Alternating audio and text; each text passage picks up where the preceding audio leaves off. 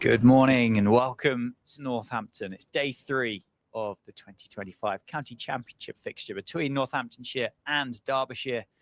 Northamptonshire, the hosts, they currently trail Derbyshire by 112 with 5 wickets remaining in the innings.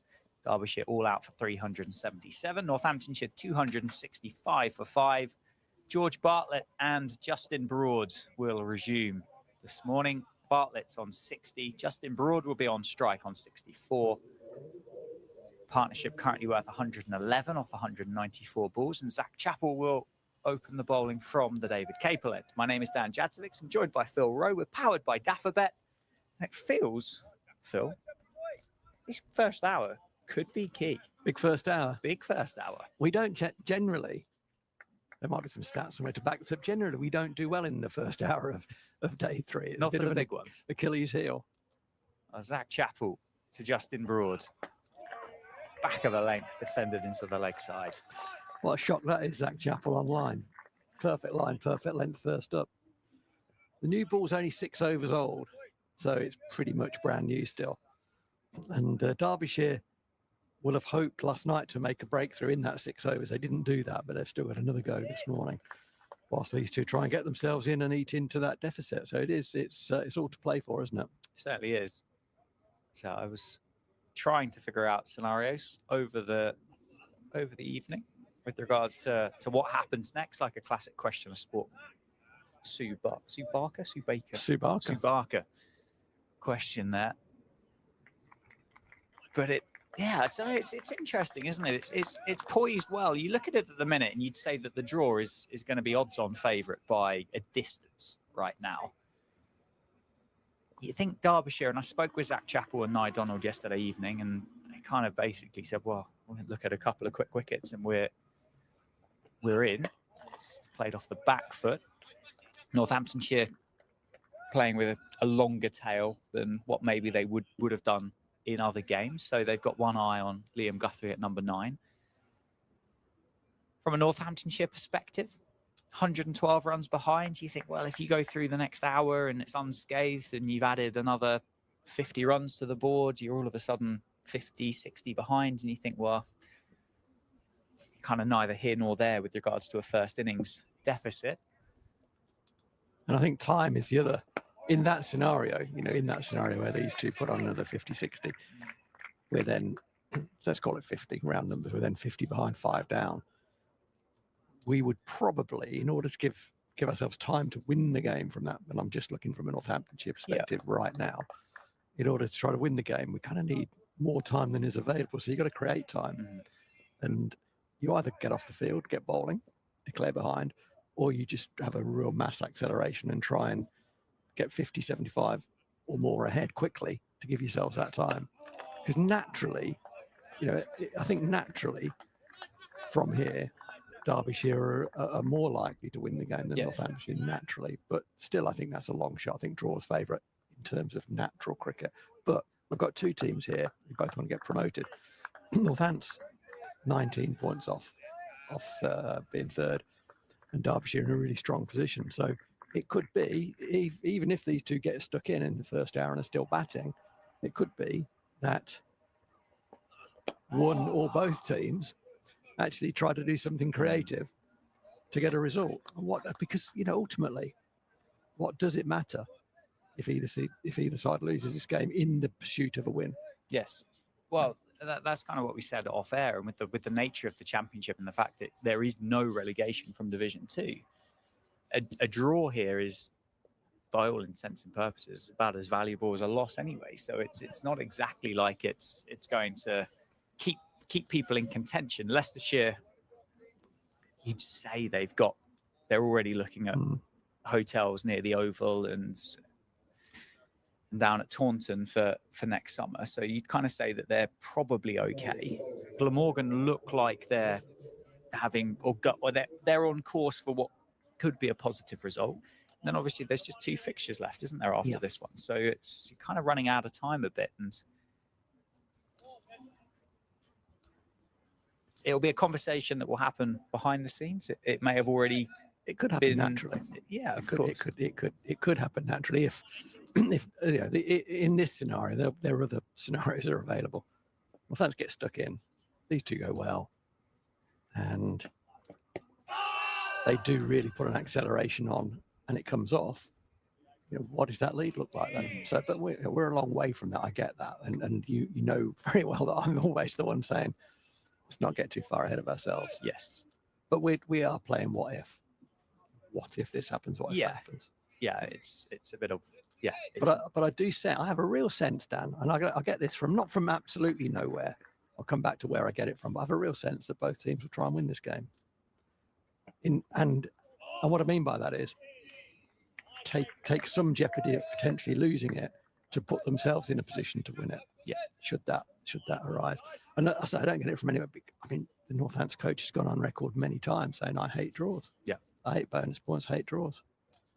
Yeah. No, I agree with you. And I think, like I said, a draw here doesn't benefit anybody. No. That I think is the big thing. Ben Aitchison from the Lynn Wilson centre end just bowled an absolute beauty to George Bartlett. Started nervously yesterday, George Bartlett, but did get into his work and settled down. Got maybe a little bit nervous again around the 30s, and then settled down once more. Apparently 60 not out of 133 deliveries. But I am in complete agreement with you that it does feel like there will be something to offer. It might still end up in a draw. That might well be the case. People can could well do, discuss because you don't keep going when you can't win. Exactly. And that's absolutely right. There's no point giving either side of the extra 8 points just because you wanted to play for it. No. But you have.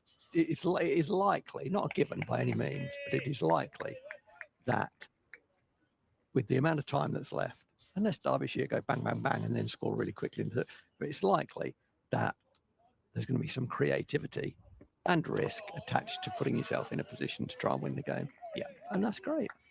That's fine.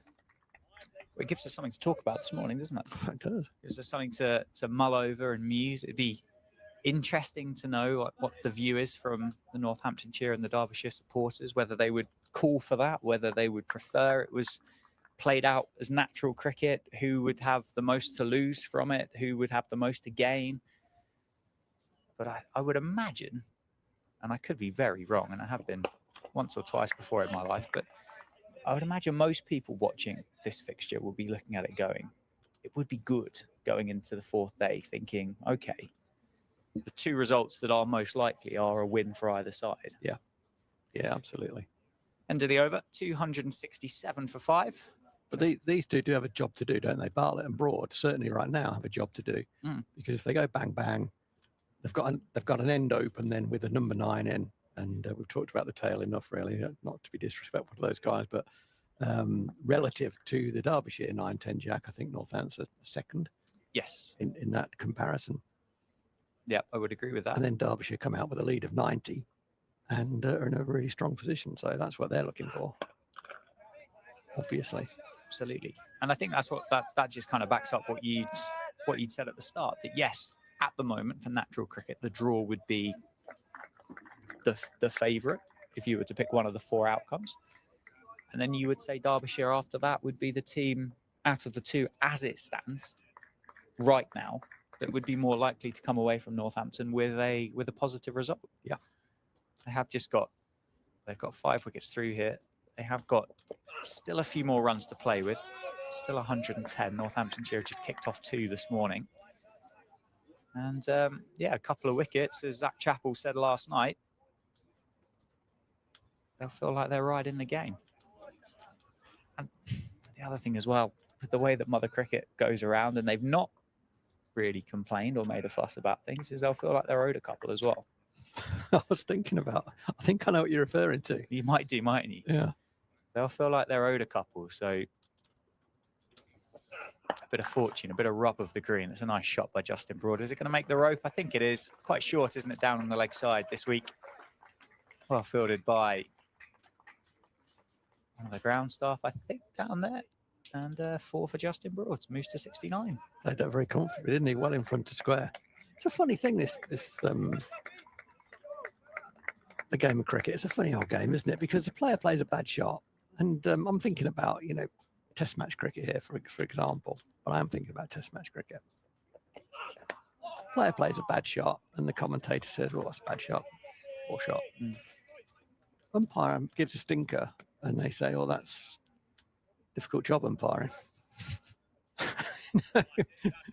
And it is a difficult job umpiring. Yeah, of course. And I think commentators are pretty good generally saying, yeah, okay, got that one wrong, but you can see why he gave it out, or it happened quickly, and all the rest of it. But the one particularly we're talking about, we're not actually referring to, the safe save not out, was an absolute howler.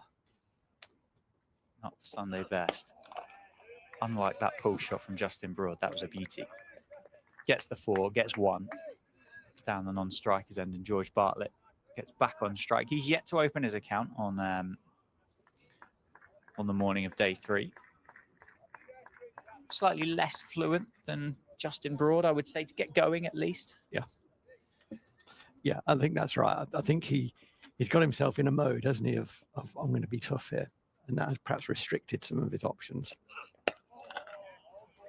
And there's an example there, maybe, where he's early in his innings this morning, isn't he? Because he's got to start again. But when he's in, he'll be wanting to pump that ball hard back through mid-on.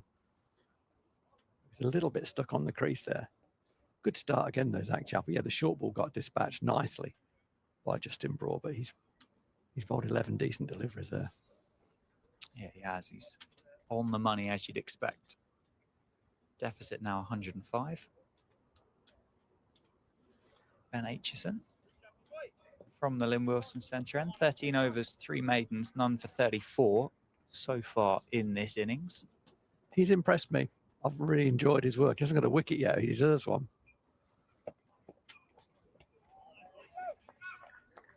I'm pretty sure he played in the T20 game up at Derby that I was at. I think he played the one here as well. Yeah.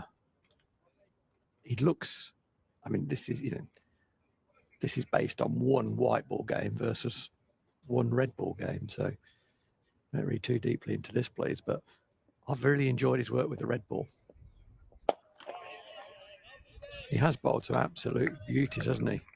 I mean, if that continues, and he continues to bowl beauties that go past the edge, the only question then I would be asking is he quite full enough with his length? Yeah.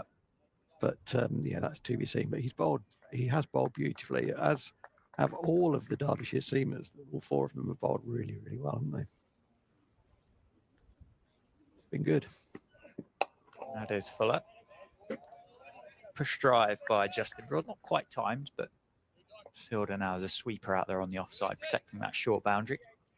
No, he has been. Well, the seamers for Derbyshire have been brilliant. Not to say that Joe Hawkins hasn't, but the 4 of them, Rees, Tickner, Chappell and Aitchison, have been fantastic. Blair Tickner has been one of my favourite seamers that I've watched this year in live and in the flesh. He's been really, really good fun to watch.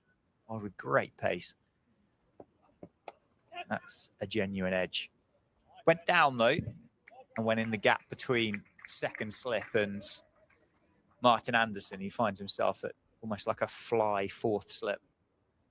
And it's 4 for George Bartlett, and he gets off the mark on day 3. Genuine edge. Would it have carried if the catcher had been in there? I don't think so. Maybe not. Might have been close. It was a moral victory, wasn't it? Again, for Aitchison. He's done that a number of times.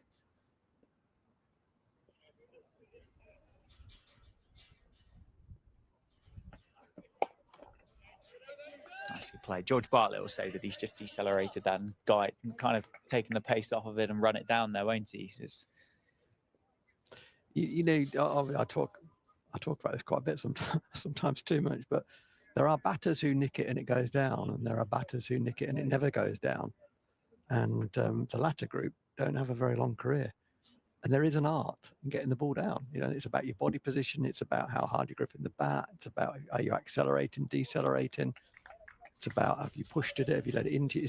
You know, there are a number of reasons why that happens over a period of time. And batters will say, yeah, I get a lot of thick edges, but what I do is I play it late and I get bending my knee on the front foot and I'm decelerating. You know, there are all these things that maybe people overlook sometimes. I mean, the ex-Northants Essex Worcester opener Stephen Peters, who is now chair of cricket here at Northants, he used the outer half of the bat quite a lot, and he's entitled to an opening batter. It's good technique that got it down. Absolutely. Broad, that's very nicely timed. Down to the man at deep backward square. So Derbyshire there, you can see they've got an eye, haven't they, on the fact that that deficit is now down to double figures. It's 99. They've got that sweeper out there on the leg side. Zach Chappell will be bowling very, very straight with what is now a 10-over-old ball, which is in Kookaburra years is, well, it's ancient, isn't it, really? Kind of like dog years, Kookaburra years. Nicely played. That's a really stylish looking shot by George Bartlett. Goes straight at Lewis Rees at mid-on. But he moved very nicely into that. But you'd say that's it, really, wouldn't you? 10 overs. That'd be the new one done for the Kookaburra. There probably won't be much swing from it now. Yeah. I think there was a bit more rain overnight here at Northampton. There was. That's a beautiful shot. Has it evaded the fielder? It hasn't. Half stopped, and George Bartlett does come through for a single. Justin Broad eventually recognises it. Good bit of fielding, wasn't it? With that Tickner at mid-off. Yes, it was. A full-length dive. Fast bowlers union sticking together there. It was on the up, that.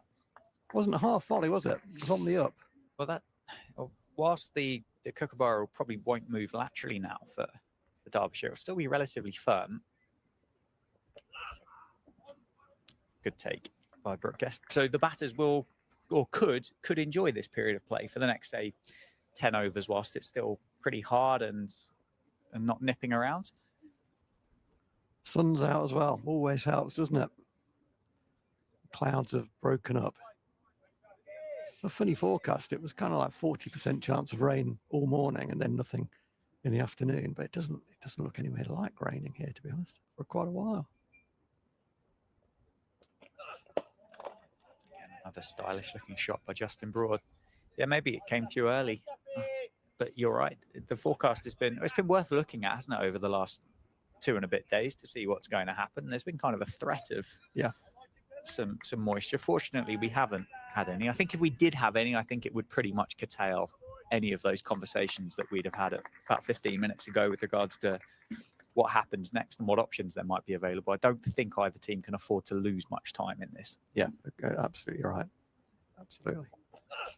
I think one of the reasons that we haven't spoken about this morning, one of the reasons we're talking about the amount of time that's left, because people might be listening in and thinking, well, it's 2 full days left. What are they talking about? It's because of the Kookaburra ball. And it's quite a flat wicket as well. So it's the combination of those factors.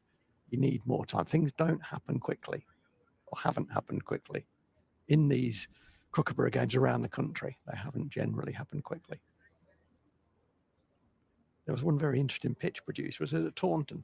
Yeah, that game was finished in 2 days. So that aside, I mean, I think there are still issues to be resolved with that, and how. I don't know how it was marked, but I understand there is some communication going on behind the scenes about whether there will be any penalty for that pitch. Yeah, there may not. There may. Who knows? I think the interesting thing about it was the fact that 4 spinners opened the bowling for both sides in the second innings. Yeah. So potentially one of those that actually it looked worse than what it was. It was probably shaved ends, I would think. That was my take on it. But it was. I mean, I saw a photo of it. It was incredibly green in the middle. Yeah, where the seamers landed, it was emerald green. But you're right. Spin led the way in the second innings. So I didn't take a good look at it. It must have been shaved at the end, I would imagine. Yeah, I'm not 100% sure, but hey, we spoke yesterday. The idea is to try different things. Somerset tried something different. I'm not quite sure anybody can be too critical of that, to be frank. No, and you've led me into something there, which is it's not about cricket balls, it's about cricket pitches. Just watch this one from Ben Aitchison. Over pitch, wasn't it?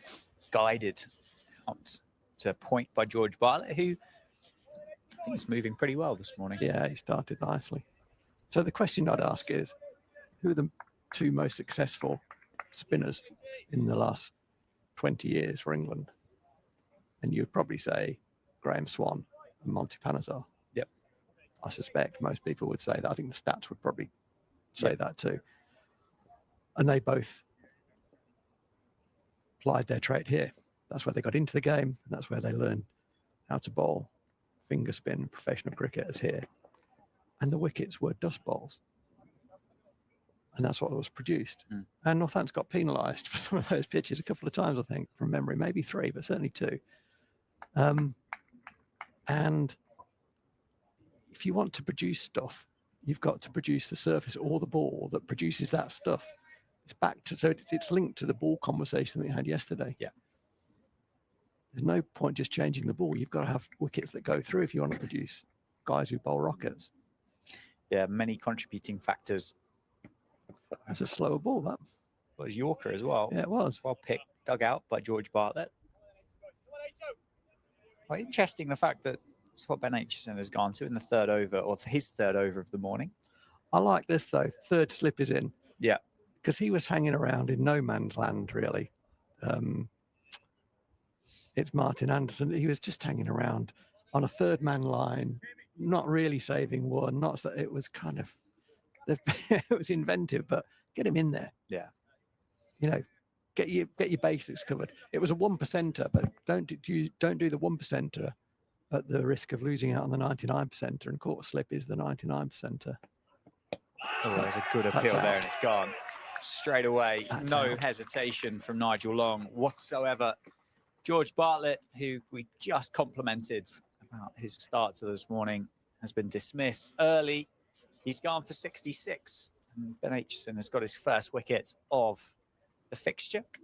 And it's George Bartlett, 281 for 6 now. We just said Bartlett was moving pretty well. He didn't move well. I think that's a front foot length. And he was stuck on the crease, wasn't he? And as soon as that ball looked to nip back, his heart would have been in his mouth. You know, on a good day, you get a little scratch on the inside edge and it saves you.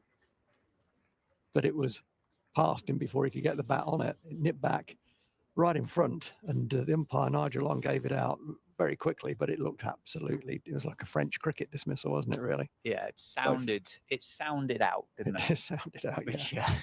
Not quite sure is the best judge. I would have been amazed had he not given it out. Not much doubt about that one at all. I've just missed the replay there. Was it absolutely dead? Yeah, pretty adjacent, I think would be the best way to describe it. 281 for 6 then. Rob Keogh at number 8 for Northamptonshire. Well, Rob Keogh played a very good, albeit ultimately in vain, innings last week down at Merchant Taylor's. He got 60 odd. Took him over 3 hours, and he got hit on an injured hand already, hit on the body, and Middlesex gave him a working over, but he stood up to it and certainly did his bit, walked off, not out. The end, it'll be in a losing cause. He's got to play with a similar resolve here right now, because that's a big scalp in the context of percentage probability of winning. That actually really does give a real boost to Derbyshire's hopes. It certainly does, and they've got one of the 2 quick ones, haven't they, that they wanted in the morning. It was a good start for Northamptonshire. They chipped off a little chunk from it. They got that deficit down to double digits, but yeah, Derbyshire striking in the first half an hour. Now with Rob Keogh, a new man at the crease, better than a number 8. Certainly the career and the statistics would back that up as well. Starts welcomed with a bumper from Ben Aitchison. Start the over.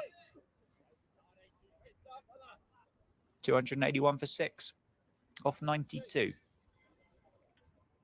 And just reward, isn't it? I mean, you don't always get what you what you deserve in this game over a period of time. I think you do. Over a long period of time, I think generally you do get what you warrant in this game. But Ben Aitchison definitely deserved a wicket, and he's picked up a very big wicket as well. It was a good partnership, wasn't it, between the two Bs, between Bartlett and Broad? But they played pretty well. Had a half chance edge in the previous Ben Aitchison over, one that challenged the outside edge. He also went past the edge as well, but that one nipped back and trapped George Bartlett absolutely plumb in front. He hadn't managed to get his feet going on that particular ball. It moved pretty well otherwise, but well bowled Ben Aitchison. And yeah, Derbyshire cock a hoop. They need another one now in the next hour. They do. Chappell to Broad.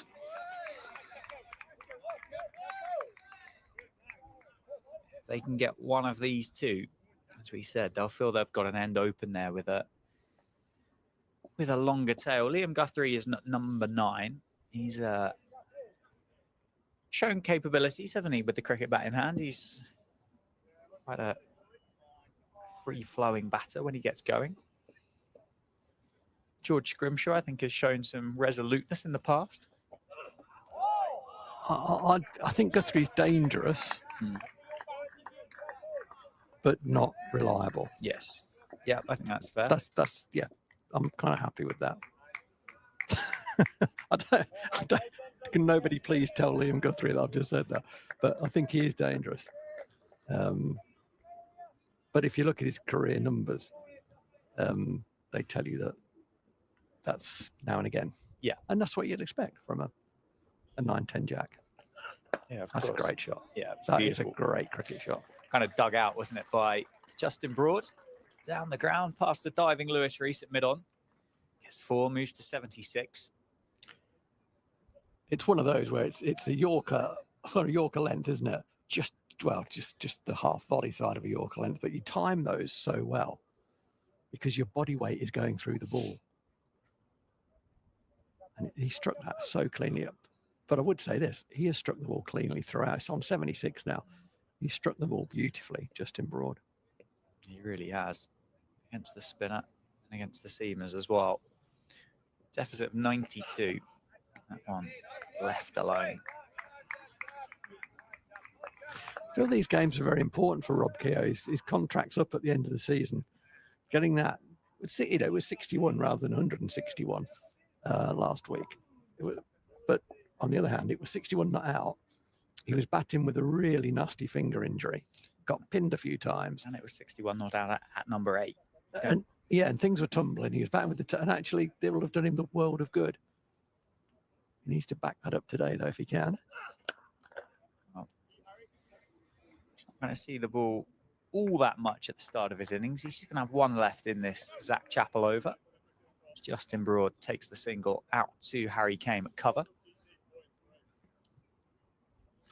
Zach Chappell very quick to get the fielders exactly where he wants them. He's had a few balls to think about what field I want to Rob Keogh, and he's going straight to it now. Are you expecting another short ball here for Rob Keogh? I think kind of pretty well advertised about his back, isn't it? And yeah, I wonder whether that's why Middlesex targeted him in the way that they did as well. There's a catcher there at mid-wicket, just on the edge of the square. It's not short, it's a good length, and it's left well alone. Watched all the way through to the keeper's gloves by Rob Keogh. End of the over, 286 for 6. Deficit now, 91. But Derbyshire, crucially, have broken that 100-run partnership between Justin Broad and George Bartlett early this morning. Big tick, isn't it? Big tick. First 5 overs, 6 overs. Let's get one out.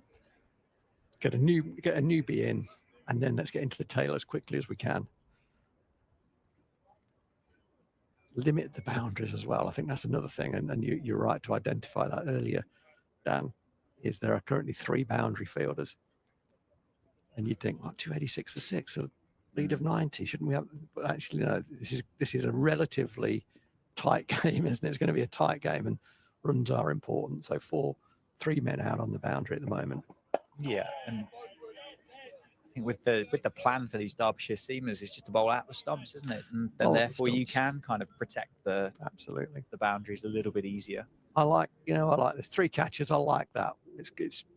It's uncomplicated, unfancy.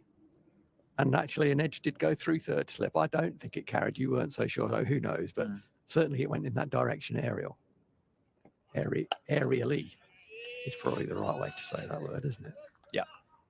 Aerially. In the air if you're feeling less fancy. Yeah. Yeah, in the air. Why didn't I go for that? Too busy trying to get hitherto and somewhat into your commentary early doors, weren't you? Get some more joined up words out today. Hitherto. It was good. Where did that come from? I don't know. I mean, that's Western Fable for you. It's That's a nice Western little, Fable education. Nice little bingo card moment, isn't it? Phil Rowe, Northants commentary bingo card for 2025. Is he going to say hitherto? He said it. He said it. Tick it off. Tick it off the card. I mean, where do things like that come from? Yeah, I'm not sure. It's not really a kind of a phrase that gets used in modern English, is it? Underused? No, it's archaic. Underused. Archaic. I'll blame my wife. She's got lots of she's got a big vocabulary, which is one of the reasons why I struggle to understand. Why didn't you take the bins out, Phil? Well, hitherto, I was somewhat delayed in doing that.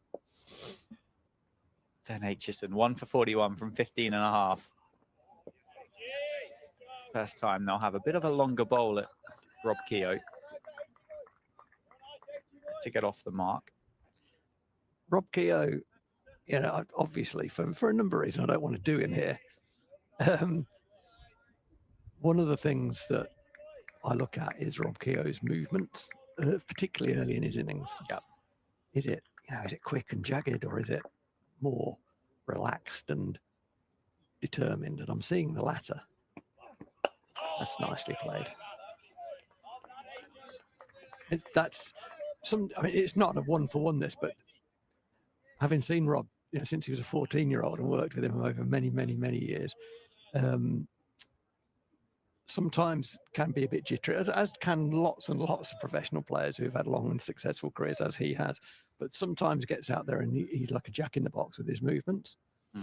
He just looks stiller and calmer, and generally that leads to him getting a start. He's got away. Not timed, but pushed out to the sweeper on the cover boundary for a single. So Rob Keogh off the mark. Just a couple of runs coming from that over. 288 for 6 now.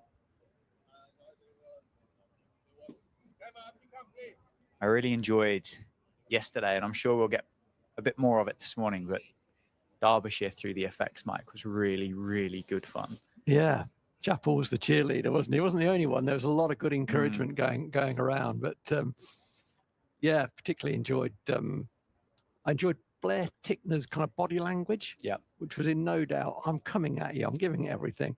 I'm doing it with a nice smile on my face as well. Quite enjoyed that.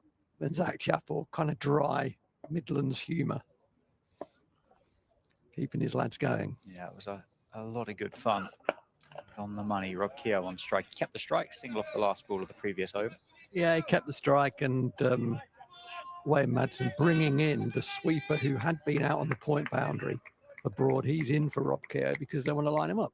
New batter, keep him on strike. Good basic cricket. If he does get one through there for 4, then it's going to be a bad delivery, isn't it? And Zach Chappell has not bowled many bad deliveries at all. I think from the 16.1 overs, you could count them on one hand, couldn't you? The ones that would be considered to be bad. It's nicely played, Rob Keogh. Down the middle of the bat. That sounded good off the bat, didn't it? He's used Kookaburra for most of his career, Rob Keogh. And my younger son bought a Kookaburra bat over at the factory from Joey Everson's brother, actually. Oh yeah. Who he looks after the pros mostly, but Harry went over and had a chat with him, and it's an absolute gun. So they're making some nice bats, Kookaburra. Have done for many years, haven't they? Over in Corby, Northamptonshire. That's the area of Northampton with with the unique accent, isn't it, Corby? Oh, it's just brilliant. Yeah. Do you know the background to that? I don't know. I think you might have told me, but I don't. I don't remember it. So what you're saying is, you've told me and I instantly forgot it. Well, instantly is a stretch, but It is a unique pocket. They have Highland Games in Corby, so there's a clue. Well played, Rob Keogh. Well bowled. Zach Chappell. Well played, Rob. It's good cricket, that. See, I get great pleasure from that. A seamer asking the right question and a batter being good enough and happy to just play a beautiful forward. And what I liked particularly was he held the pose there, didn't he, Rob Keogh? He's like, yes, my bat really is this wide. He's a big guy, isn't he, Rob? He is a big guy. Gets a long way forward. Just have a watch back on this, assuming it's the same shot. It will be a big stride. He's got to be getting on for 4 or 5 foot outside of the crease there, hasn't he? When he actually meets the ball. Yeah, he is meeting it as well. He's not pushing at it, but similar to Justin Broad, he wants to feel bat on ball. It's not a case of absorb it, is it? Yeah. Oh, that's very true. So we'll have a Phil Rose potted history of the Corby accent after this ball. I'm probably going to get it historically terribly wrong as well. I'm just realising that. What a cricket shot that is. I'm running for that. I'm not going to get run out, but I'm running for that because that deserves a run. Out. Quick cricket as Lewis Rees throws down all 3 of your stumps. Yeah, so Corby is in the northeast of Northamptonshire, for those who don't know where it is.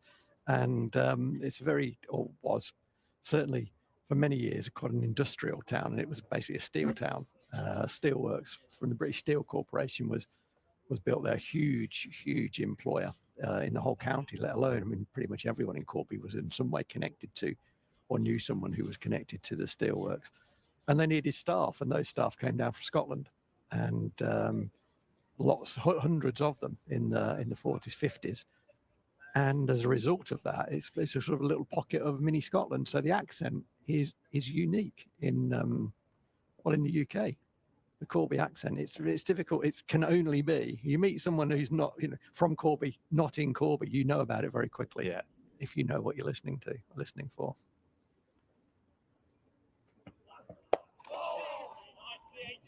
It's a very strong sporting area as well, actually. East Northants generally.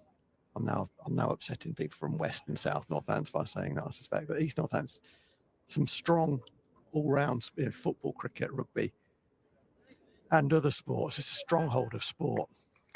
Certainly, you knew about it. I played a bit of amateur football over the years, and if you went over to play a Corby team in one of the cups, you knew you were in a contest there. Blimey O'Reilly. Still, the 3 slips for the new batter, bringing him forward. Hold that line. That's a great shout. That was Brooke Guest. Hold that line, H-E. And that's absolutely the right feedback. Don't go anywhere else. He barely has. None of them have they? They've just sat in there on that line, given nothing away.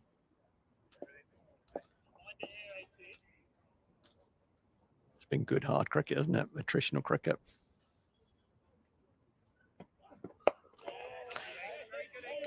That one just nipped back, got the inside half of Rob Keogh's bat. And that's why you play with a full face.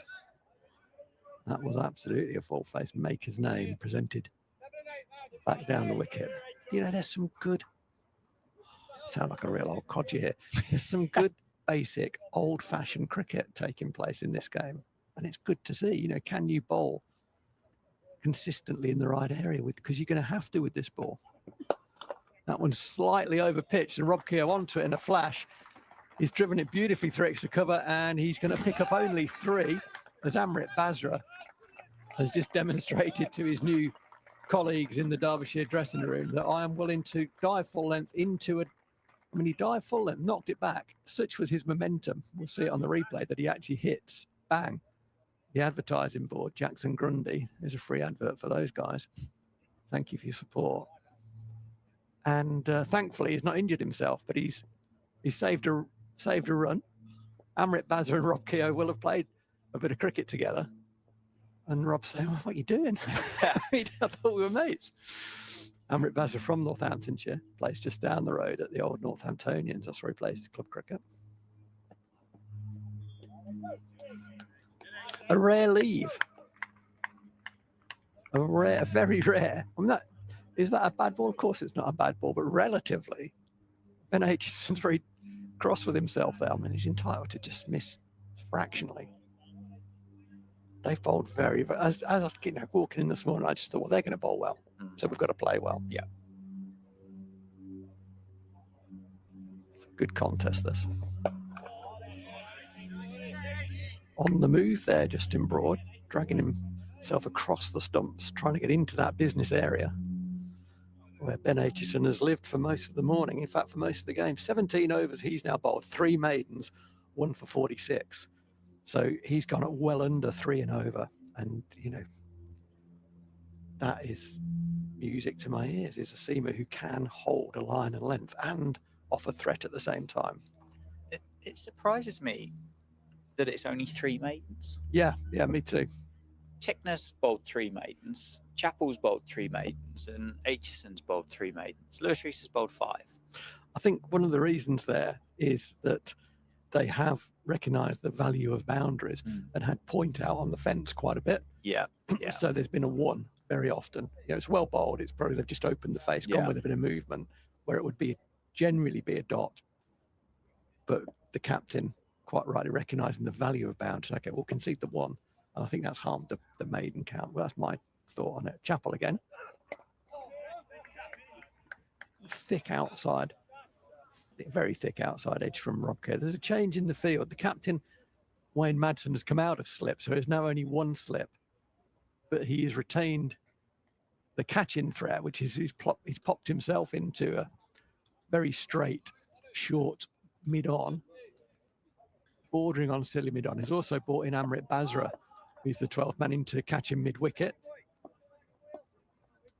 So this is an ultra-straight field. Trying to get Rob Kerr to play around the pad, maybe and miss one. Chappell on the money again. It doesn't have to be wham bam, does it, cricket? That's the beauty of this brilliant, brilliant game. It doesn't have to be wham bam to be exciting and entertaining. Great challenge. And I think one of the things that has not been the case in a number of times during the Kookaburra round is it hasn't been a contest ball against bat. And it is now. And that's because the bowlers are bowling well with it. Yeah, I think it takes 2 to tango, doesn't it, on it? You have to bowl well with it. You can't just, it's like what we spoke about yesterday, and obviously we're not going to go through it all again, but you can't just put it somewhere and wait for something to happen. You need to be meticulous with your plans and your accuracy. Absolutely. Well, Zach Chappell, let's just talk about him. He is quicker than most seamers. He's not quick. I'm not saying that. He's not Mark Wood, Ollie Stone. He's not at that pace. But he's not Ryan Higgins. He's not a medium pacer with the Duke's ball zipping it all over the place on the green top. He has got to bowl to be threatening. He's got to have a bit more gas than that. He has got a bit more gas than that. Therefore, he's threatening. So if you're Mr. ECB, whoever it was who came up with the idea of trialing this ball, you'll probably say, this is the cricket I want. And actually, do you know, it's the cricket I'm enjoying as well. It's very different cricket, but it's attritional, tough cricket. It's akin to the big game. It's akin to Test cricket. That's a slower ball. That's nicely bowled. Slower ball, asking Rob Kerr to fall over that one. And he didn't. Akin to, that's another one, isn't it? Is it? Oh, you've done well there. All before midday as well. Come on. Don't. You'll only encourage me. Mate, I reckon what you've got one of those word of the day tear off calendar type things, haven't you? Each morning when you're having your Weetabix, you just, what's the word today? Hitherto. What's the word? I've got to get it in. Last ball of this over from Zach Chappell. Pushes Kerr on the back foot, but he's still looking to get forward with his body weight. He's moving pretty well. The previous ball was interesting. I think Rob Kerr will be happy because it was a slightly slower ball from Zach Chappell, trying different things. He's trying to get particularly with that slower ball, he's trying to get Rob Keogh to chip it up into the leg side where he's got 2 catches. And Rob Keogh has occasionally a tendency, as do a lot of players, to just get his body weight going to the offside too early. Rather than back to the bowler, sometimes goes to the offside. Rob Keogh knows that. Every batter knows that they've got a tendency. It comes and goes a wee bit. But he played that very well, that slower ball. And that will give him confidence. He'll know he's moving well. So, okay, so yeah, that's slower. But I've got it back down the wicket towards mid-on. That's good cricket rather than going square. This may be Ben Aitchison's last over. I suspect there might be a change after this over unless he's successful. He's got Broad in his sights. That surprised everyone. Was it a tempter? I'm not sure it was a tempter. He's not feeling great after that delivery. The right hip, he's not happy. He's hurt himself there. That's why that ball didn't go where it was intended to. Something happened on the right side of his body that he's not happy with. And what happens with this ball will probably tell a story as well. Well, actually, it's got straight through that. That's good. I mean, confidence-wise, it's done exactly the right thing there, which is bowl, complete his action as vigorously as he can. He's not tried to place it there and look after what happened. There was a little tweak, wasn't there, the ball before? And the best thing you can do is bowl your action, because that's what you're going to need to do to stay on the field. He did that. So it was a weird outlier, whatever it was, in the hip. That's over pitch, driven straight. Not fully timed, and Tick was pretty straight there at mid-off, so he can cut that off. No run. Third slip is coming out. That's Martin Anderson, who mimes a bowling action, either to remind himself or the captain that he is an all-rounder. He hasn't bowled yet, didn't play last week.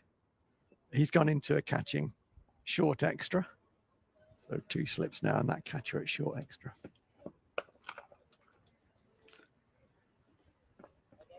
Nicely timed that by Justin Broad. Just kind of put a bat behind it. Didn't try and overhit it. There is a man, as we've said, out there on the point boundary, so he only picks up a single. He's now moved on to 80. The deficit, Northampton trail by 84. Yeah, what felt like a bit of a bright start for Northamptonshire. They kind of looked like they got that into double figures quite quickly. Derbyshire, since picking up the wicket of George Bartlett, have just tied this up again, haven't they? New batter as well. Didn't really get up, did it? It didn't, no. He got down low there, Rob Keogh. He's an interesting way of playing. He sees that so quickly, I think. The short ball is what I'm talking about. He sees the short ball so quickly that he did actually duck there, bent the knees, got down, and he needed to because it didn't get up the ball, so he had to get under it. But sometimes he just kind of nods as the ball goes over his head. It's very casual. I know, I'd be ducking. 2 is the shout. But Basra is very, very quick. And Amrit Basra has denied Rob Keogh 2 runs. I think that's 2 to most players. But Basra, I mean, he's always going to field like that, whether he's playing for the Owens or Derbyshire or anyone in between. But he is blessed with good pace off the mark, and he wanted to show Mickey Arthur and anyone else in the Derbyshire ranks that, yeah, I might be 12th man, but look, you know, you're not missing out. If I get on the field, I can field. He's already demonstrated that. It's one of those set your own standards. Set your own standards type thing, isn't it? Love If you're prepared to field that same way on a Saturday afternoon for your club side as you are whilst doing 12thers or whatever the sporting term is for it at the moment. That's the sort of fella he is. That's what you get with Amrit. You get everything he's got. So there's going to be a bowling change at the David Capel end. Zach Chappell football very nicely this morning, as he has done throughout the game. He's going to be replaced by Martin Anderson, who's going to have his first bowl in the game, bowling the 99th over, which is kind of interesting. You know, if he's fit to bowl, he hasn't bowled before. That's an interesting one. Yeah. But he's going to have a go with it. The ball's only 18 overs old, so it's fairly hard. Sorry, Dan, I cut you off there. No, I was going to say I was quite surprised it wasn't thrown to Lewis Rees early doors. I was just going to have a look and see if You can't leave me there. See what? Well, just see if there was any kind of news with regards to availability or why he didn't play against Oh, okay. Leicestershire. The last championship game he played was the one against Lancashire at Chesterfield.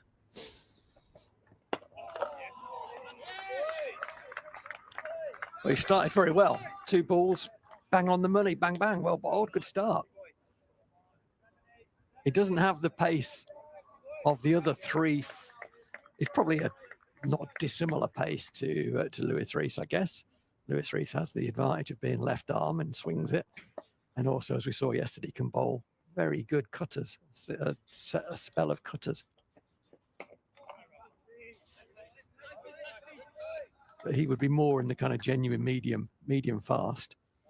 Martin Anderson got a great 100 in the first innings here. Played beautifully.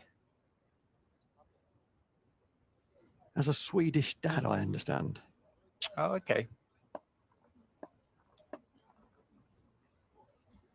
They have a strange naming convention. I say strange, it's not strange to them, is it? It's only strange to us. It's only strange that it's not the same as we do. Let me put it that way. They have a very Swedish naming convention, the Swedes. They're entitled to do that. Son of Anders. Yeah, that's it. Anderson. Yeah, it's all very, very popular, isn't it, across the Scandinavian countries generally. Started nicely. Although he's got tucked into there, but there is a man back, so Rob Key will only pick up 1.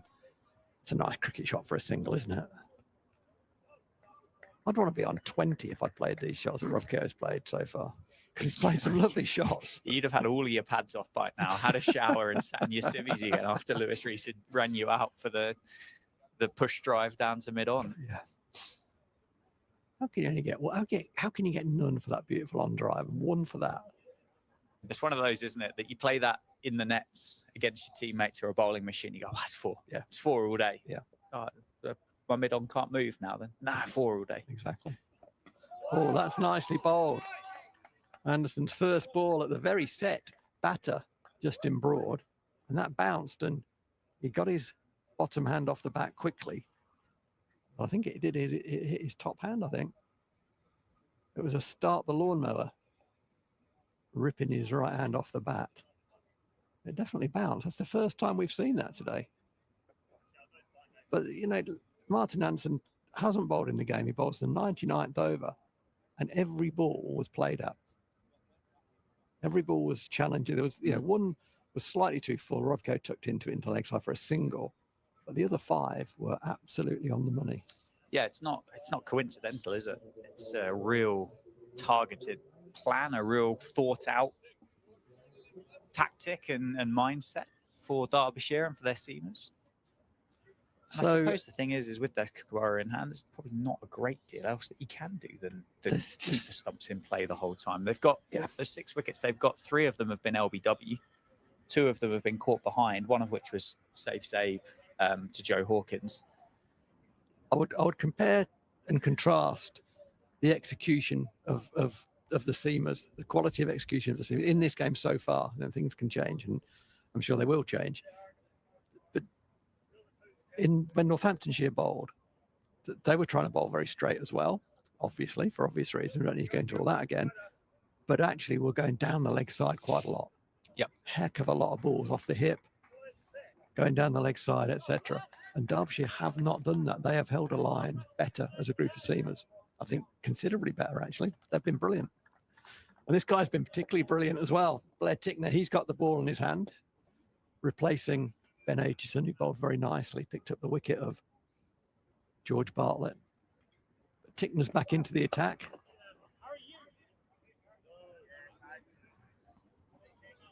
And he really did put in, well, as they all did, but visibly, Tickner put in, throwing himself at the crease, just positioning Nigel along the umpire. Where do you want me? yeah, his last outing for Derbyshire in 2025. I haven't seen anything to say that he'll be back in 2026, but the way that Derbyshire do their business, I think there'll be the question would have been asked, don't you? Oh, for sure. Absolutely. It's nicely played. Rob Keogh presenting a very straight bat there. So the field for Blair Tickner is different. I think everything about Blair Tickner is different, isn't it? He's just a different character in a good way. There's a slip. Who's the captain himself? He's at second slip. There's no first slip. There's a second slip. There's a leg slip. He's very close. On the offside, then there isn't a boundary fielder on the offside. There's a backward point, a cover, and a mid-off all on the single. On the leg side, there's a mid-on, a tight mid-wicket, and a square leg, all on the single and a long leg. So it's ringed. They're ringing it up. They want to bowl at Rob Keogh, don't they? They're saying, actually, you're the new guy. You're only on 6. Okay, you might have started well, but we want our fast bowler, our strike bowler, to have 6 balls at you. So we're going to ring it up. If you happen to get one through, well, good on you. But we're going to keep you in our sights. Very clear, very simple.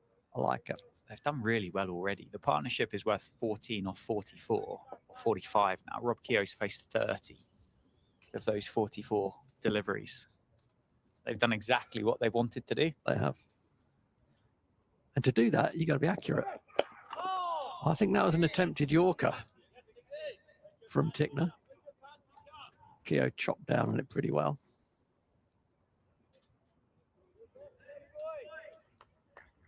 Yeah, there's something about, isn't there? Rob Keogh won't have.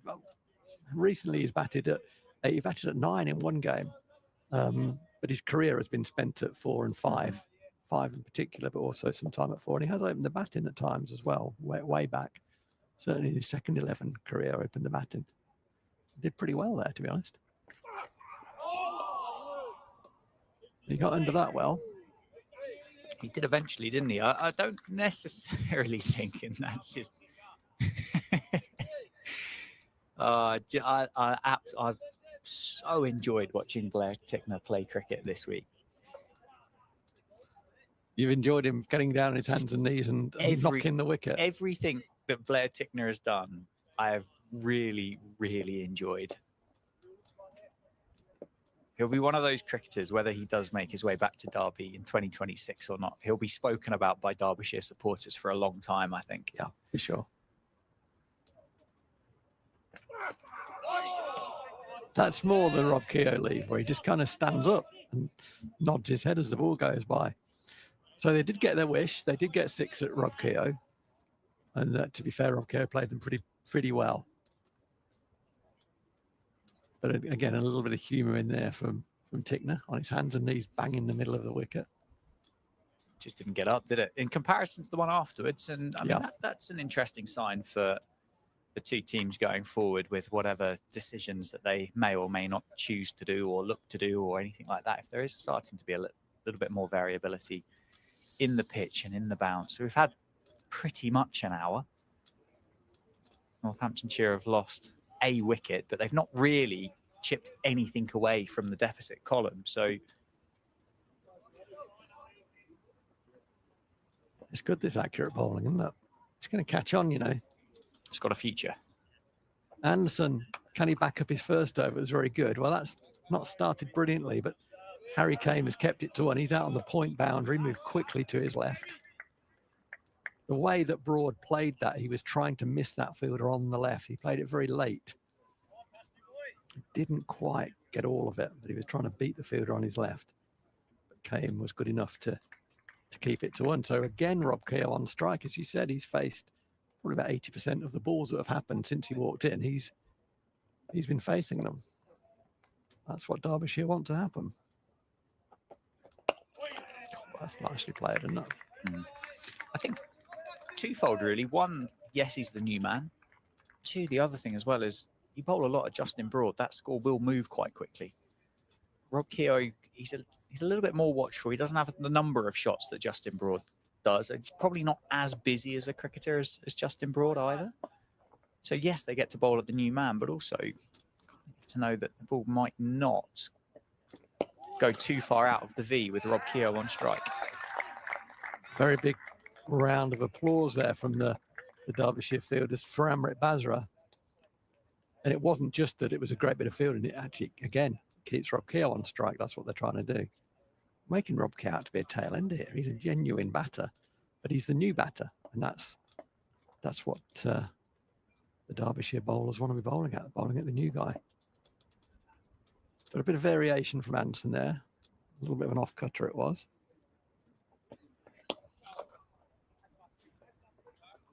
And he's disappointed to let Rob Keogh off the hook there. Yeah, he's just walking back, disappointed with himself, Martin Anderson.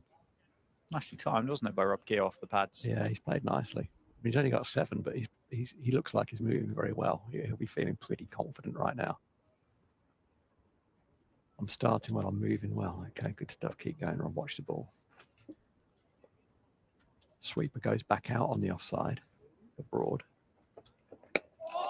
Oh, and that's held on the wicket and looked to run away. Straightened. Broad was looking to play that through between mid-on and mid-wicket.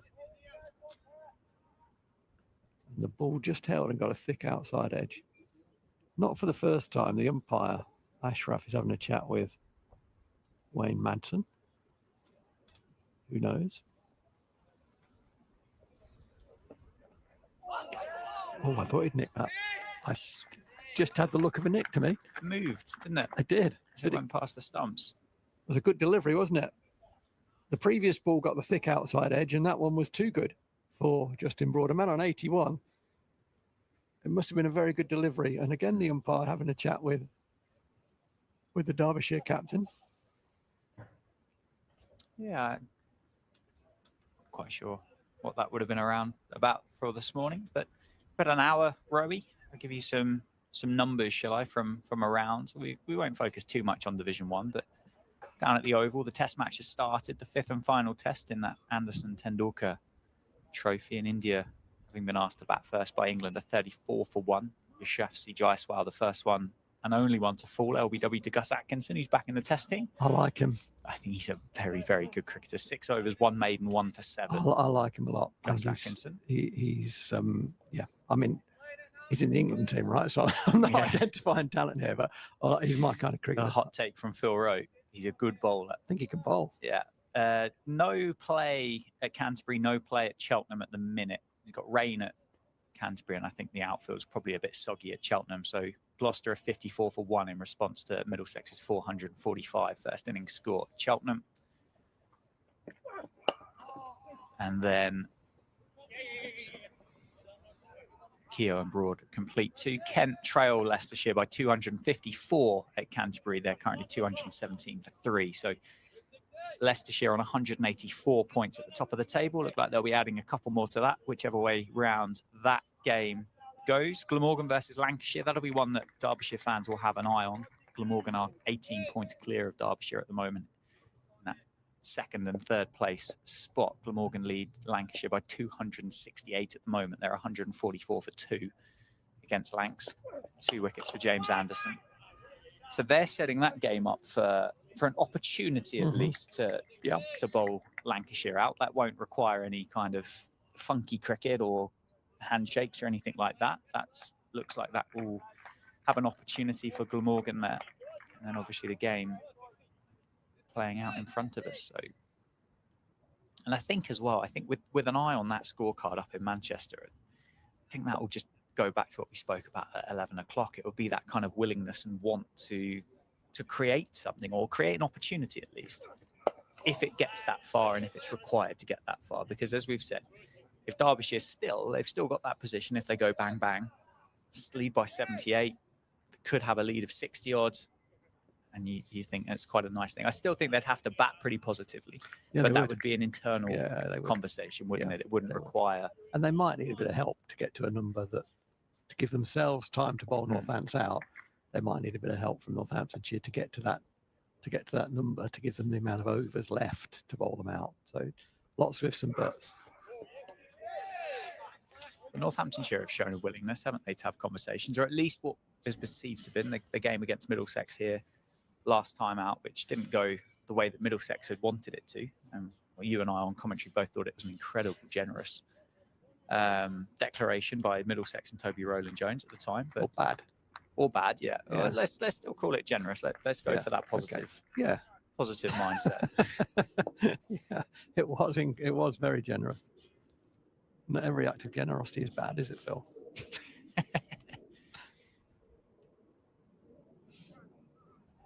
It's like change in the field there. I think Harry Kane has just gone out to deep square leg. 2 balls left in the over. Rob Keogh on strike, as he has been for the majority of the time he spent in the middle, on down the leg side.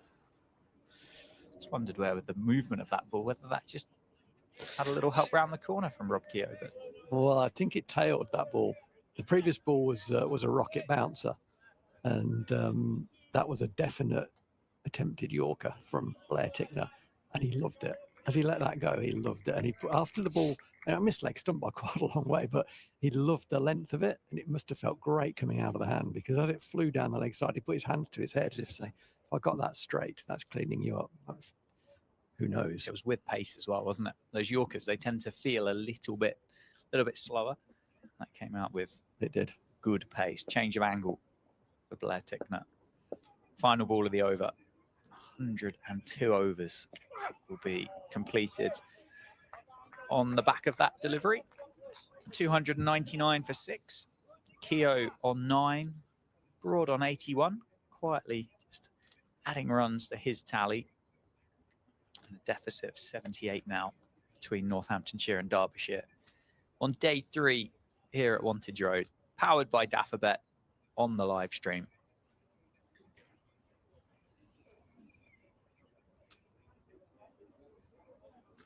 He's faced a lot of short bowling, hasn't he, Rob Keogh? And he's just played it really, really well, hasn't he? They haven't quite been directed as well as they had been directing their short balls. There's been a lot of them, and yeah, Keith's played them pretty well. He's played nicely on the back shoe, nicely on the front foot. Ball's coming out of the middle of the bat. Well, that's gone through beautifully.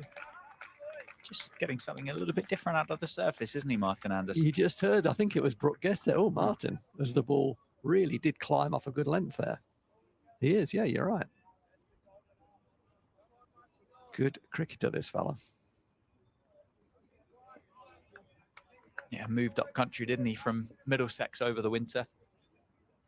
Spent the back end of 2024 on loan with Derbyshire from Middlesex. That's a beautiful looking cricket shot.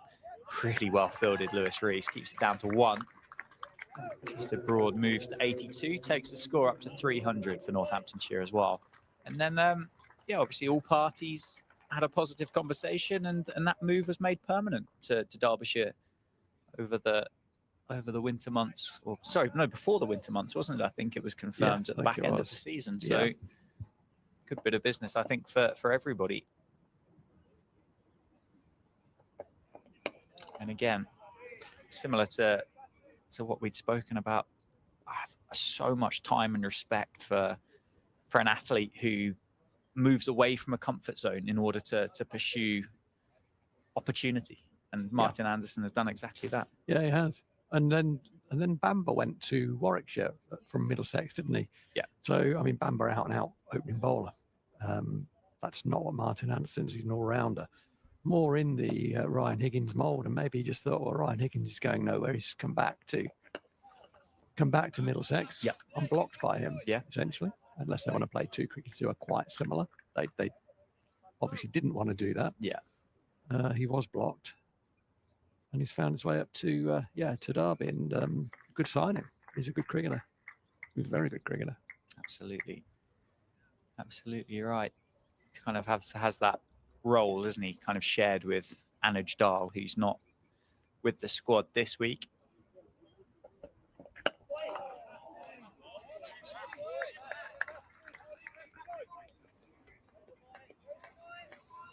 Keogh 9 off 45. Just picked up where he left off down at Merchant Taylor School from the other week, isn't he? Resolute in behind them, not prepared to give anything away. Yeah, because Northampton are still slightly precarious, aren't they, right now? So that's the way to play. Swap bowled. They do fancy Rob Keogh falling over one, don't they? They've gone straight. The ball's got a little bit softer, so they've gone Kookaburra, as you might say, bowling very straight with a catch in mid-wicket. In fact, there are 2 catching mid-wickets. And a little bit of off pace as well to see if the batter either wants to chip it up or fall around it and miss it. LBW comes into play then. That's really where Anderson is operating to, with the half of the over is kind of in that kind of area and half of the over is banging the top of off. Yeah. And he's done both those things pretty well. 3 overs, 0 for 4, but he has gone past the outside edge a couple of times, Martin Anderson. He's got the ball to rise off a good length as well. Yeah, he's created a bit, hasn't he? He has. He's created a bit of movement. Blair Tickner continuing from the Lynn Wilson centre end, just getting his field right. So he's got a man on the pull. He's got a fine leg, and he's got a man on the cut as well down at backward point. He hasn't got a slip. I still think he's got to have a slip, even though Broad's on 82. Still think he's got to have a slip. He's got a leg slip. But these are going to be 5 bumpers and maybe a Yorker, aren't they? With that catch around the corner at leg slip. 2 men out on the leg side. And the catcher down there on the boundary for that uppercut. If it's not too straight and it's completely wrong, it's a good length. The line isn't quite right and will allow Justin Broad to come back for a couple of runs.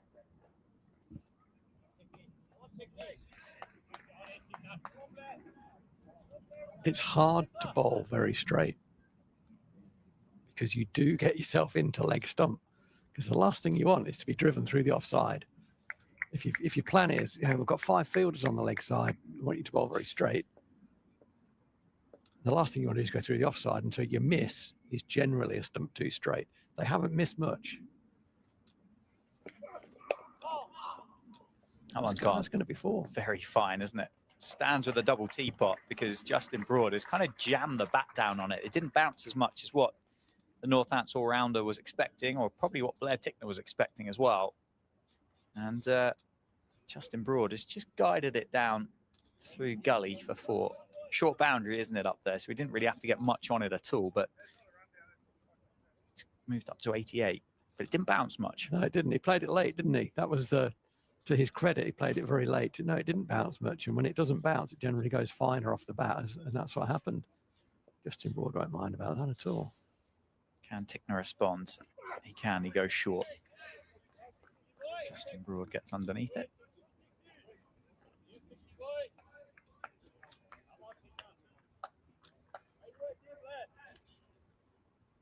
This is currently the quietest that Derbyshire have been, and I don't mean that in any way that I was unhappy that they were noisy. It was great. It was very encouraging, and it was positive, and there was a bit of humour around as well. No problem with that. All I'm saying is they're not as noisy as they have been.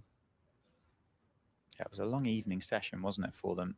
It was. Yesterday, 100-run partnership between Broad and Bartlett. Didn't pick up a wicket in the evening session. If you've got Blair Tickner starting to bowl slower balls, you're winning. Yeah, maybe time with Rob Keogh to have a look at Joe Hawkins, the off spinner. Justin Broad, very, very good player of spin. Maybe some of that off pace Lewis Rees as well. Although Martin Anderson's doing a fantastic job. Oh, that was well directed. Right? Justin Broad thinks that didn't get up, and it maybe slightly, but he wasn't in a great position. He avoided it with no great problem in the end. I don't think he played that as well as he's played some of them. No, he looked like he got into position pretty early and then realised or thought to himself he didn't actually want to be in the position that he got himself into. Yeah. To just about get underneath it, but I dare say it probably didn't miss that shoulder, kind of back of the shoulder blade by much. 306 for 6, and there's another short ball which Broad gets underneath slightly more confidently that time around. End of the over. 104 overs now have been bowled in the innings. And Tickner just engaging Rob Keogh in a little bit of chat. I'm sure that looked all very friendly. I'll put your coaching hat back on, Rowie.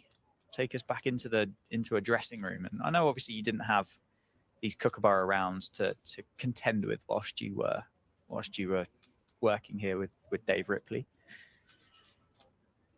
would the conversations have been like, having had in this scenario? Yeah, having had a couple of rounds of Kookaburra this year already, a couple of rounds last year, there's a bit of knowledge, a bit of data about them now. What kind of those conversations would they have been like? Are you talking about what do we do now? Is that the question? Well, is it a case of hang in there type thing, or look? I think the best plans are simple. I just feel that Derbyshire, particularly Tickner, who's bowled brilliantly in this match so far, hasn't started so well. Chappell started well, Aitchison started well, Anderson started well. Tickner hasn't started as well, and it's just leaked a bit of energy. You know, if Tickner had bowled as well as he has in those 2 or 3 overs as he had bowled previously in the match, and he's bowled pretty well, then I think Derbyshire would be more vocal. The ball would be hitting the bat a bit more. It's gone square of the wicket a bit, hasn't it? He's decided to bowl a couple of slower balls. His bounces have been a bit loopy, not well directed. So I think the plan is good. It's just the execution has not been quite as good. So I think it's an old thing of mine is before you start inventing new plans, what were we trying to do? Are we doing that well enough? Okay, if we were doing it as well as we should be doing it, is that still number one plan? Because it's kind of like, it's like, where's your value? Your value is in the best plan. Well, the best plan was bowl straight. Okay, we're not doing that so well. It doesn't mean we need another plan. It means we need to do the plan better. I'll come back to that. So that's where I would start. Yeah. Are we doing what we're trying to do well enough? If we are, and it's flat, and then maybe we do need to change things up. But let's get that right first. That said, I quite fancy a little bit of off-pace Lewis Rees stuff right now because he was very, very difficult to score off and was creating opportunities as well at the same time. The way the game has been played in this hour and 15 is Derbyshire have had control, but maybe not quite the level of threat that they had at times yesterday. Yeah. Who was the most threatening bowler? Well, I think it was Lewis Rees. Mm-hmm. So let's get him on. Both these guys like to go hard at the ball on the front foot. Well, that's playing into Lewis Rees's hand. So I'd get him on. I'd probably get him on now from this end to replace Tickner. And I'd give Anderson another couple. He's just gone a little straight in this over so far. As he does again, just getting a stump 2 straight there. I think. And you can see they've just leaked a little intensity, haven't they? They've been brilliant. You know, they're 105 overs virtually into this innings. Yeah. To have a few overs of lack of intensity is not the end of the world. But it's the first time, and that's to their credit. But nonetheless, it is there. So, yeah, I'd go Rees, and I'd stick with Anderson. Keepers coming up to the stumps. I quite like that as a tactic. Yeah, I don't think you're going to see Joe Hawkins from the David Capel end No. with that short leg side boundary. No, so not. I think it's going to be Rees after this spell from Anderson, isn't it? Well, I don't know. I don't know whether I would go. I don't know whether you go Hawkins. I don't know whether I would just now. Okay. I don't know whether I would.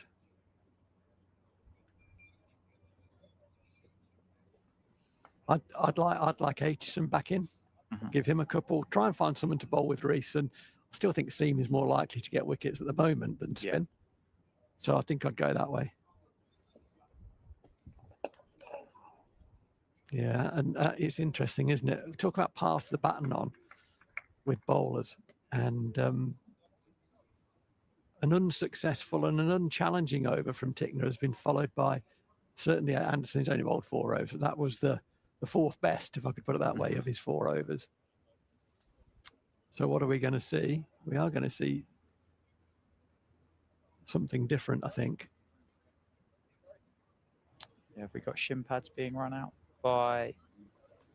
No, that's not, is it? That's Nirvan Ramesh, I think, back on 12th man duty just to change of gloves for Rob Keogh.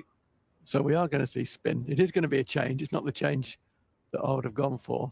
I think you're probably right that Rees will bowl from the far end then in that case. But we are going to see the debutant again, Joe Hawkins.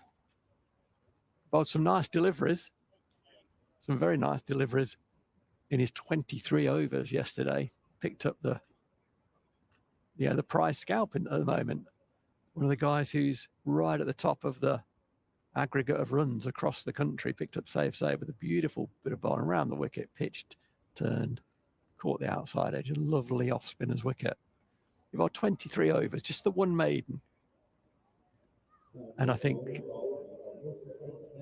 if I would imagine he's probably quite a hard judge on himself. He just lost, didn't lose anything. He just didn't quite hit length when he varied his pace.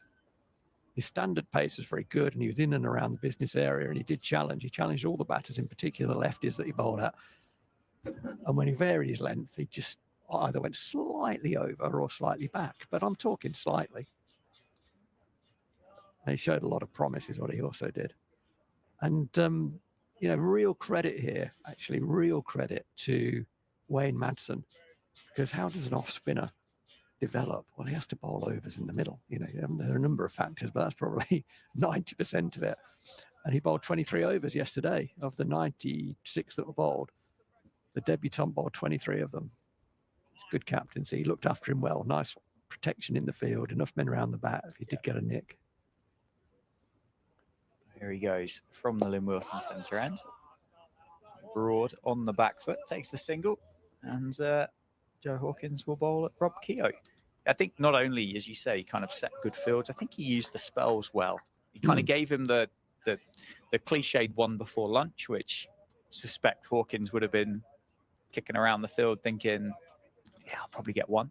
So I think he ticked that box nicely, kind of gave him the stereotypical way to use your off spinner.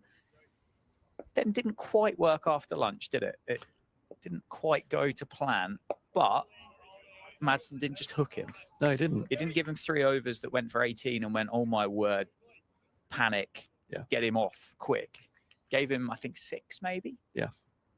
Wasn't the best 6 overs. It did allow Northants just to rotate and tick the board over a little bit. That's nicely bowled. It's a quick single taken to Lewis Rees, who's just a touch deep at mid-on. But it wasn't a feel of, it was a feel of, okay, well, it's not quite worked, so we're going to go back and we're going to have a look somewhere else. It wasn't, oh my word, what a disaster.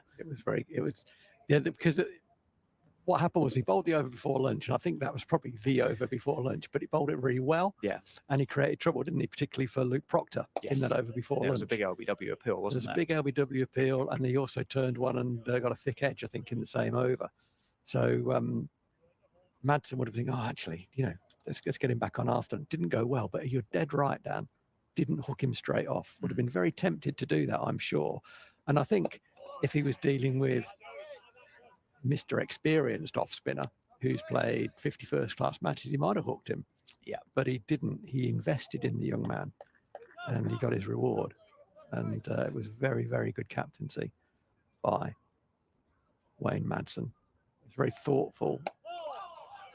It was very kind of empathetic and very right as well, because he got his reward subsequently. Nice start. It's a good over, good first over. Yep, on the money. Just conceding the 1 from it.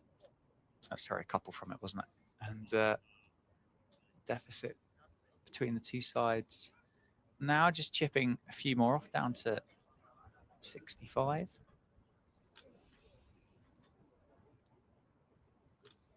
In a low-scoring game, though, it feels anything that Derbyshire can get will be a bonus. Even if it's 42, it would still feel like a nice number, wouldn't it? Although we are halfway through the first session on day 3, and 16 wickets have fallen. It's not exactly like they've come quickly, is it? No, there was a little. I mean, can you have a little flurry? I don't know, but there was a flurry. It was a day 1. The half hour before lunch, Northampton took 4 wickets fairly quickly there. But other than that, I mean, you'd expect that, and you kind of want that as well. Maybe it's not that exciting, but in terms of quality of cricket, wickets have been too easy to come by at times. Anderson does continue from the David Capel end. Keeper up to the stumps, 2 catches in there on the leg side. Harry came at a short cover as well. Wayne Madsen at first slip. was it Nye Donald and Blair Tickner in those catching mid-wickets. Engaged in conversation with one another.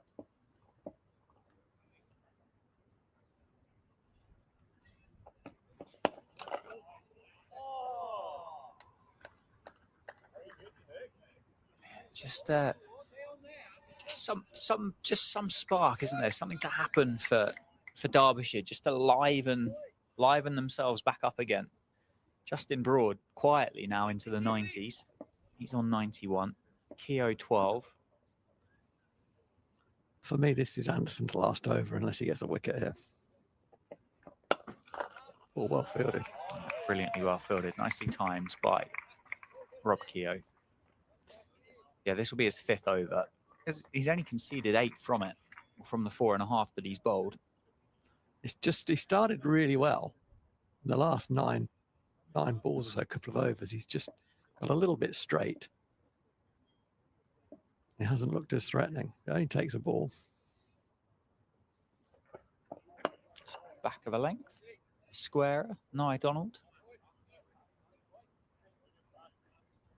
Yeah, and then it would be Joe Hawkins. Surely Lewis Rees all the way through to lunch at that point. I'm surprised Lewis Rees hasn't bowled just yet. I mean, I guess if they want to bowl his cutters, they don't want him to do that with the ball when it's still hard. But yeah. Who knows? 2 down at the test. KR Rahul gone for 14. Oh, who's got him? Chris Wokes, 44 for 2 off 17 overs at the Oval. That one, 2 straight, over straight from Martin Anderson. Apologies offered to his wicketkeeper. Keogh turns it round the corner. Joe Hawkins, we can't see him. He's out of sight for where we are at the commentary box, isn't he? But he'll be the man at fine leg, protecting that boundary. 1 ball left of the over then. Trail or deficit 64. Broad on strike.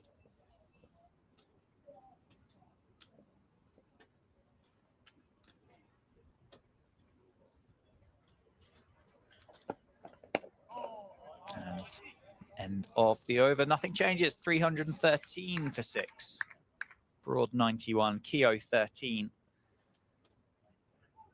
That run rate just dropped back under 3 again with the work that Derbyshire have done this morning. They've not conceded much, have they, at all? It was over, climbed quite quickly, didn't it? Yeah, yesterday it did. Through a period. It did. There's a bit of a think tank going on. The captain, the keeper, and the overseas pro, the overseas Blair Tickner, having a long chat there. And Madsen is signalling to Anderson. I don't know what he's signalling. Yeah, Lewis Rees is yeah, that's got to go that way. loosening the body up. Okay, that feels right to me, doesn't it? I think so. Yeah, I think it's the right time. Just over half an hour to go until lunch. Reverse sweep and all. It's a bit of everything might have happened there. We'll have a look on the umpire. I think it's going to be signalled as bye. So it's actually hit absolutely nothing but an attempted reverse sweep by Rob Keogh. I like the intent there. You know, I think this is a time for Northampton to if Northampton to win this game, they need to create time from somewhere to do that. And so accelerating here will be a part of that. Nicely played. Back foot finds the gap in the leg side, takes the single. Moves to 92. Justin Broad.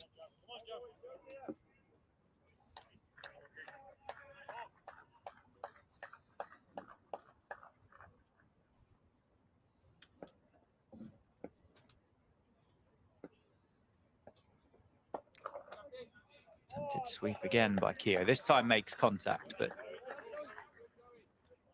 Zach Chappell there at backward point just picks him out perfectly, doesn't he? Just has to get down in a short barrier to pick that one up. 3 balls to go in the over. Reverse sweep again. Finer from Keogh and beats the dive of Chappell. Picks up 4 and moves to 17. He's tried the shot 3 times. On the 3rd, he does get that away. Didn't know it was a shot of strength for Rob Keogh, but as you said, a just a nod there with half an hour left on the clock before lunchtime. And I suppose at 58, with Northamptonshire, look at that and go, well, if we get bowled out without adding a run to it, it's not terrible. It's not awful. I think this is the right time to put pressure on the young off spinner. Yeah, absolutely. Totally. Off spinner to off spinner as well. Rob Keogh with bat in hand this time. Goes reverse again, squarer this time, spins away from the diving fielder who does very well. Fantastically well. I think that's Caleb Jewell protecting that boundary. He's fielded very few balls. And the other thing, he's fielded pretty much everywhere. Yeah, he's avoided the ball very well. Broad back on strike. One ball left of the over.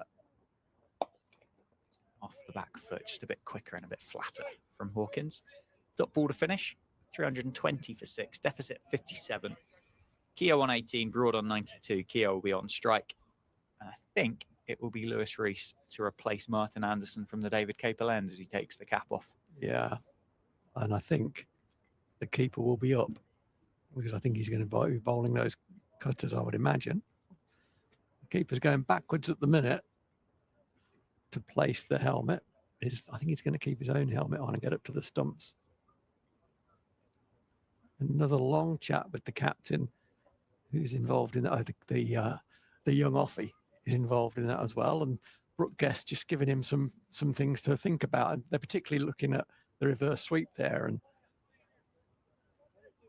Brooke Guest is picking up some sign of premeditation. It looked like he was saying that when his foot goes there, that's when he's looking to reverse you. That's nice feedback. What a great opportunity it is. I know there's a couple of injuries. I hope those guys get better quickly. The two Derbyshire spinners that are not playing, well, what an opportunity for this young man. And he's going to be loving it and learning and growing all the time. And the other thing is he's got a good score, not out in the first innings, 30 odd. He's got a wicket. He's bowled 25 overs so far with more to come. He's having a pretty good time of it. He certainly is. He certainly is. Don't know whether it would have would it have been on his roadmap at the start of the year to play first 11 cricket for Derbyshire in 2025? Possibly not. Maybe only in the 50 over. Maybe in the 50 over. But to have the opportunity, a lot of right place, right time about it, isn't there? And Lewis Rees starts with the off cutters. Starts on the money. But no, he's done fantastically well.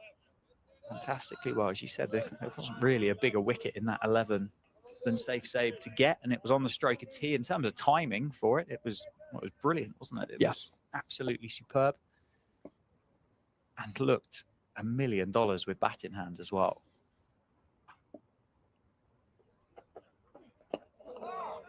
I did happen to see a few comments that came in. Derbyshire obviously quite rightly made something of that. The young man on debut getting his wicket, and I looked at the comments underneath. There was one from Tom Brett, who formerly obviously on the Northant staff, who now plays for Staffordshire in national counties, but with Joe's brother. And his feedback was seed. And it was a good seed, wasn't it? It was. That was not the best, but it's only going to concede one, isn't it? Not the best Lewis Rees has bowled, but gets away with it because of the sweepers that Derbyshire have employed through the course of the game. What is there? One at deep point. Is there another on the boundary? Yeah, there's going out and just back with a square, yeah. Oh, yeah. Just going a bit squarer. No slip. No Slips out for Broad. He goes into short extra. Broad on 92. Tries to create an angle through the offside. I think Justin Broad's got one first class under, hasn't he? He has. Which was earlier this year. Yeah. 157 knots out, I think it was. Got a good man at the other end, though, in Rob Keogh. He'll do his best, won't he, to take the pressure away from him. And I think probably the shots against Hawkins from Keogh probably just indicated that I'll make the running here. Brody, that's a beautifully played shot. It's going to run down to the boundary in front of us. It's not going to get there, though. The outfield is slow. Just slow. That is really slow, isn't it? A couple of runs added for Broad. Well, it's a off cutter from Lewis Rees to start with on an outfield that has had a bit of moisture over the last couple of evenings. So nicely played, nicely guided, but just the 2 runs. Moves to 94. 1 ball left of Lewis Reese's first over of the morning, conceding 3. Tries to play it again, but goes straight to Joe Hawkins. 323 for 6 off 109 overs. The deficit, 54. Yeah, just looking at Justin Broad's numbers, and ESPN Cricinfo is not letting me look at them for some reason. He's got 806 first-class runs in his 24 matches so far, as you quite rightly said, a top score so far of 157 not out. He's only averaging 24 overall, but that number is only going one way, and that is up. As Yaz once said, the only way is up. It's this year's numbers, Rowie, that are the most exciting. Yeah, gone. 12 innings. Yep. 431 runs before this innings. High score of 157, an average of 47.88. Yaz was right. Nicely bowled. Very slow, wasn't it? Nicely bowled, nice pace. He's not the tallest, is he? Joe Hawkins, what would he be, about 5'8", 5'9", something like that? Yeah. Just get the ball up and down. That's been his miss. Just a bit long, that one, wasn't it? A little bit full, well run. Very good running. And that surprised the fielder who's out on the boundary. I think that's Martin Anderson. And to be honest, there should only have been one there. The captain's got his hands on his head, and there should only have been one. But Rob Keogh identified that he was a little bit slow, Martin Anderson, setting off for that, and touched and turned quickly back for 2. It's good running. Little paddle sweep it was. That's another sweep, and that's going to be... Oh, that is not going to be out. It looked, to the untrained eye, which is mine, that it was it was an attempted sweep, and I thought initially thought he'd got a top edge, and it looped over the keeper. First slip caught it running round.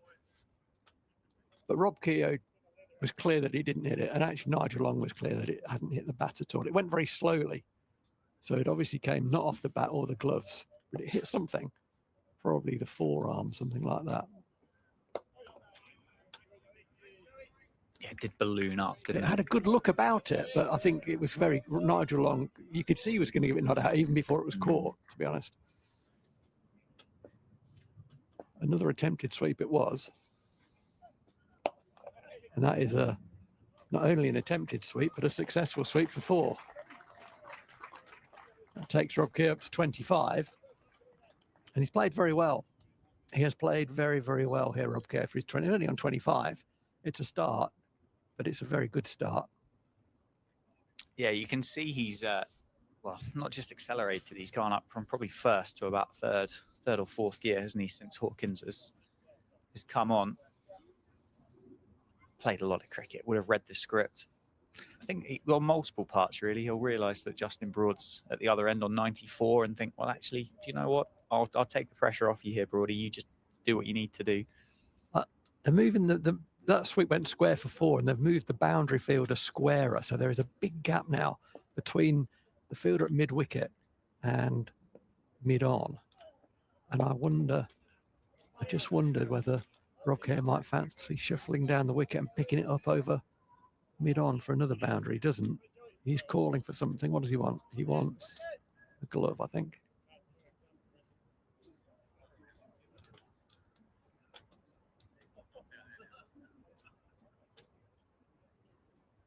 Just seen a replay of that appeal, and I mean, it clearly didn't hit the bat, but I don't know exactly what it did hit. It was probably the elbow or something. As you said, there was no interest from Nigel Long at all, was there? No. So it was obviously quite clear as to what it did hit. The 12th man brings on something for Rob Keogh. I think it is gloves, isn't it? He's not been the quickest out of the blocks, the 12th man for Northants, if I'm honest. I just think, It'll be the first time that he's done 12 man in first-class cricket, for sure, this guy. Well, it may be, it may not be, actually, because he's on the academy. He might have done it before. If he has done it before, he needs to have a little reminder. And he will get, someone will feed that back to him, no doubt, about, mate, you need to be out there and watching the cricket more closely and have your drinks ready and have the gloves ready. Because it looked to me that, okay, you want to watch his bag, scramble, scramble, rather than I've got them here. Anyway, enough of that. Oh, was there? Justin Broad thought for a moment there might be, that would have been a cheeky single, wouldn't it? Yeah, I don't think there was. No, I think, yeah. I think Madsen running that way would have had a nice little one-handed underarm flick through to Brooke Guest's gloves, wouldn't he? And Rob Keogh would have been walking off. Romeo done. 20 odd minutes before lunch, 22 minutes.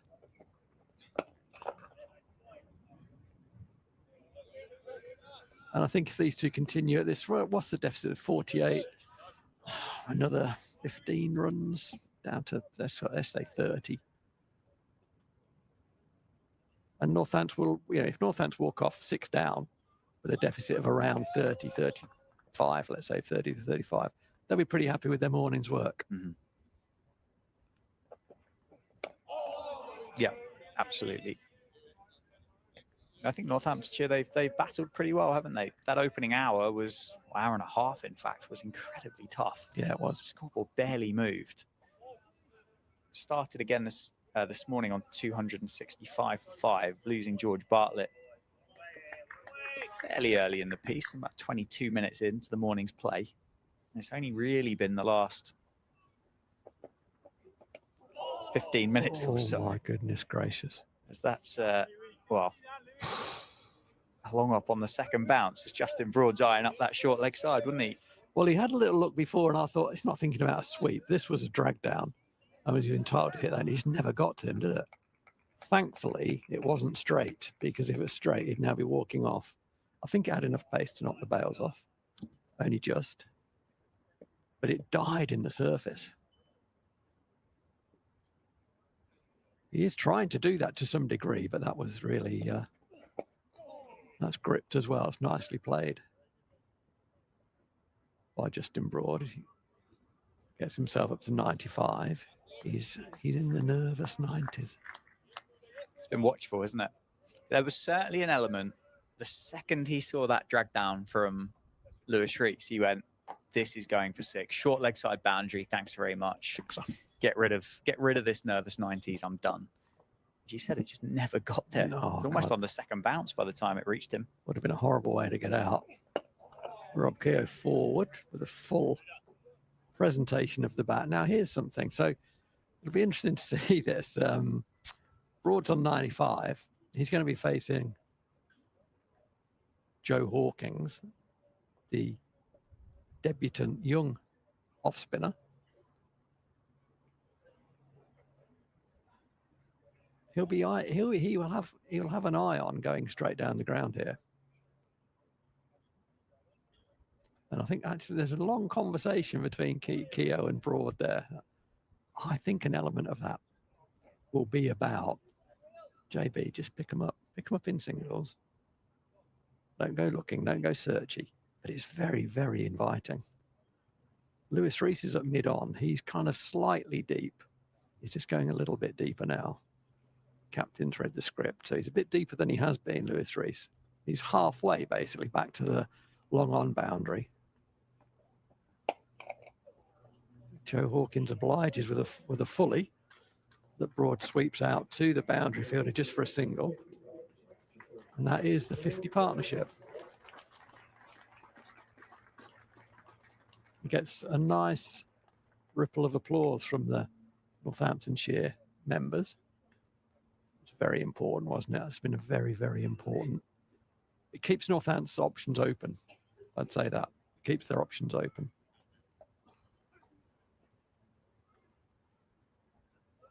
And another long conversation between Brooke Guest, the keeper, and Wayne Madsen.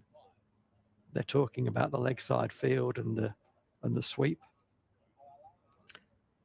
Yeah, I mean, I I don't know what Broadguest is saying. He's clearly trying to change the field from where it is. And for me, I would have the man on the boundary on the single. Yeah. For me, it's too easy to just play a little paddle and get off strike. Yeah, but then you run the risk of leaking 2 or 3 fours, don't you, through there, and that lead that's ticked down to 46 suddenly becomes low 30s. For me, you get your sweet man square. That's the sweet man is square for me. Get your man on the 45 in the ring. I mean, Rob Keogh nearly top edged one in the last over, trying to play that shot, but it's the paddle which is he's getting off strike too easily.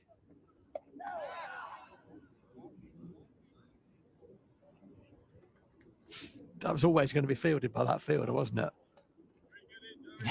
Yeah, with the build up to what we were just talking about, you'd hope so, wouldn't you? Yeah. It wasn't the paddle, to be fair to Rob Keogh, but it was a full-blooded sweep. Yeah. And probably would have beaten him if he was on 45. May well have done. May well have done. Here we go. Justin Broad on 96. Oh, that's nicely bowled. Justin Broad felt that kept low. I'm not sure it kept as low as I think he might have misread the length, and it was credit to the bowler. I think he did him a little bit in the air there. It's just a bit quicker, wasn't it? A bit flatter. 3 balls of the over remaining. It's a reverse sweep. Oh, well read by the man on the boundary. Moved quickly to his left, did Caleb Jewell. Didn't have far to go because Broad hit it beautifully, and he would have thought as he hit it, oh no, it's not it. Because Jewell moved very, very quickly, anticipated that. Good bit of cricket from the Aussie on the boundary there.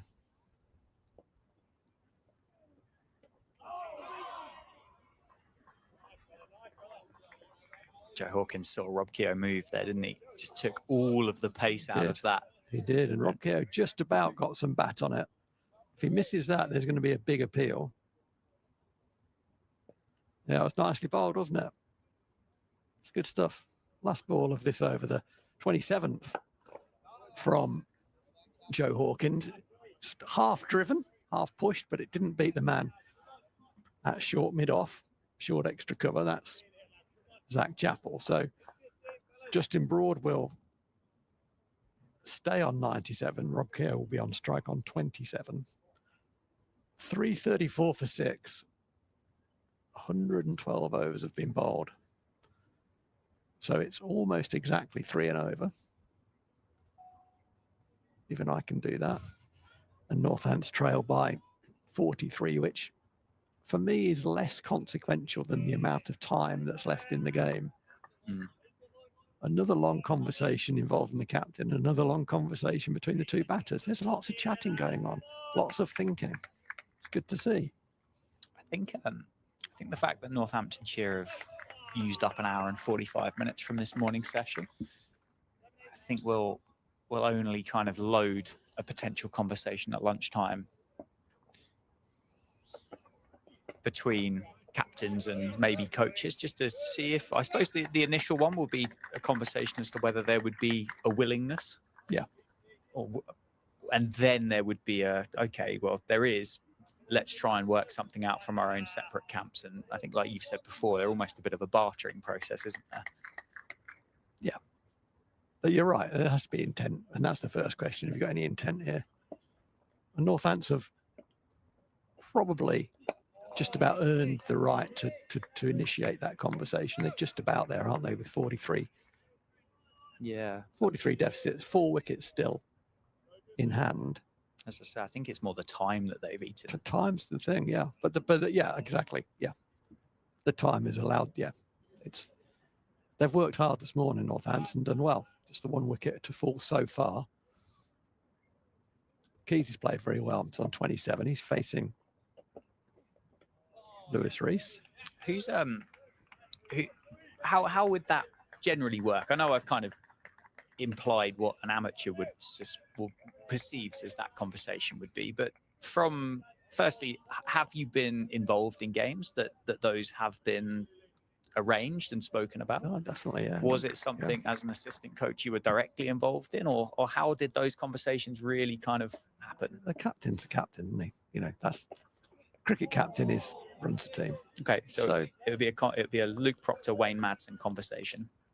It may be. You know, you've got two international coaches, haven't you? Mickey Arthur, and Darren Lehman, and you know, we've seen enough of Darren Lehman in the T20 getting messages on and making no bones about doing that. So he will certainly have a view, but his view for me has to go through the captain in the first instance. That's my view. That's the captain's job. Oh, that has gripped and left Rob Keogh. Well bowled. Again, Lewis Rees bringing threat with those cutters. That really did jag away from the right-hander's outside edge. But yeah, so Darren Lehman will have something to say, for sure. He should direct that for me through the captain. And I guess Wayne Madsen, he looks like a man who captains. Yes, he's making the decisions, but he's also kind of collegiate in the way he goes about getting input from others. We've seen that. Well played. We've seen that already. So he'll be getting input from, I think, Brooke Guest in particular. Yeah. Maybe from one or both of the overseas players as well. But he's also got Mickey Arthur to have a chat to over lunch. So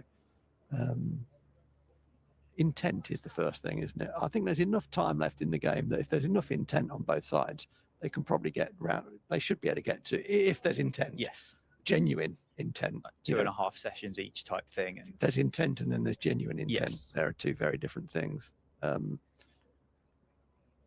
I know, you know, during my time, David Ripley was very positive in his view, and worked mostly with Alex Wakely as captain, who was also very positive, making things happen as well. And it may have been, it may have been on occasions, possibly, without giving too much away, it may have been that David Ripley's intent was more positive than generous. More generous. Yeah, he's a very generous man, Rips. I can remember a game down at Worcester vividly where there was very, very much differences of opinion down there. And anyone who played in that game will know exactly what I'm talking about. But there was a difference of opinion between myself and Rips, to be honest. We were there wanting to get a game organised, and there wasn't a lot of love for that from the dressing room. That's a difficult place to be. Yeah, I can. Yeah. Yeah. Tensions were high.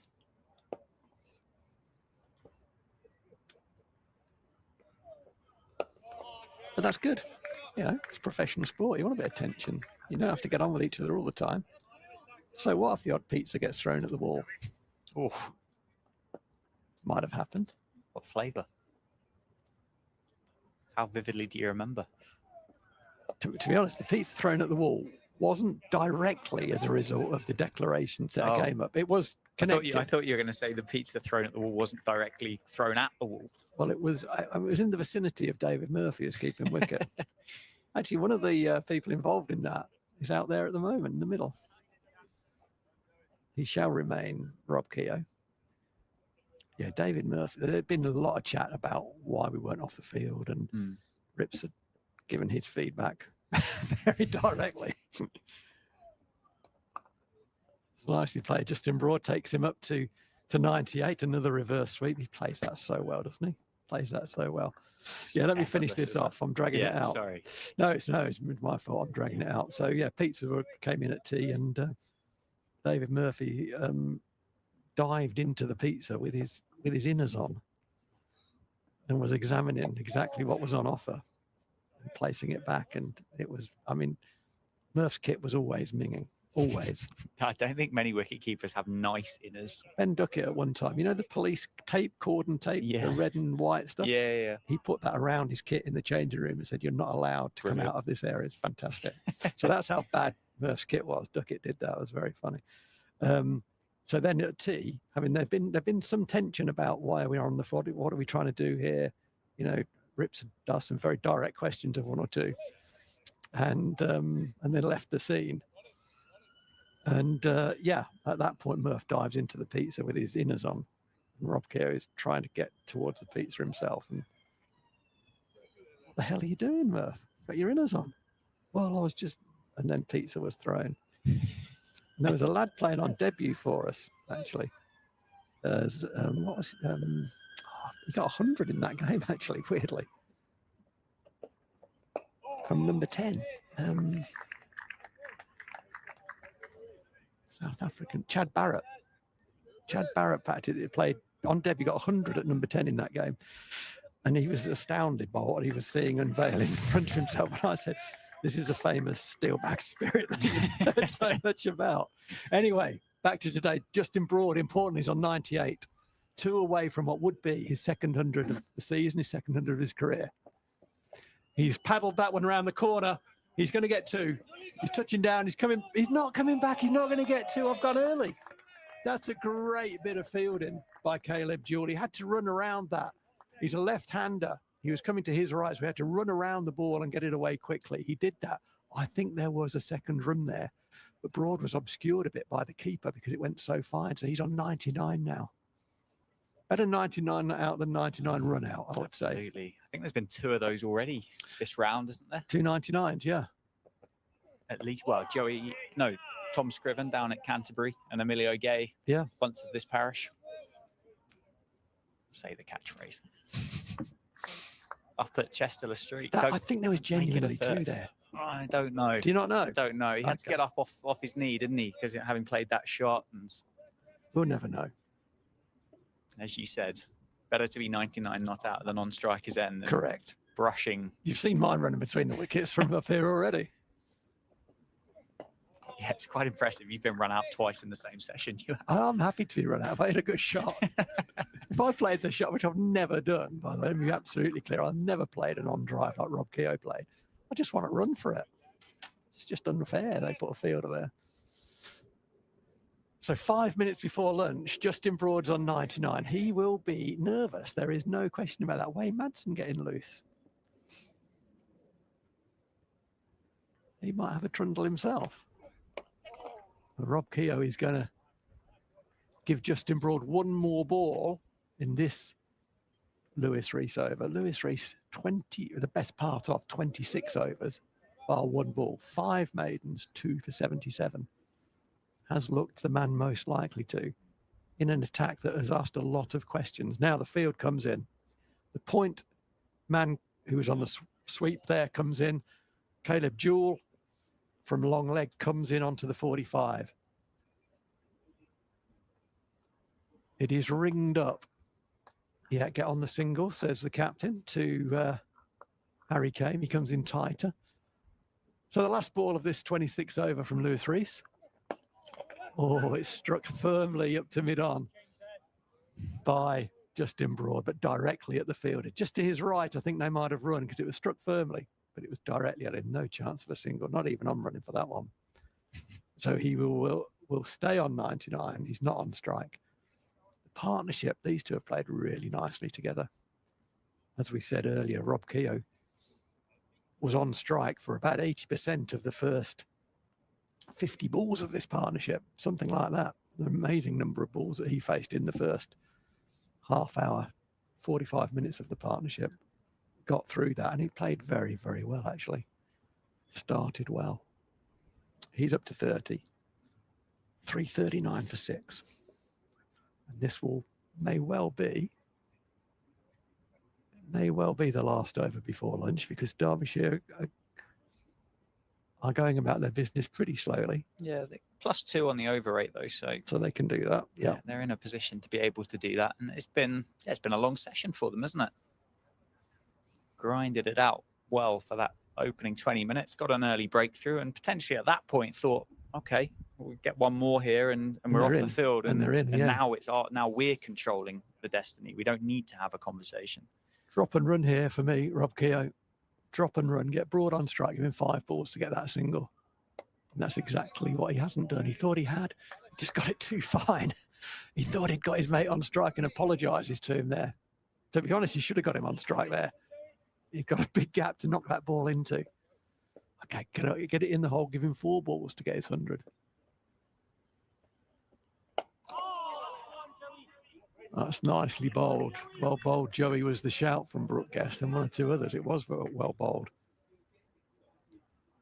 Well fielded, an extra cover by the captain as well. Give him 3 balls to get 100. Can't do much with that. Nicely bowled. Interesting, he's come over the wicket, hasn't he? He'd bowled exclusively around the wicket and he was getting knocked away too easily. And the reverse sweep was also too easy to play from that line. He's looked better, although that's over pitched. That's driven for 4. Had until that point looked better from over the wicket, but just over pitched and opened up the offside. It was very nicely struck. Oh, it was beautifully timed, wasn't it? Half volley, was it just a low full toss in the end? This is tactical from Brooke Guest. He's run from his keeping position to have a chat with the young off spinner. It's 2 minutes to 1, and Derbyshire and the captain's joining in as well now. Derbyshire trying to slow things down so they don't bowl at Justin Broad before lunch, so he can worry about being on 99 for the 40-minute lunch break. Bit of gamesmanship. Get on with it, says a member of the crowd, and they've read the script as well. I like it, though. I like it. All for a bit of gamesmanship. To be honest, Rob Keogh should have got off strike first ball, shouldn't he? And he did apologise. He just got it too fine. He knows that. 2 balls to go. And Rob Keogh definitely tried to block that square on the offside for a single, and it turned inside edge into his pad. So Justin Broad is probably not going to get on strike. We can't see the clock that the umpires are going by. And if you needed any reinforcement, there's a boo from the crowd as Derbyshire are. And Blair Tickner is joining in the slow hand clapping, because this is definitely their tactic to keep Justin Broad on 99. Rob Keogh sweeps it 4-4. And that feels just, to be honest. Not just gone for 4, it went comfortably for 4. 38, Rob Keogh will end the session on. It is lunch. Justin Broad, as we probably don't need to repeat, is on 99. Those 2 guys have put on 66 for the 7th wicket. The deficit is 30, and that's definitely a very good morning's cricket by Northamptonshire. Derbyshire started, as they finished yesterday, very, very well with the ball. The backup seamers didn't quite carry on in the same way. Anderson bowled 2 nice overs and then just lost his line a little bit. Tickner didn't really carry the threat that he had done yesterday. And the kind of a bit of air went out of the balloon, and Northamptonshire wore them down, really.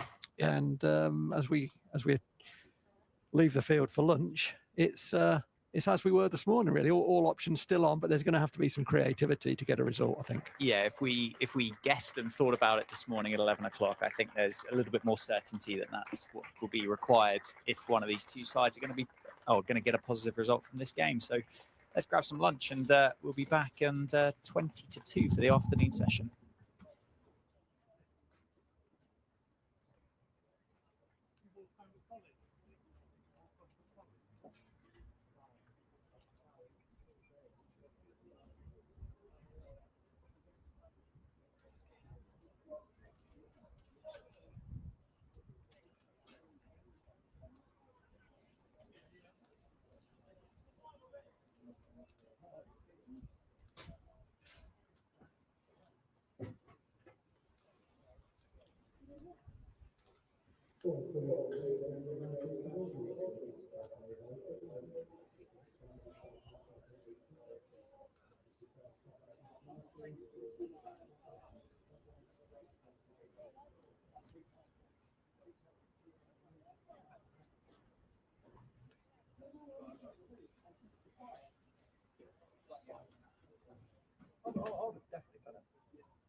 No doubt about that. I'll see you after lunch.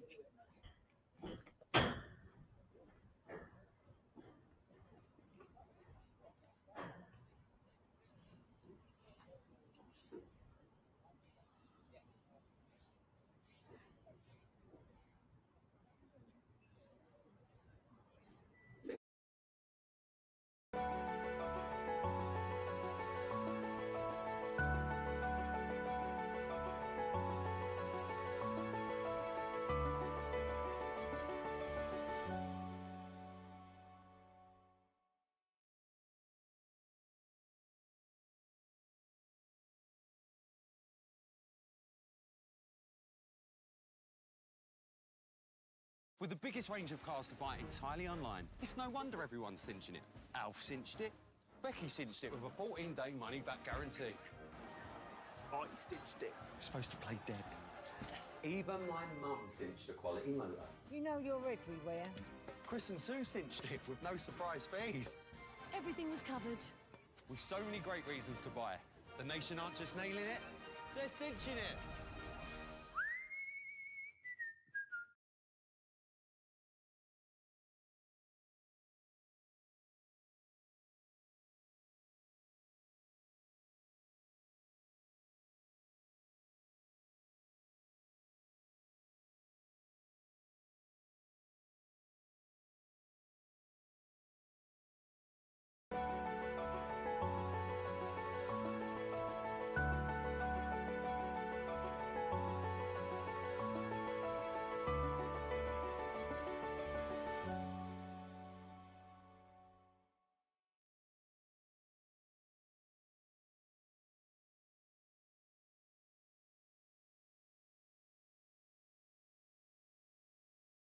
With the biggest range of cars to buy entirely online, it's no wonder everyone's cinching it. Alf cinched it. Becky cinched it with a 14-day money-back guarantee. I cinched it. You're supposed to play dead. Even my mum cinched a quality motor. You know you're everywhere. Chris and Sue cinched it with no surprise fees. Everything was covered. With so many great reasons to buy. The nation aren't just nailing it, they're cinching it.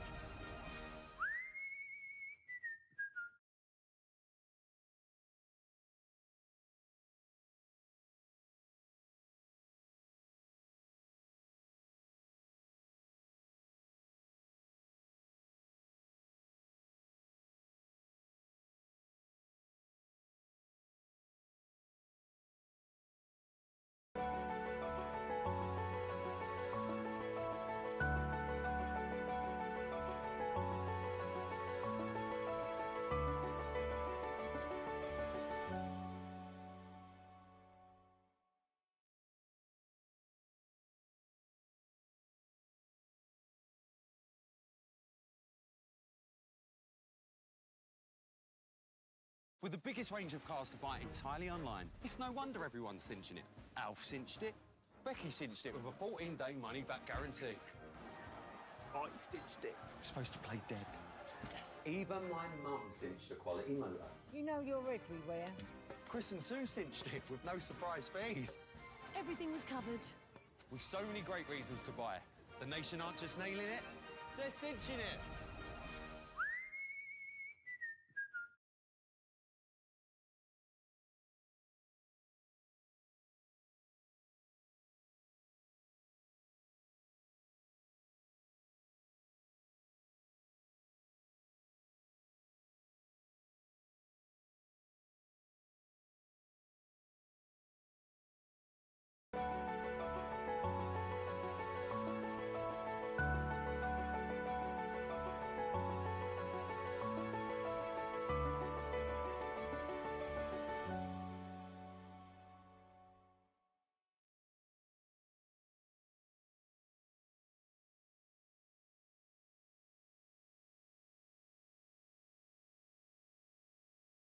With the biggest range of cars to buy entirely online, it's no wonder everyone's cinching it.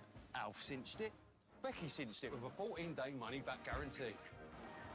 I cinched it. You're supposed to play dead. Even my mum cinched a quality motor. You know you're everywhere. Chris and Sue cinched it with no surprise fees. Everything was covered. With so many great reasons to buy. The nation aren't just nailing it, they're cinching it.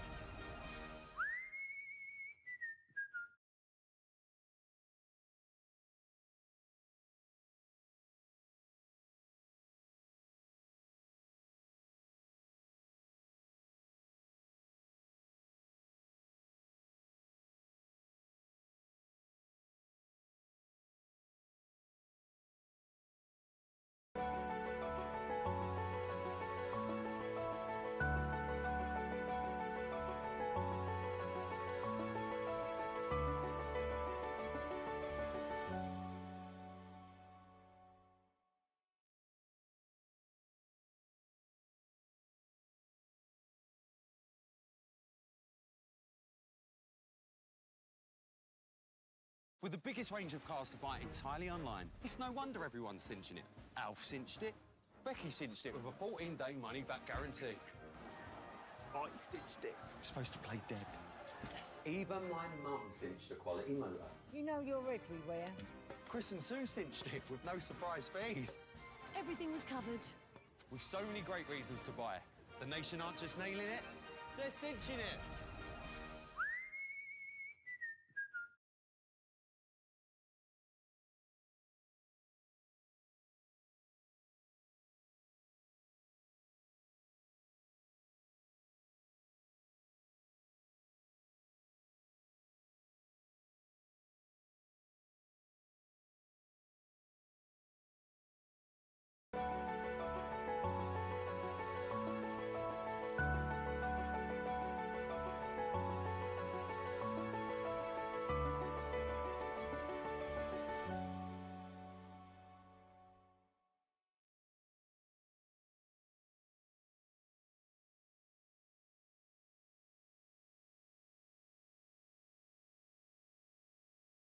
With the biggest range of cars to buy entirely online, it's no wonder everyone's cinching it. Alf cinched it. Becky cinched it with a 14-day money-back guarantee. I cinched it. You're supposed to play dead. Even my mum cinched a quality motor. You know you're everywhere. Chris and Sue cinched it with no surprise fees. Everything was covered. With so many great reasons to buy. The nation aren't just nailing it, they're cinching it.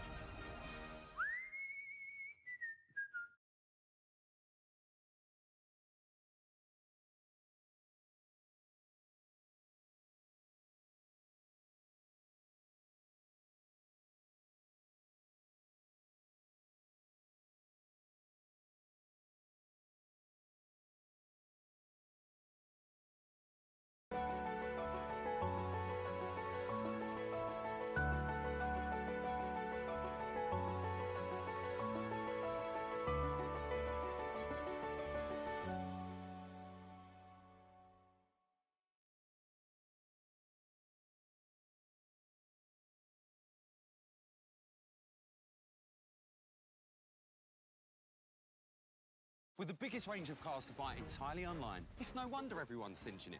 Alf cinched it. Becky cinched it with a 14-day money-back guarantee. I cinched it. You're supposed to play dead. Even my mum cinched a quality motor. You know you're everywhere. Chris and Sue cinched it with no surprise fees. Everything was covered. With so many great reasons to buy. The nation aren't just nailing it, they're cinching it.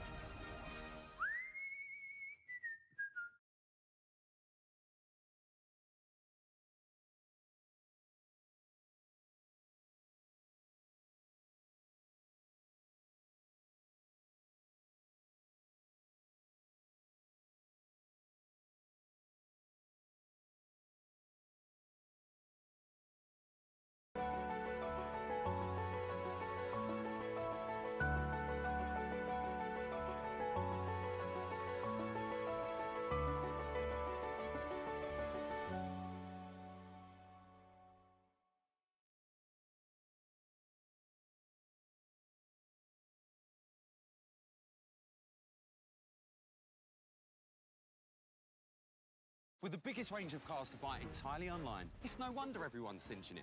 Alf cinched it. Becky cinched it with a 14-day money-back guarantee. I cinched it. You're supposed to play dead. Even my mum cinched a quality motor. You know you're everywhere.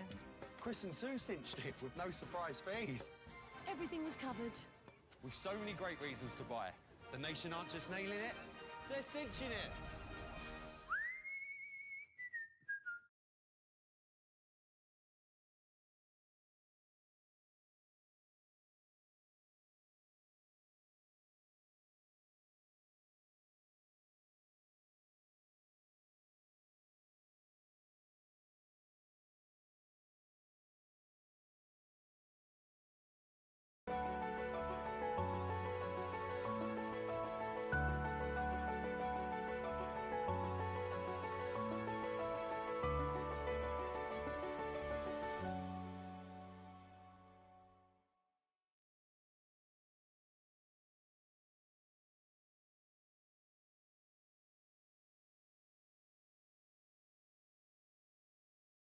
With the biggest range of cars to buy entirely online, it's no wonder everyone's cinching it.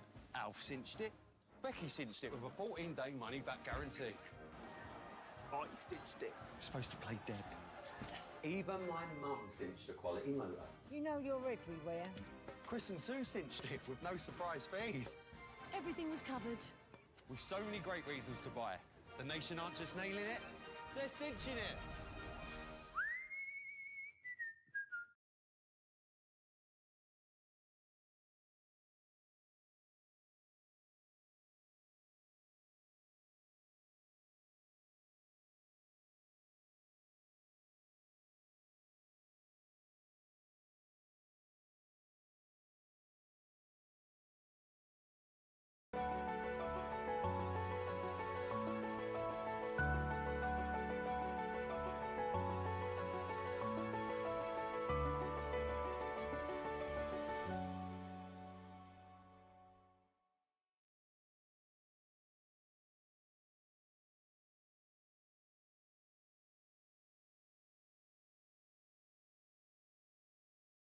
With the biggest range of cars to buy entirely online, it's no wonder everyone's cinching it.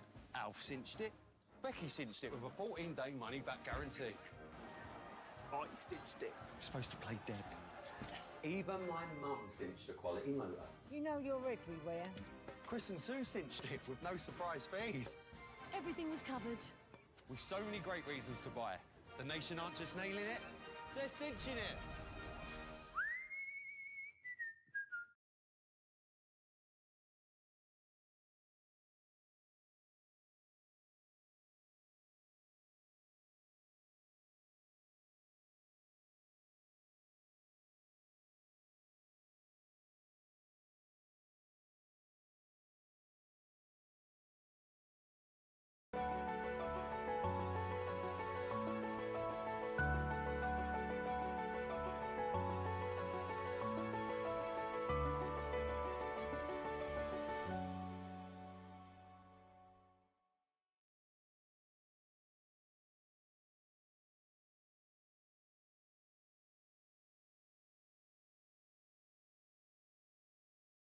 With the biggest range of cars to buy entirely online, it's no wonder everyone's cinching it.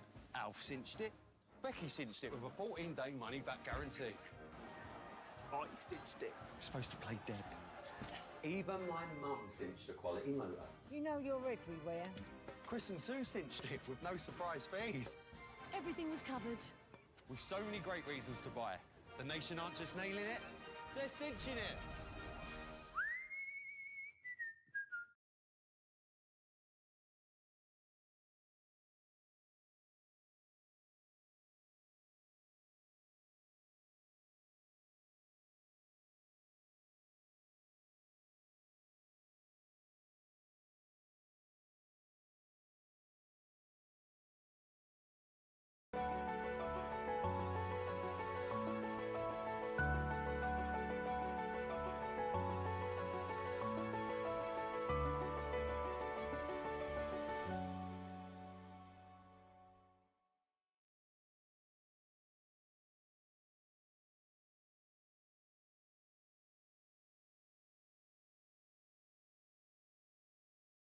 With the biggest range of cars to buy entirely online, it's no wonder everyone's cinching it.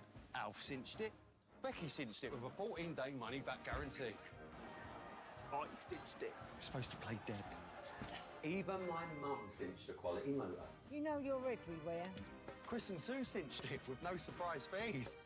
Everything was covered. With so many great reasons to buy. The nation aren't just nailing it, they're cinching it.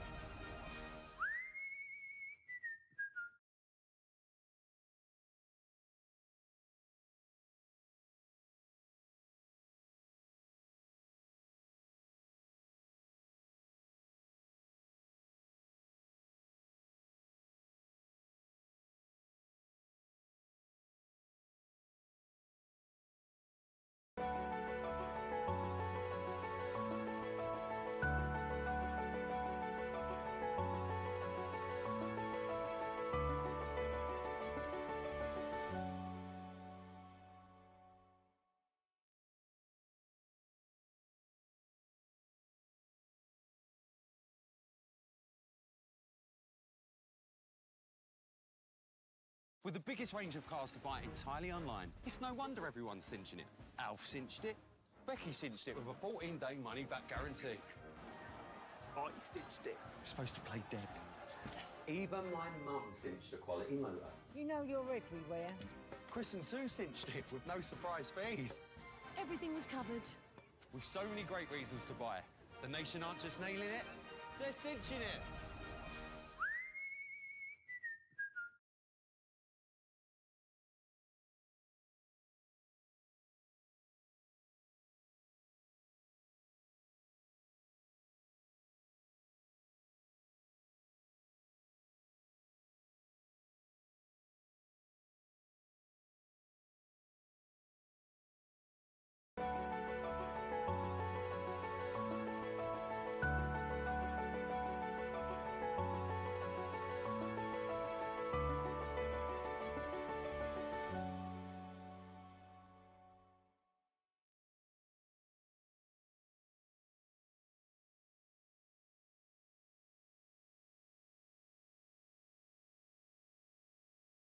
With the biggest range of cars to buy entirely online, it's no wonder everyone's cinching it.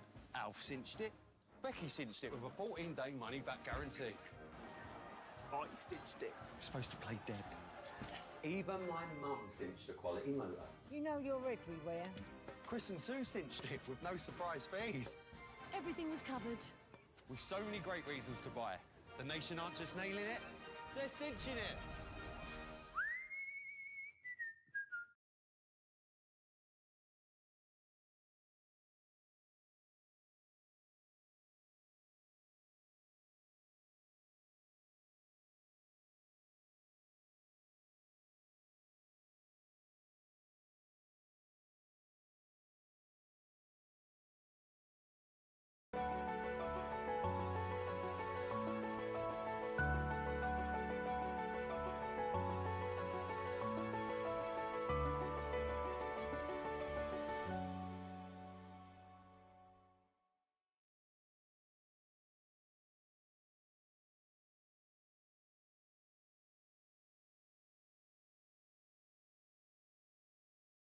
With the biggest range of cars to buy entirely online, it's no wonder everyone's cinching it.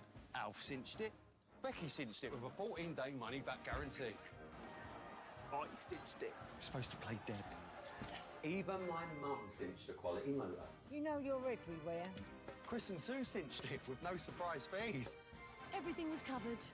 With so many great reasons to buy. The nation aren't just nailing it, they're cinching it.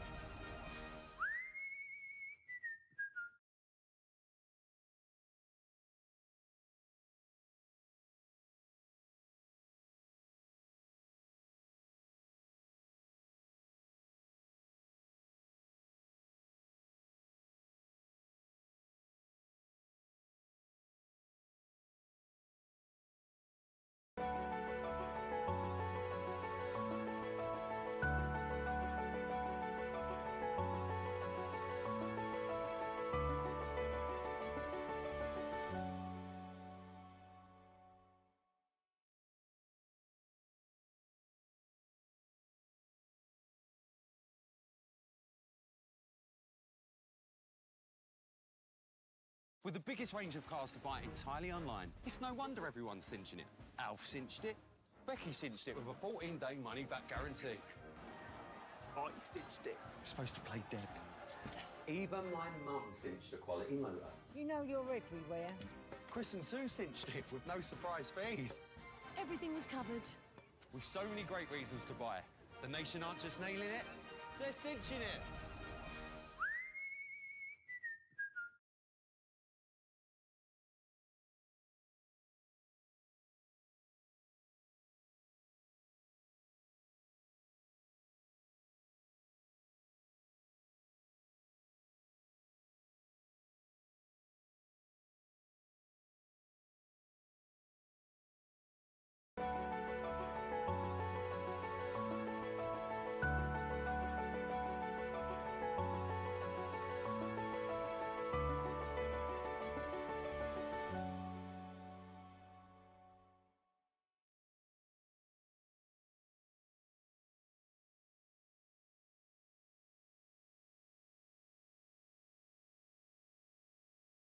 With the biggest range of cars to buy entirely online, it's no wonder everyone's cinching it. Alf cinched it. Becky cinched it with a 14-day money-back guarantee. I cinched it. You're supposed to play dead. Even my mum cinched a quality motor. You know you're everywhere. Chris and Sue cinched it with no surprise fees. Everything was covered. With so many great reasons to buy. The nation aren't just nailing it, they're cinching it.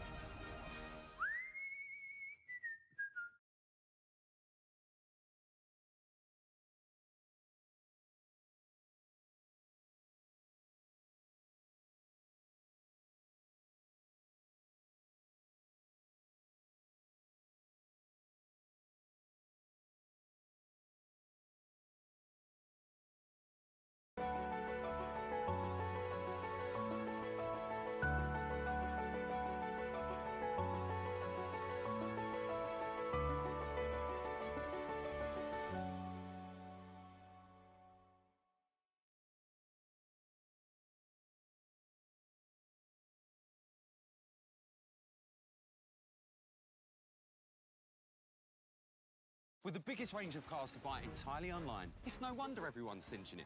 Alf cinched it. Becky cinched it with a 14-day money-back guarantee.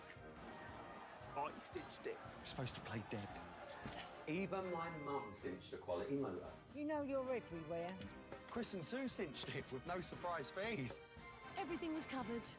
With so many great reasons to buy. The nation aren't just nailing it, they're cinching it.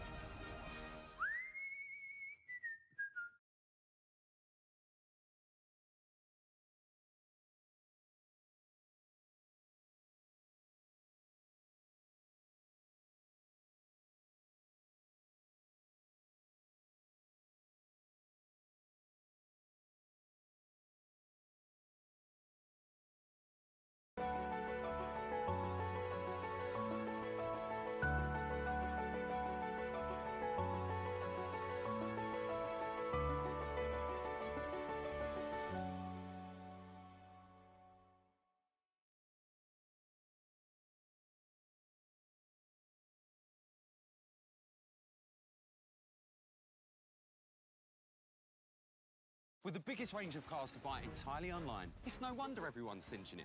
Alf cinched it. Becky cinched it with a 14-day money-back guarantee. I cinched it. You're supposed to play dead.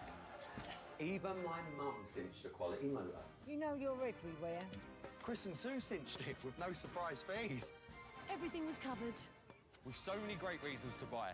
The nation aren't just nailing it, they're cinching it.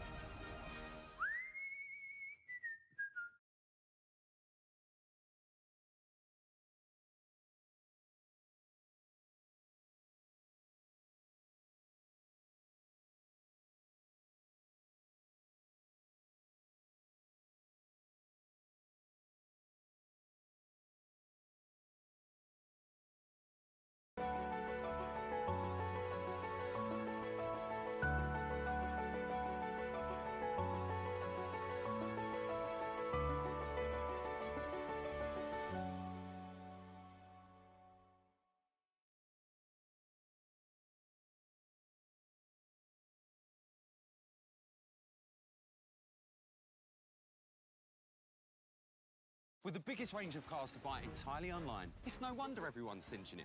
Alf cinched it. Becky cinched it with a 14-day money-back guarantee. I cinched it. You're supposed to play dead. Even my mum cinched a quality motor. You know you're everywhere. Chris and Sue cinched it with no surprise fees. Everything was covered. With so many great reasons to buy. The nation aren't just nailing it, they're cinching it.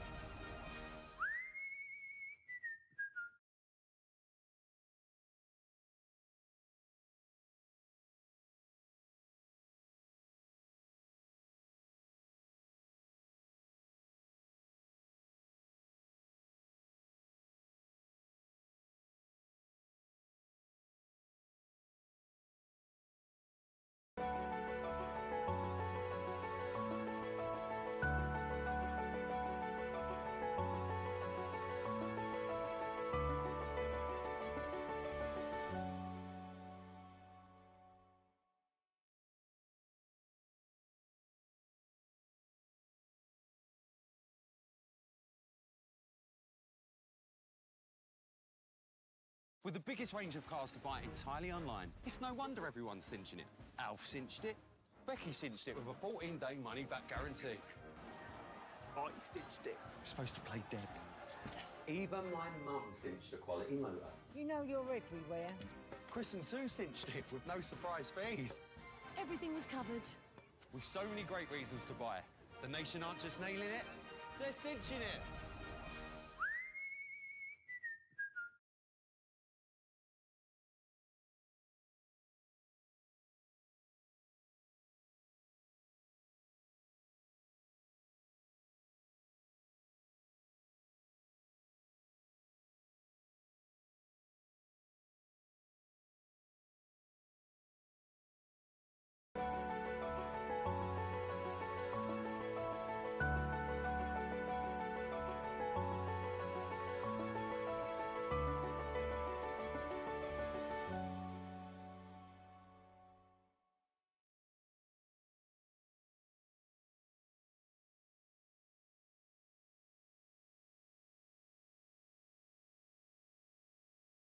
With the biggest range of cars to buy entirely online, it's no wonder everyone's cinching it.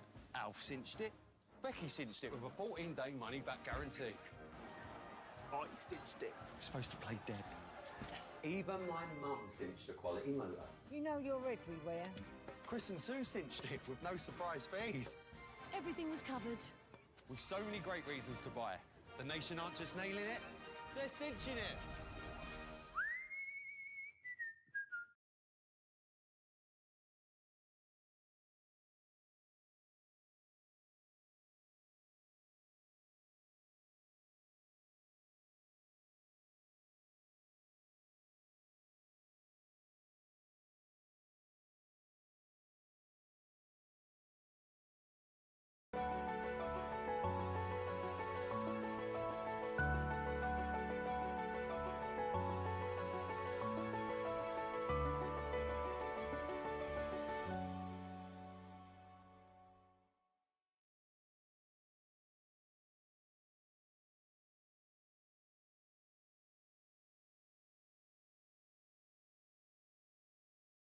With the biggest range of cars to buy entirely online, it's no wonder everyone's cinching it.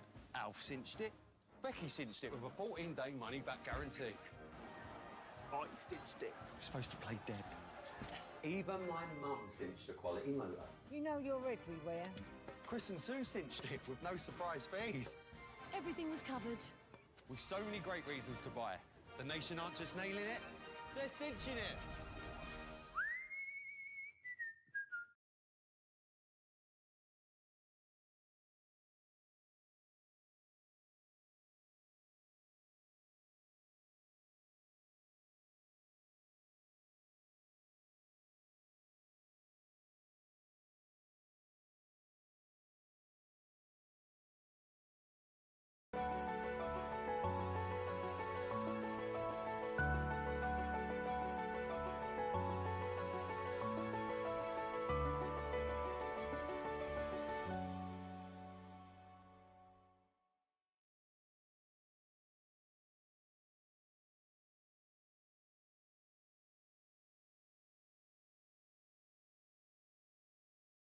With the biggest range of cars to buy entirely online, it's no wonder everyone's cinching it. Alf cinched it. Becky cinched it with a 14-day money-back guarantee. I cinched it. You're supposed to play dead. Even my mum cinched a quality motor. You know you're everywhere. Chris and Sue cinched it with no surprise fees. Everything was covered. With so many great reasons to buy. The nation aren't just nailing it, they're cinching it.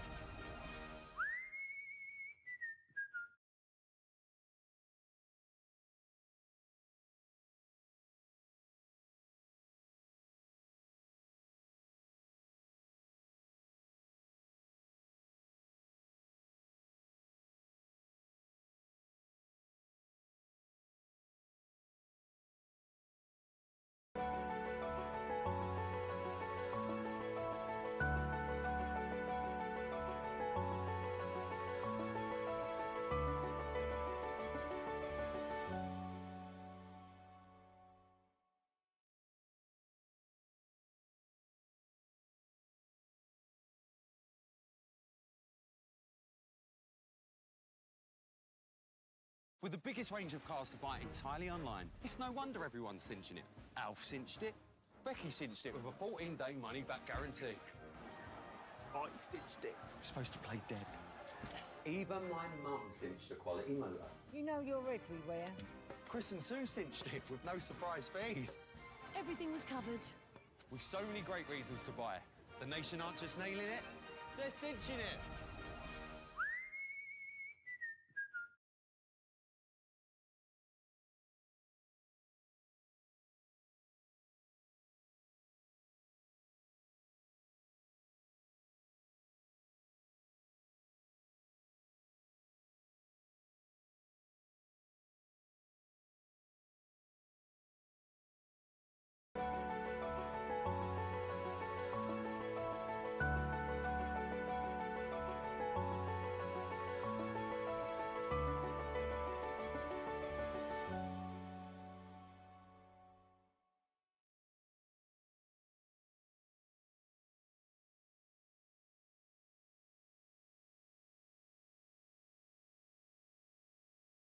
With the biggest range of cars to buy entirely online, it's no wonder everyone's cinching it. Alf cinched it.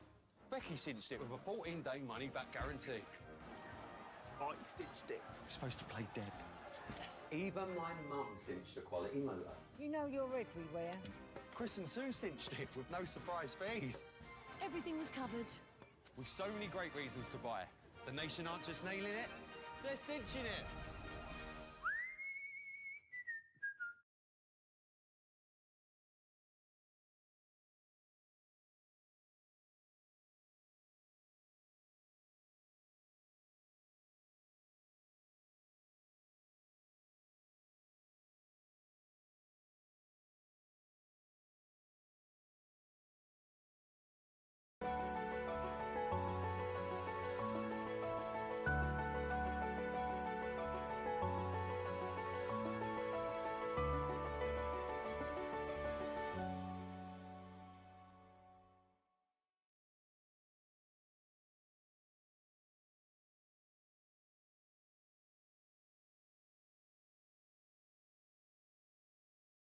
With the biggest range of cars to buy entirely online, it's no wonder everyone's cinching it.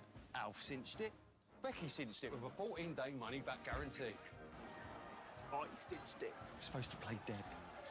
Even my mum cinched a quality motor. You know you're everywhere. Chris and Sue cinched it with no surprise fees. Everything was covered. With so many great reasons to buy. The nation aren't just nailing it, they're cinching it.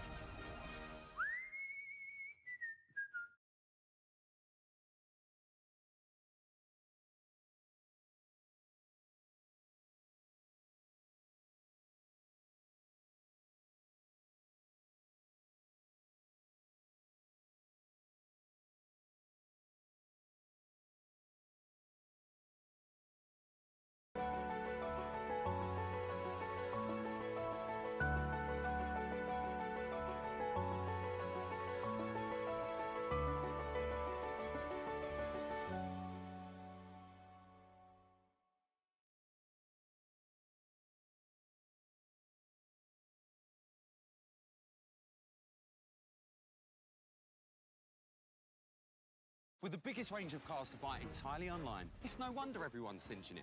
Alf cinched it. Becky cinched it with a 14-day money-back guarantee. I cinched it. You're supposed to play dead. Even my mum cinched a quality motor. You know you're everywhere. Chris and Sue cinched it with no surprise fees. Everything was covered. With so many great reasons to buy. The nation aren't just nailing it, they're cinching it.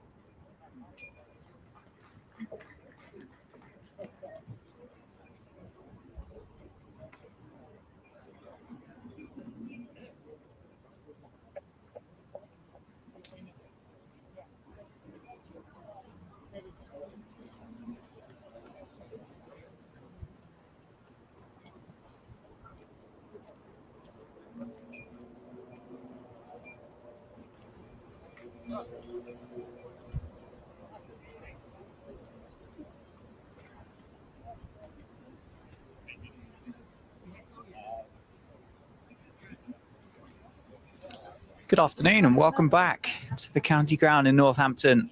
Players have enjoyed their lunch and made their way out to the middle. The umpires are in position. 347 for 6. The numbers on the board. Justin Broad, he'll be on strike. First ball of the afternoon session. He's on 99 on 176 deliveries. He's joined by Rob Keogh on 38. Partnership worth over 50.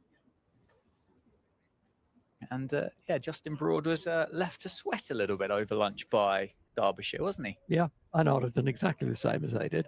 What they did was Justin Broad wasn't on strike, and so they slowed down what became the last over before lunch so that he didn't have a chance. But he's got a chance here to get to 3 figures. Martin Anderson back as well. Starts with a full toss.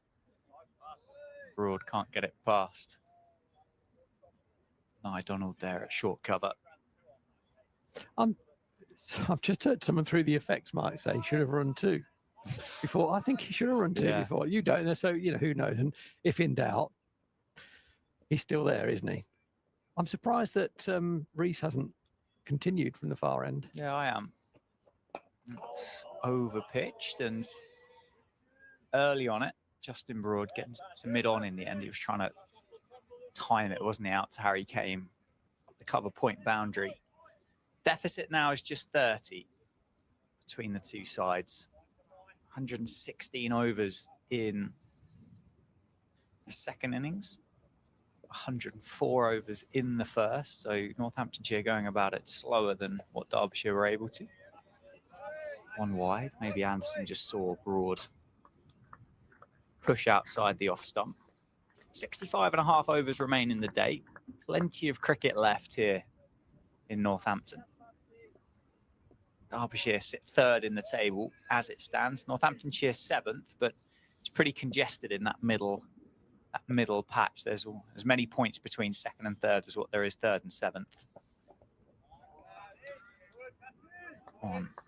Just tempters here, aren't they? Width on offer. Are they going to tempt Broad into just dropping a bat on it? One slip in place.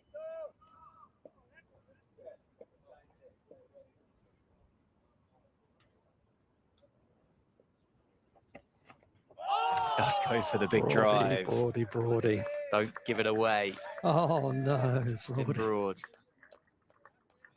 No, Rob Keogh's having to wander down to have a little chat with him, I think.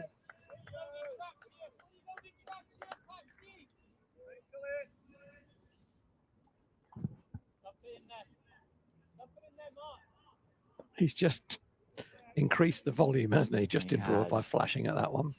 Last ball of the over. Shuffles down. Anderson certainly saw him move there and just hung it wide and starts with a maiden. Broad stays on 99. Keogh will be on strike. Helmets are out. I think it's going to be Joe Hawkins to start from the Lynn Wilson Centre end in the afternoon session. Quite a long bowl before lunch. 6 overs, none for 28. Rob Keogh in particular, wasn't it? Just really brought the sweep out against Joe Hawkins and hit him for a couple of boundaries. Yeah, they played it well, didn't they? And Rob Keogh did miss one sweep, and it did have a look of a top edge, but it actually came off the arm or something, flew over the keeper's head, was caught, but it was given not out. But otherwise, both players have swept very well, actually. it isn't, there's not a lot of bounce in the wicket, so it's a good pitch to sweep on. Broad played a couple of very nice reverse sweeps, but straight to Caleb Jewell, who's just behind square on the offside. Yeah, he'll feel much more confident about life if he can get on strike against Joe Hawkins, won't he? He's just got a lot more options against the spinner. Keogh looking for the single. Wasn't able to do so before lunch, was he? He's not able to do so there either. There are no close catches now. There was a close catcher to Rob Keogh before lunch, but he's now gone around the corner onto the 45. It's a position I've wanted blocked up, and they have blocked it up, but they've taken a catcher out to do it.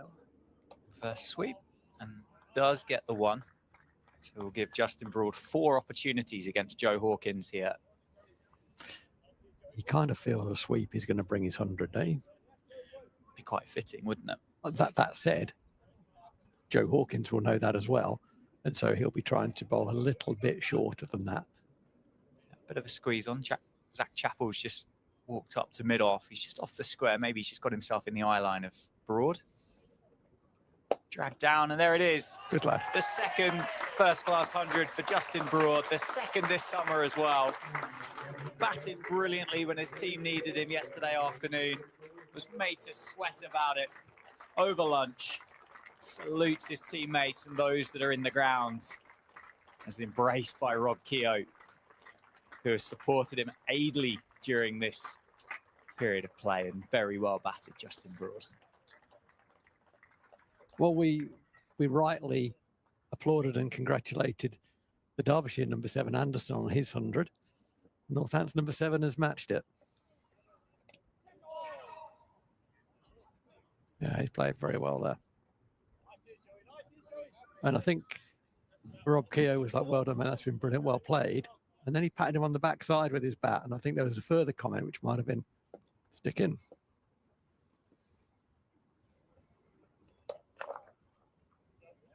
Just one again, a reverse sweep. Fielder out there protecting that short boundary. 100 off 183 deliveries. 157, wasn't it, down at Canterbury to get his first-class 100 in that previous couple of rounds. So if that's the mindset there from Rob Keogh of stick in, does that mean Northamptonshire will be looking to get level and then go past and potentially just look to bat once? I mean, that's a big shout, isn't it? But it's going to be interesting. These two first have got to get themselves back in after lunch, or that been now 2 overs. So get themselves back in, and then from there it'll be interesting to see how they go about it. The problem with getting a result for either team now is going to be time. Yes. Things, as we've said, are not happening quickly with the Kookaburra ball on a flat pitch.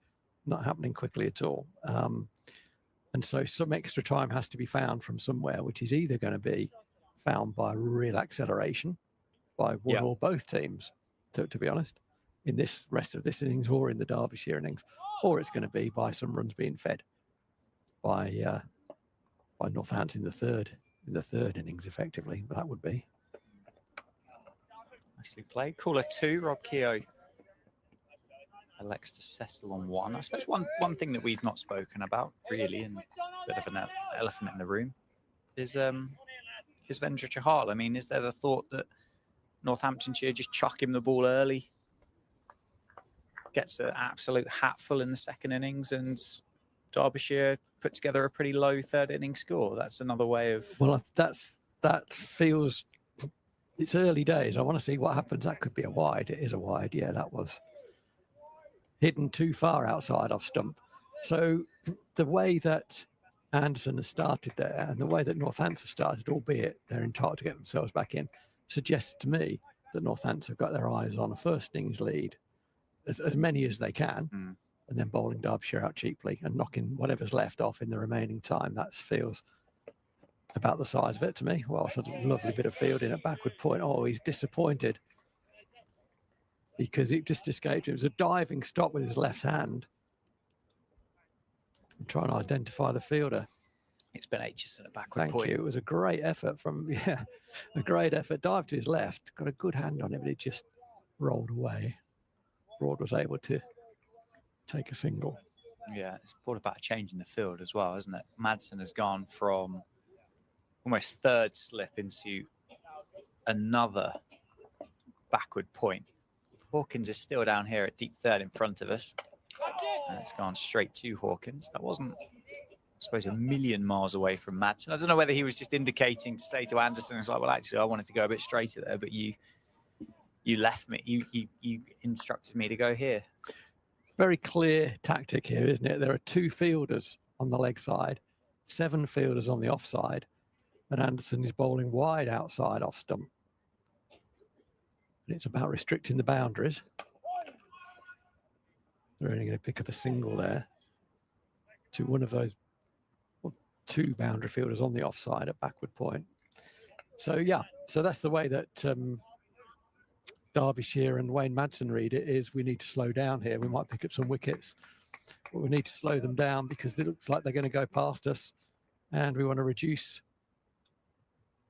the likelihood of any deficit there, or make it very hard and force errors.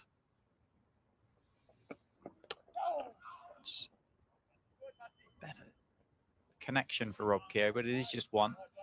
Out to Harry Kane once again. End of the over. No, there was a wide. Oh, one more. Sorry, yeah. yeah, there was the wide. 356 for 6.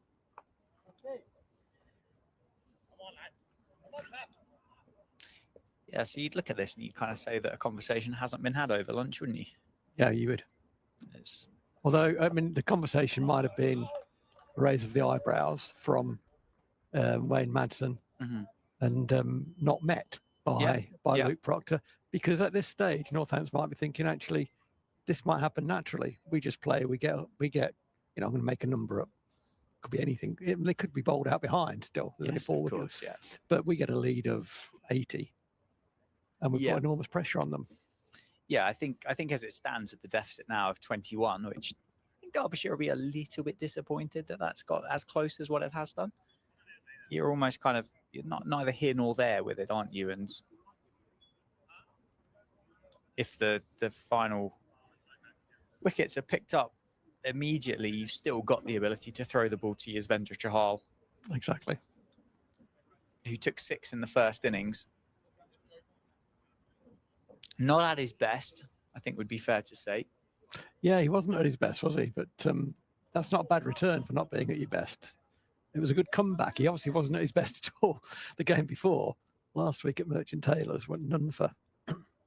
There'll still be the hope, won't there, that things click. Nicely played. Stylishly played. Off the back foot. What price on a lofted on drive? 1 bounce 4 or a 6? The boundaries, I mean, it's asking for it, isn't it? Get that man back and then you can milk him. It's the reverse sweep. We'll just concede 1. Yeah, that's certainly the way to go. Oddly, Zach Chappell just does take a couple of steps back now that Rob Keogh's on strike. Sorry, Blair Tickner, isn't it? Mid-off. That one. That's nicely bowled. Up off the thigh pad, He falls into a vacant short leg. He's better, certainly, you know, my first look, but based on this look alone, he's better when he takes pace off the ball than when he puts pace on the ball. More accurate.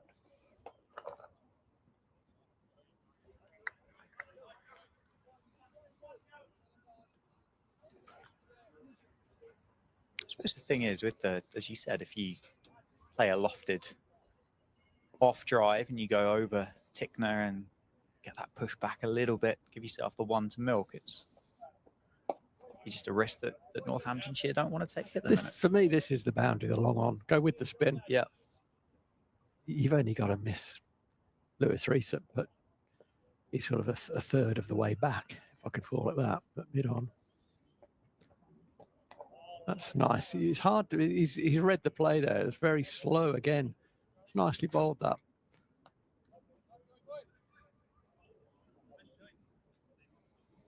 You know, I've said a few times over the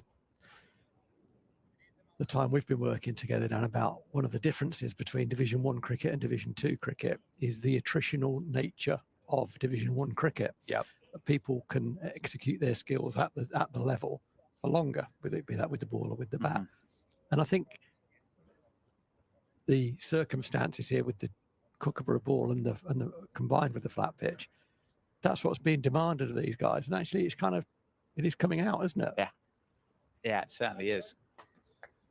Certainly the Derbyshire seamers, that is for sure. Done very, very well. Fantastic 100 by Justin Broad. That is Nick. That's Nick. That's going to be 4, I think. It's a genuine Although Nick, isn't it? Hawkins does really well. He's kept it to 1. That's a brilliant bit of fielding. He's quite fine at third man, but he got himself across to his left really quickly. A sliding stop, ball picked up. As his slide stopped, he was up and thrown it, and a good throw. It's a brilliant bit of fielding.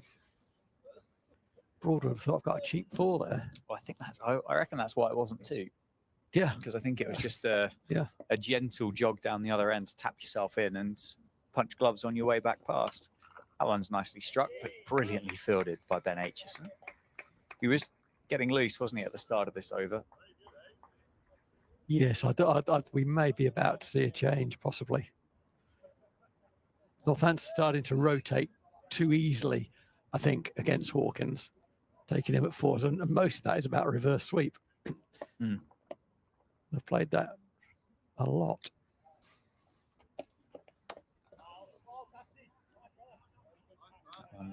At Wayne Madsen this time. In the same vicinity, though. Bit of a stagger between Madsen and Aitchison. Not really a backward point, is it? It's kind of too square for that, but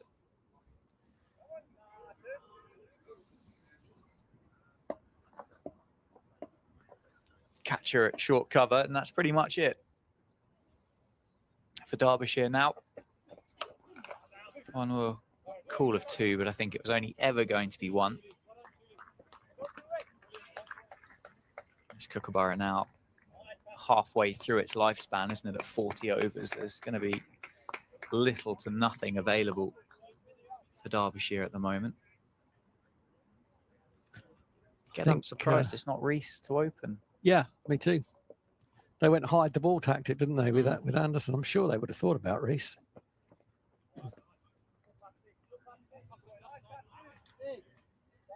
It's very much a Queensland cricket tactic, this. 6-stump bail height is one of their, I'm going back a few years now.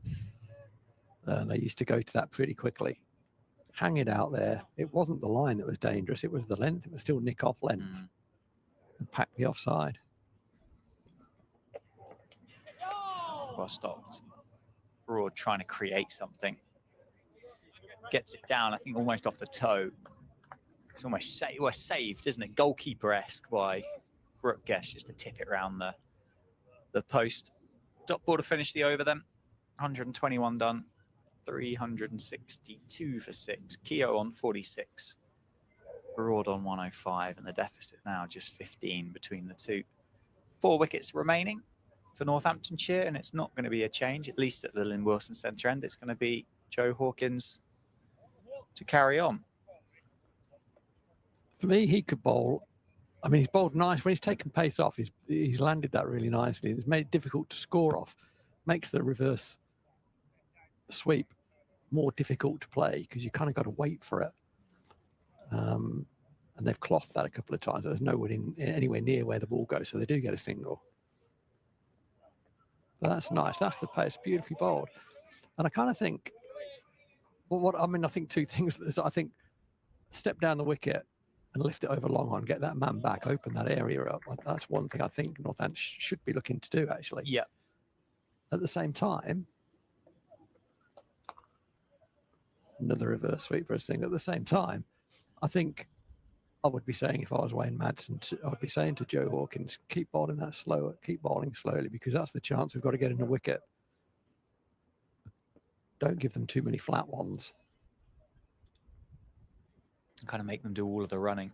Give it chance to grip into it. Exactly. Sweet. touch too fine, and Aitchison tidies it up. As it is, since lunch, they've scored at about 4 and over off Hawkins with pretty much no risk at all. And I'm not sure that's sustainable for Derbyshire. Oof, that's nicely fielded. Yeah, no, it's a good point.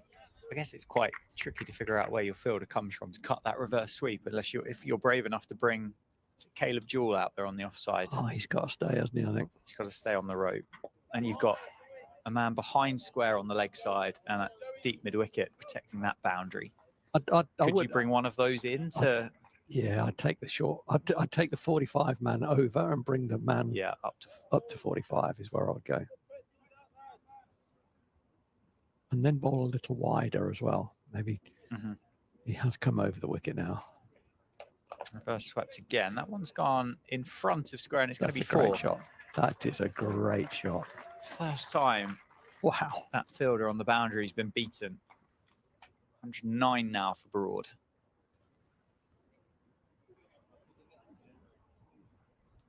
The oomph has gone out of Derbyshire a little bit, hasn't it? It has. It has. And I don't necessarily think they would have been expectant to turn up and roll Northamptonshire out this morning. But I suspect after 20 minutes when they picked up George Bartlett, they'd have had an eye on... Yeah. Because they still had a lead of 90 by that point. They'd have had an eye on a nice little first innings lead. They might have thought they would have been batting by now. They desperately need another twirler, don't they? That's I mean, they haven't got it, we know that. But as a captain at this stage, if I had a slow left arm here, that would be Christmas. That'd be ideal. It's not to say the seamers haven't bowled well, because, boy, they really have bowled well. It's just the volume of seam that's bowled with a ball that doesn't do a great deal, isn't it? Yeah. You get, well, really and truly, what do you get? 8 overs of fireworks? And then 72 overs of just hang in there. Hard work cricket. And if you've got an ability to throw the ball to somebody else and have spin at both ends, I suppose you... And that's one of the things that I think it's designed to try and do, isn't it? Try and improve the English batter's ability to bat against spin. Correct. Traditionally, it's not the greatest. A change in the field. The man at deep, while he was behind square on the leg side boundaries, come up to square leg.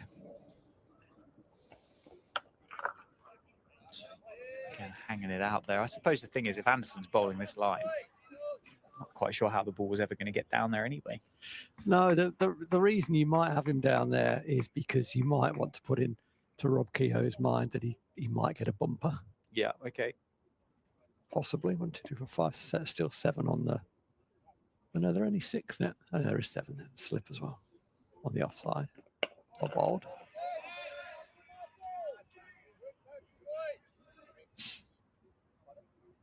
Aitchison is certainly getting loose.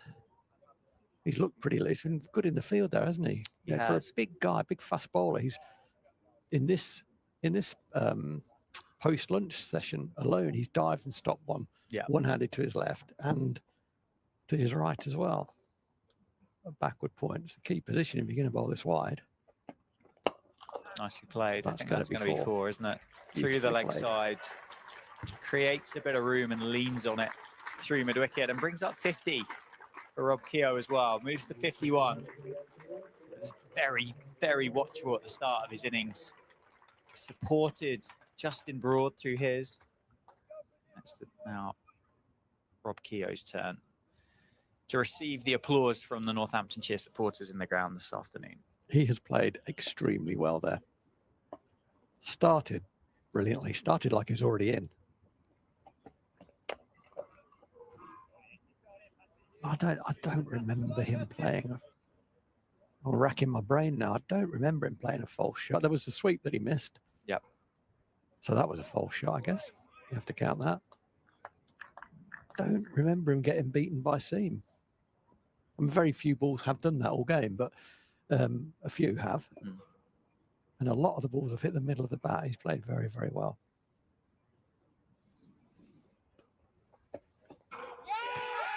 He's been beaten by seam that time. Anderson appeals. Guest doesn't, but I think he just assumes that was out. The question is whether it's carried. So the two umpires are coming together. The call through the effects mic was that that's carried. But Yeah, but the I don't think the umpire, umpire's given the indication that he thinks Rob Keogh's even hit it. he's now going to have a chat with the bloke at square leg. I better be careful what I say here because I've got a feeling he's going to give him out. No, he's not going to give him out. So why go and talk to square leg? He gave that nod out because he thought the batter hadn't hit it. But then why go and talk to square leg then? Because now the Derbyshire guys are going, well, he caught it. Yeah. I'm sorry. It's another strange piece of umpiring from the same guy. It's confusing. There's no other way to word that, is there? It's confusing. There was a good appeal, wasn't there, from in front of the bat? It was a good take, a clean take by Brooke Guest. I think it did carry. I don't think there was any doubt about that in my mind.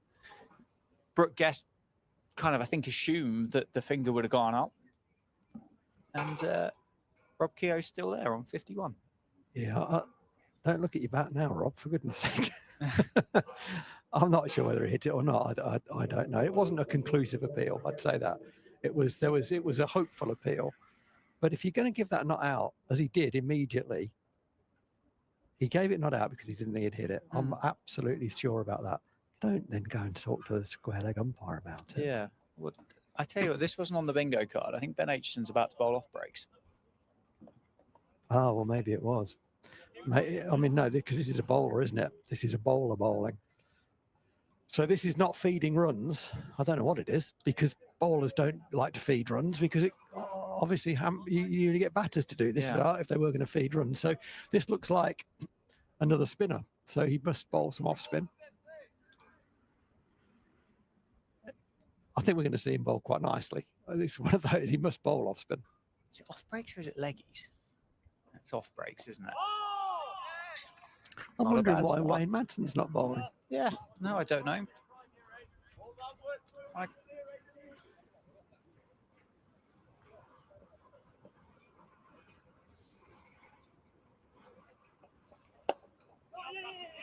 Single taken. Quick single. Well stopped on the square by Martin Anderson.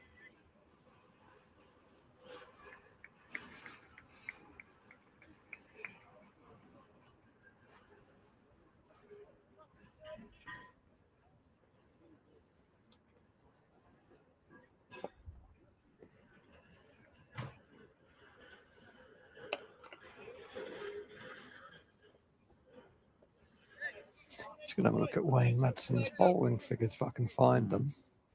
Well, this looks quite gentle, this, doesn't it? From Yeah, it does. Ben Aitchison. It does. I suppose he's a bit taller than Joe Hawkins. I won't say a bit taller. He's probably considerably taller than Joe Hawkins. So whether there's a thought of a bit of extra bounce from Aitchison, but I don't know. We said, didn't we, before lunch about the message that Derbyshire and Madsen had instilled in Hawkins and how well it had been managed. And I don't know. I don't know how I feel about this as a message. I'm not. Yeah. This is confusing to me. Yeah, it is. It is me too. So, yeah. This is take your young off spinner out of the attack. Give it to the lad that he gave the new ball to yesterday evening and ask him to bowl off breaks. Yeah. Well, look, I don't know whether this is going to resolve anything. It looks like he's done that before. Yep. It doesn't look like he's going to be a big spinner of the ball. It may be. And actually, 5 minutes ago, I said he's looking around for another spinner, knowing that he hadn't got one. So he hasn't got one, but he's got a guy who bowls it very well in the nets. So I guess why not? For a few overs, have a look. Why not? Well, that's it. I mean, it's something out of the norm, isn't it? He's also saying to the two Northampton batters, you know he's not going to bowl lots here. Do you want to try and cash in? You want to take a risk? Yeah. Anderson, who is going to bowl a lot, continues from David Capeland, and continues on that 6th line as well. Having looked at Wayne Madsen's numbers, he's not bowled anywhere near as much as I thought he had. He's only got 39 first-class wickets, which is probably about 2 a season, something or less than that. So yeah, I've seen him bowl in white ball cricket. He's sometimes, I think, bowled the opening over of a T20 game, for example. Yeah, I've certainly seen him bowl in his career. Somebody that I had kind of penciled in as an option. Yeah, me too. Yeah. But yes, certainly with Aitchison bowling off breaks is the first kind of acknowledgement really from Derbyshire, or from a Derbyshire perspective, that we are missing Thompson and Morley today. Yeah, definitely. And I think, you know, he's 6'3", something like that. So Yeah. he's going to get more bounce than Hawkins. That's going to be 4 runs through extra cover. It is 4, and that puts a lead for Northamptonshire as well.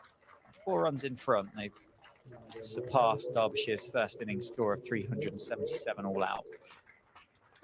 And I think we talked about Hawkins being swept with impunity. It was just too easy for them to rotate with reverse sweep in particular. And one of the reasons for that is that there's not a lot of bounce in the wicket. And Joe Hawkins, although he does give it a decent rip, is quite a short guy. There will be more bounce there for Aitchison. Yeah, 100 partnership up as well between Broad and Keogh, make that 101.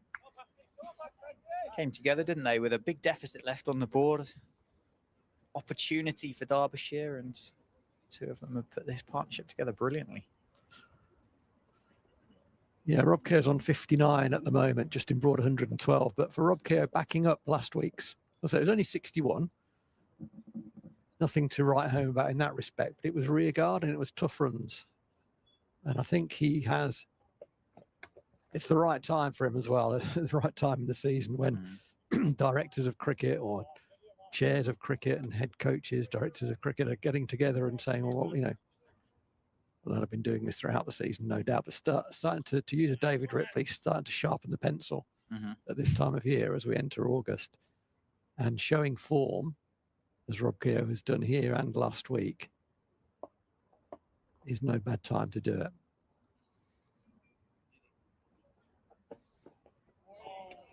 That was a slower, wider ball. It wasn't called wide. I think Rob Keogh was trying to draw a wide from the umpire, but he was not interested in giving that as a wide. He played over the top of it.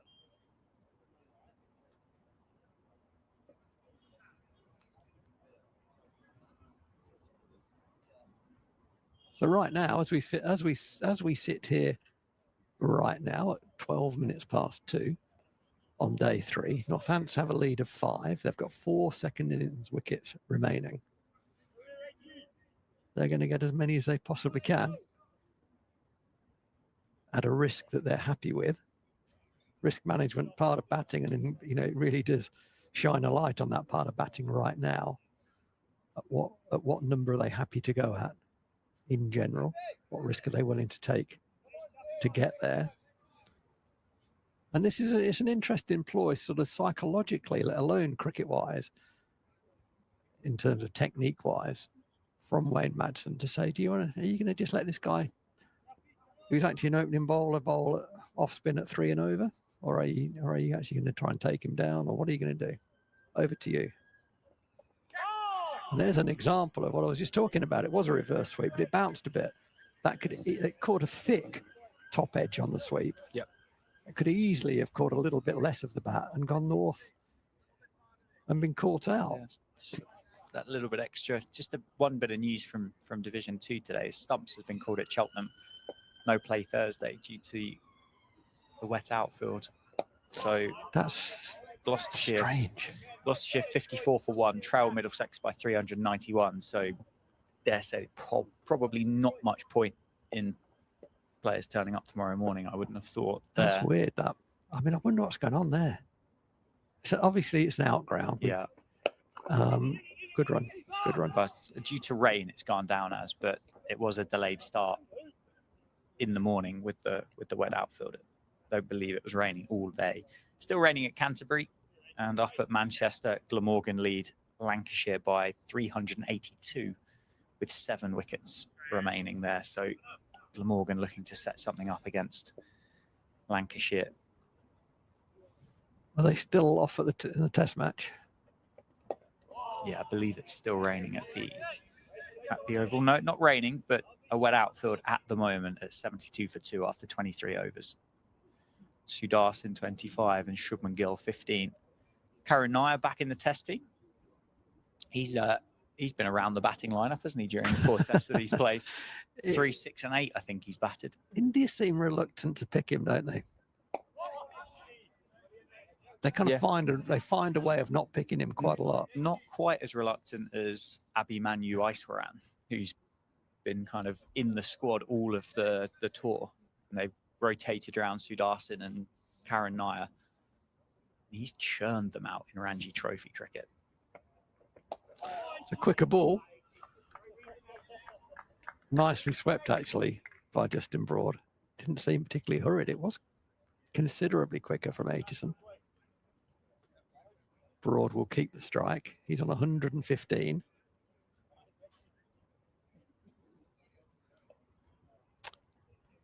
I'm enjoying the development, watching the development of Justin Broad. I really am.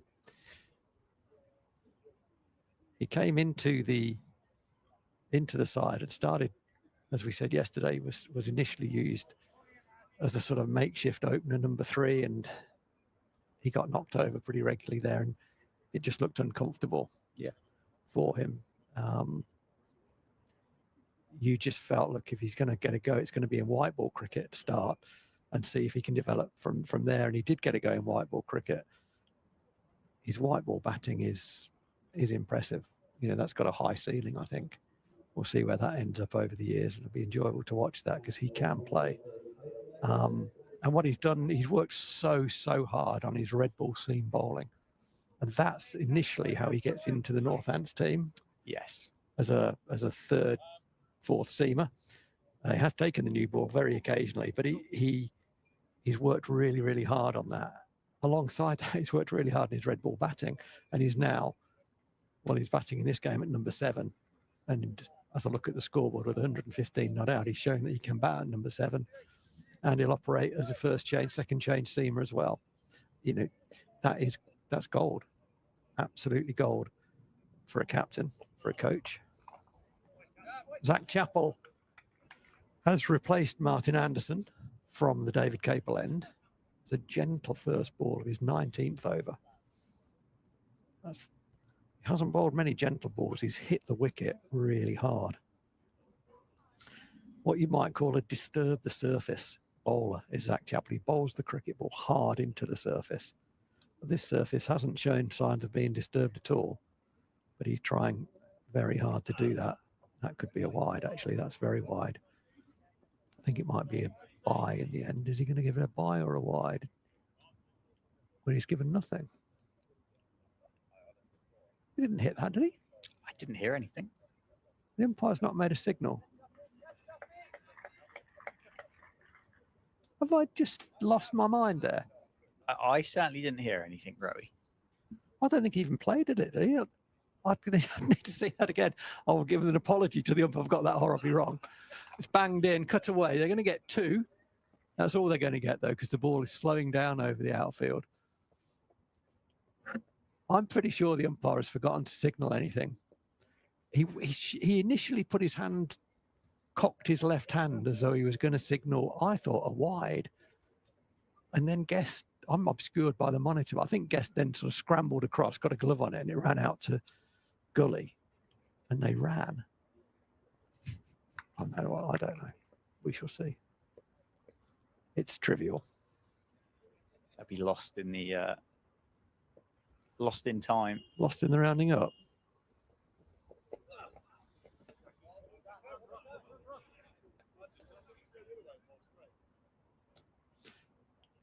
Wow, that's an interesting conversation to have over 40 yards from Zach Chappell. Shall I go the other way and bowl straight? He shouts down the wicket to the captain. I think that's probably what he wants to do. I don't think he'll have any enjoyment hanging it out there, will he, all afternoon? Well, you're asking the batter to make a pretty big mistake, aren't you?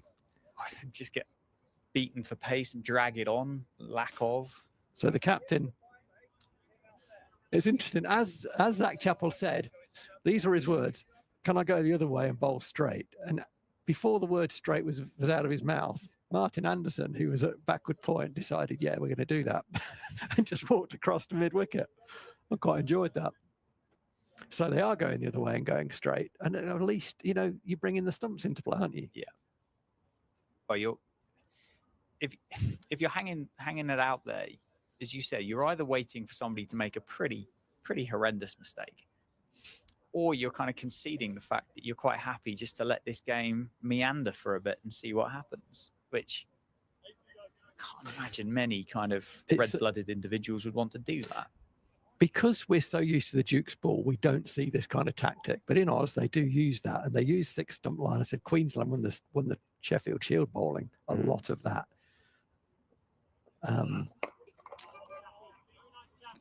The difference, and we've talked about the difference quite a lot.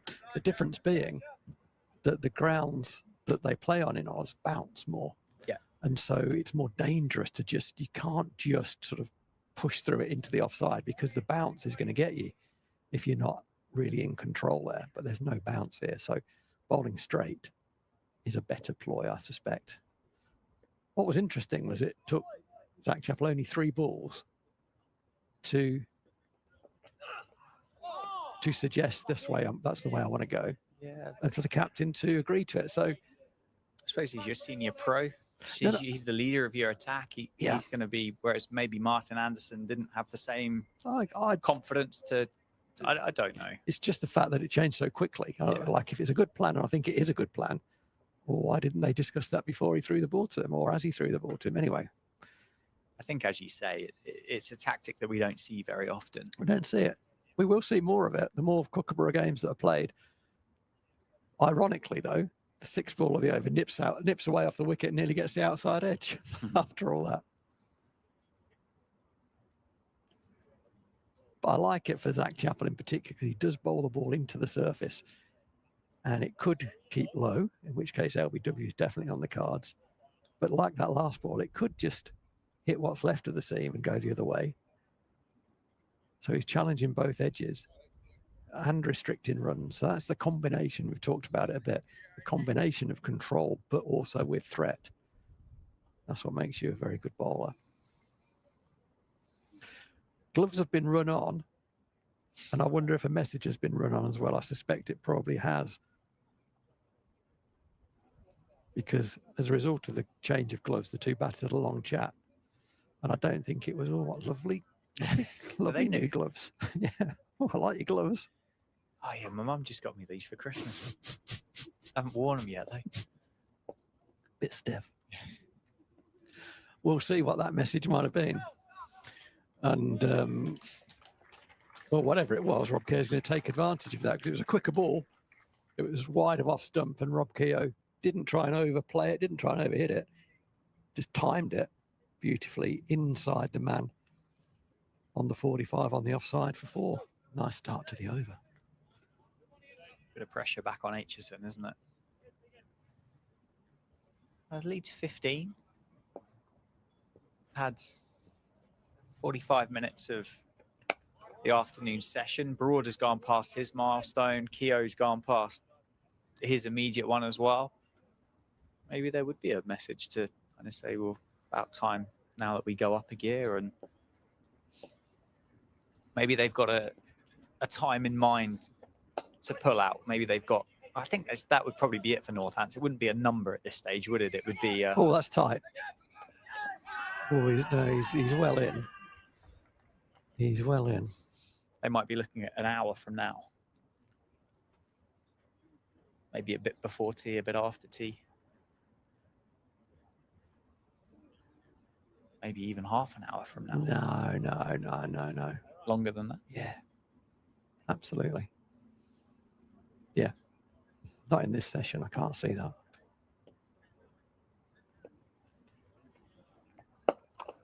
That's nicely played. It's going to be 2. It might even be 4. It's timed it beautifully. Harry Kane actually gives it up because he doesn't need to. It's retrieved by Lewis Rees. And normally at the end of July at Northampton, that does go for 4. But as we said a few times, the outfield is very lush. It's nicely timed, though, by Rob Keogh. He's racing along now. 69, he's on. It's not been the best over from Aitchison, but it has been a marked increase of intent. There has. And I think Blair Tickner is just having a bit of a stretch. So he'll probably replace Aitchison, won't he? Don't think Derbyshire will let this happen for that long. I imagine he'll go short. Oh, that has bounced. We talked about extra bounce. That really did bounce. And it's kind of somehow hurt Justin Broad. I don't know where it hit him. But the person most pleased to see that will be Chahal, because that ball really did bounce. I don't, with all respect to Ben Aitchison's off spin, I don't think he's a big ripper of the ball. So you'd think that was really surface rather than revolutions on the ball. Well, somebody of a similar stature who is a big turner of a cricket ball is out there in the middle, though. He is. So he might have been slightly more enthused by that than Yuzvendra Chahal. Yeah, no, you're right. You're absolutely right. You're talking about the umpire. Yes. That's exactly who I'm talking about. Long conversation here, isn't there? Between Madsen, Rees, now Caleb Jewell.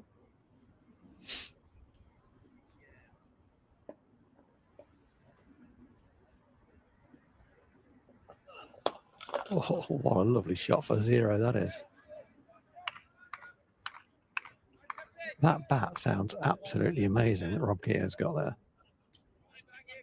Pinged off the bat. That's where there should be style points in cricket. You'd have run. I'm definitely running it. Off. I mean, I am already out, run out, but I want points for that. It's nicely played. Oh, that's also nicely played. I think slightly slower, that ball. It wasn't the line that Zach Chappell wanted to bowl it on, but it was slower. Rob Keogh had to decelerate the bat.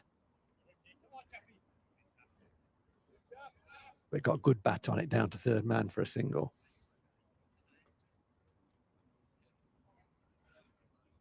And Rob Keogh just communicating a different release, I think. Picked up a different release from Chappell. He's just sharing that with his partner.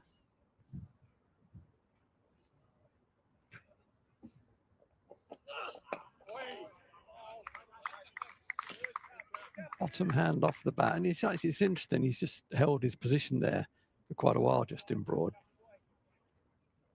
And in that position is why he is not a top order batter, because of his straight front leg. Plays with a very straight front leg, which does not lend itself, particularly against the Duke's ball, which nips around. That you can't really make a career out of that as a top order batter with a straight front leg like that. Looks a good number 7, though, that's for sure. Yeah, he's just gone up a level, isn't he, this year? Gone up a couple of levels, to be fair, with both bat and ball. He has. White and red ball cricket. He has, and you just wonder where the ceiling is for him, because the improvement has been marked and rapid, hasn't it? Yeah, it was the Middlesex game, wasn't it? We were joined by Dave Willey for half an hour, 20 minutes. That's right, yeah. We spoke about Justin Broad. Well, he spoke about Justin Broad. And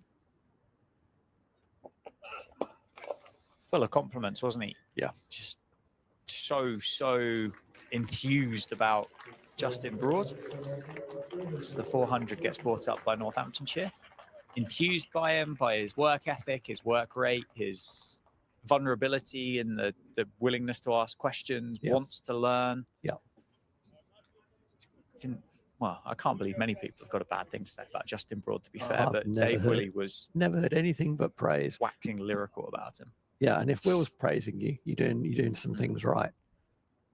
I heard him interviewed recently about he's played international cricket for Germany, Yes. as we know, and I heard him heard him interviewed about, oh, that's kept a bit low. Just ringing his bottom hand there. He got the bottom of the bat, and that reverberated through the bat into his bottom hand. I think it must have been the bottom hand that got pinched in the previous over from Aitchison, which was Aitchison's last, because he's going to be replaced by Blair Tickner. Yeah, I heard Justin Broad interviewed about playing for Germany, and he was asked how he qualifies for Germany, and he said, "I'm not sure. I think it's on my grandmother's side, maybe, possibly." And do you speak any German? No. What do you think of Germany as a country? I don't know. I've never been. So, yeah, not doing heaps for the German Tourist Board, Oh, brilliant. but he has played international cricket for Germany. I'd imagine an interview with Justin Broad, if Justin Broad doesn't know the person interviewing, probably don't get much value for in the response to the questions. And I think that's probably just highlighted that, hasn't it? He was very honest. Oh, he's a brilliant lad. He's so friendly, so chatty. As I said, will ask questions, but I think he has to. An African English, whatever. A youngster being given an opportunity and really grabbing that with both hands. It's great to see. We've talked, Dan, you and I have talked a lot about guys who don't get opportunity, who just are in the wrong place at the wrong time or can't break in. Getting an opportunity is a really, really hard thing to do. Well played, Rob Keogh. He's called too early and just got the gap perfectly between deep square leg and long leg, right in the middle of them, allowed him to come back for 2. He moves on to 73. Put his foot down, hasn't he? He has. Yes, he has. Yeah, I mean, the message with the clubs was obviously, go forward a gear. Yeah, wasn't it? That we can see that from the way the intent, if nothing else, well, they have had some boundary balls and they've put them away.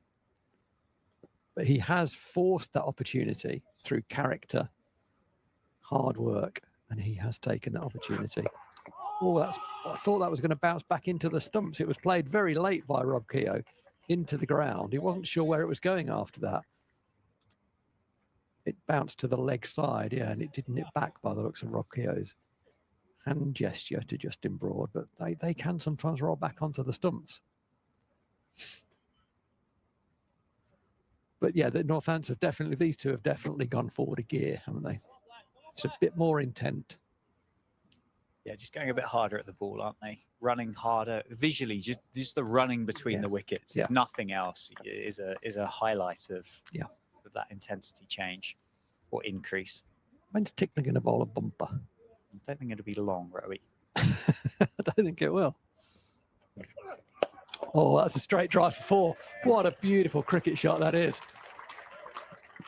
Beats mid-on, who's chased it hard, to be fair to him, but that is an absolutely beautiful cricket shot. Well played, Justin Broad. It was over-pitched, full face of the bat, high elbow. It's a good-looking shot, isn't it? Very stylish. There's a big caveat coming here, but if I was a fast bowler, this next one from Blair Tickner would be short. Keepers always bowl short. I don't think I'd want to be driven back past me too many times. No, I don't think he enjoyed that, Blair Tickner. Nice bloke that he obviously is. He's hated that. Oh, he's bowled a Yorker, pretty good one as well. Well, that's me out because I'm on the back foot waiting for a bumper. Well, so am I. I'll throw the stump back when I reach it on my way back to the pavilion. Gone. Toes blown off. It's very well bowled. There was a bit of heat about that delivery, wasn't there, as well? Yeah, a bit of extra on that. Fast bowlers hate being hit back past them. Absolutely hate it. There's your short ball. Didn't really get up. There was a bit of style and finesse about the way that Justin Broad played that. A bit of Ricky Ponting in that. He's a swivel. That's high praise, isn't it? Oh, he's one of my favourite cricketers of all time, Ricky Ponting. I think certainly Certainly one of the best players I've ever had the privilege of watching live. Amazing, amazing cricketer. He's an amazing analyst as well, isn't he? He sees things sort of 20 minutes before anyone else. Banged in again to Rob Keogh, can just knock that away. And Northant's picking up runs very, very quickly now. The lead now moves on to 32. Rob Keogh will keep strike with that single. He moves on to 75. Justin Broad's on 123. This has been a fantastic partnership of 128, 409 for 6. It's been hard cricket, this. More for the purist than the casual spectator, I would say. But whether I'm a purist or not, I don't know. But I've really enjoyed this. From both teams, not just from a Northamptonshire perspective. Derbyshire have to date played full part in this game. But at the moment, they're the ones scratching their head.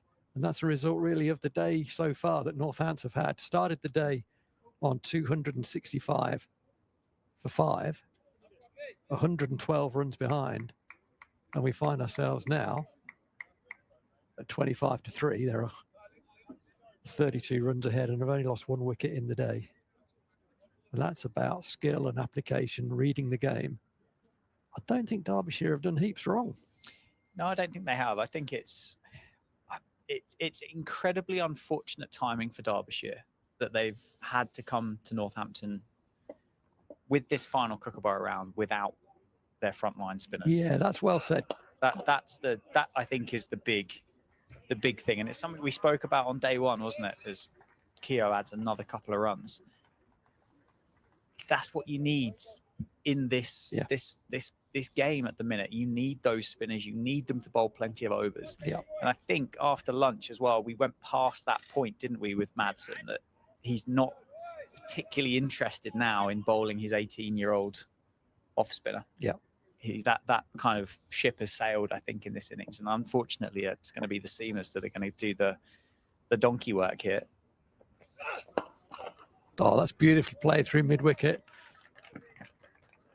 The same fielder, Jewellers, he's quick over the ground, isn't he? Very quick. Because when that ball was struck, I thought that was going to be 4, and actually he cut it off pretty comfortably. He's done a great job out there for his team. Having been rarely used in the field until about 12 o'clock, he's fielded about every 3rd ball since then. He's just crouching with his hands on his knees. He knows he's put a few little shuttles in there for his team. Keeper up. 3rd man is coming up. Are we going to see a right-arm version of Lewis Rees?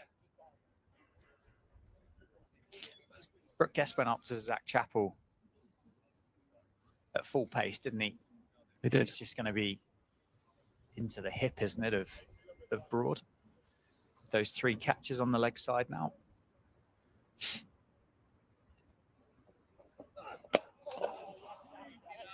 Was nicely bowled. Justin Broad was coming at him there, wasn't he? He was definitely coming at him.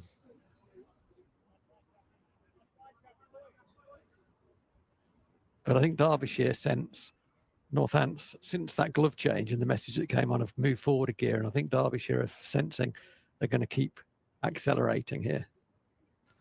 They're going to try and put the handbrake on. That's nicely tickled away down the leg side. They're going to come back for 2, but they're actually not going to come back for 2 because it's gone for 4. We're obscured. I don't know whether you saw it on the monitor, and I couldn't see exactly how that beat the fielder. No, I didn't see it. I noticed Joe Hawkins down there, just didn't quite cut it off in time. He'd been brilliant on the boundary edge earlier on this afternoon, hadn't he? Just maybe that one was just a little bit finer from Justin Broad. It did go fine, that's for sure. The extra pace, it went fine, didn't it?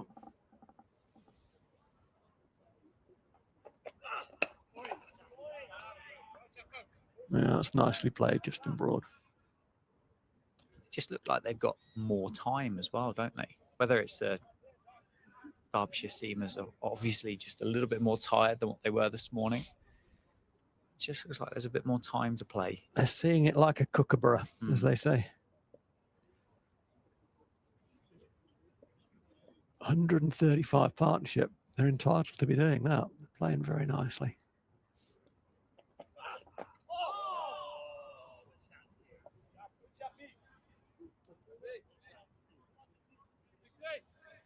I think I've turned my family into cricket geeks. Have you? I think so. It's only just happened, or is Well, it? it's been over. You've been wearing them down for a number of years. I think my sister in particular and her husband, who are travelling down to the southwest today. I'm just catching up on the family WhatsApp group just between overs there, and they're checking on the score and what's the score. And according to my sister, that's impressive. So she knows. Well, I'd say your sister's nailed that. I think it has been impressive. Yeah. Lovely job. Well summarised. We'll get her in. There's no hitherto or somewhat involved there, is there? We've had David Willey, we've had Rob Keogh, Graham White, David Ripley. How are you seeing it? Well, it's impressive.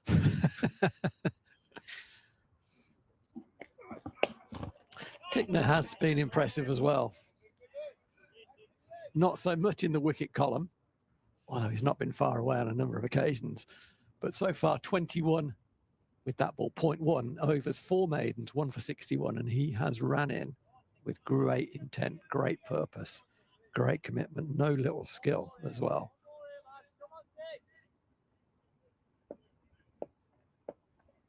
But it's been tough. It's been tough, hard, attritional cricket.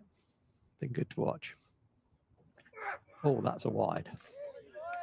Yeah, that is a wide. I mean, like I said, that is a wide because there's no way Rob Keogh, who's 6'4", could have reached that, even with a step ladder. I mean, it'd be ridiculous if there was a step ladder available. That would be crazy. Something from the WWE. Mind you, somebody invented the 100, so maybe a step ladder at the crease is not that crazy. Rob Keogh calls for a drink rather than a step ladder, so he's not intending to go too far in the next short while.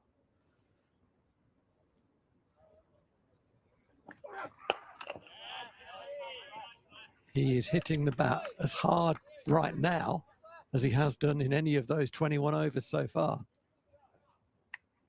Yeah, it's a big heart, isn't it? Well, it is a big heart. Is puffed out. Yep. He's got broad shoulders. He's tired, isn't he? Just kind of.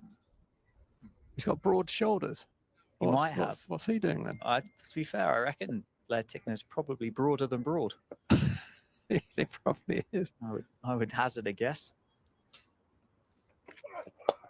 That's a quick Yorker, isn't it? But Keogh just turns it through square leg for 1.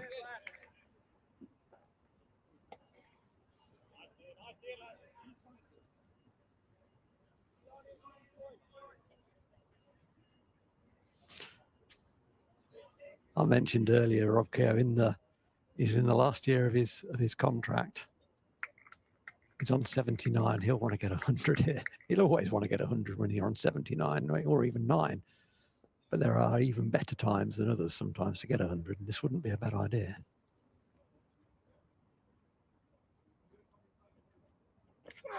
Oh, that was sharp. That was sharp. Well bowled. Well played. It's the second one over shoulder height for the over, so he's not allowed to bowl anymore. But that was a good one. And Tickner walking back to his mark, shaking his head. Oh, come on. Got to have something. Let me have some. I've got to have some weapons. Most, not all. I mean, they went through a spell earlier today. His first spell today, when he went shorter, wasn't as good as it is now, and as it had been yesterday. He bowled brilliantly when he bowled short. Banged that one in back of a length. But you're right in what you said, Dan. Justin Broad was unhurried there. That's not just about the fact that he was on 127. I think the ball is now getting softer and softer. Where are we? 50, nearly 52 overs with this second Kookaburra ball. And I think the pitch, which had livened up on day 2,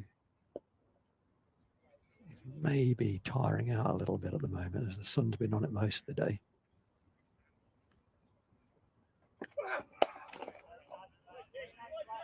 last ball of the over invites Rob Keogh to drive one on the up, but he decided not to go through with that shot. On comes his drink. There's a towel coming on. They're getting value out of the 12th man. It's been on a few times. Broad's coming over for a chat as well.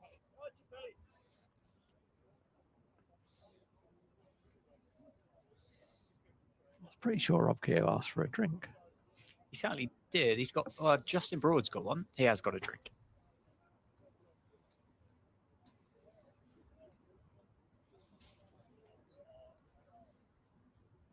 Okay, maybe another message.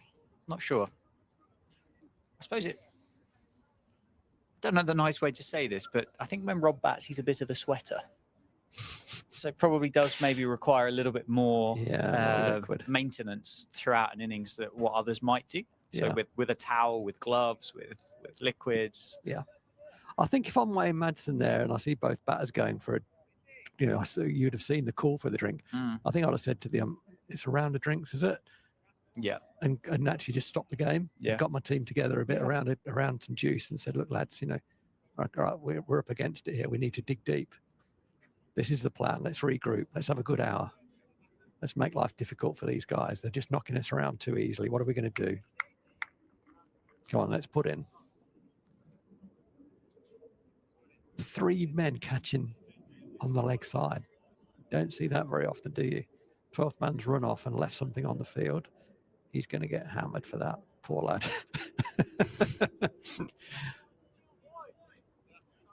He's left the field now with everything that he came on with. So, yeah, a trio of catching mid-wickets. Nicely bowled, Zach Chappell.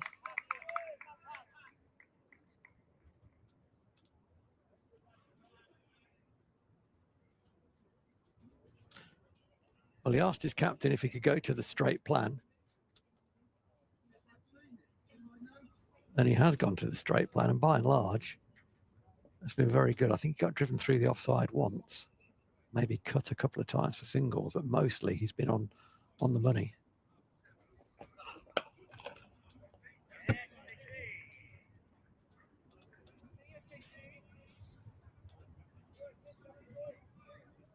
It'd be interesting to see if Justin Broad thinks about opening up the offside. It would be a reasonably low-risk thing to do. Just if he's batting on middle, just to bat on. Looks like he's batting on middle. Yeah, just maybe to bat on leg. Yeah, just give yourself a stump more width, effectively.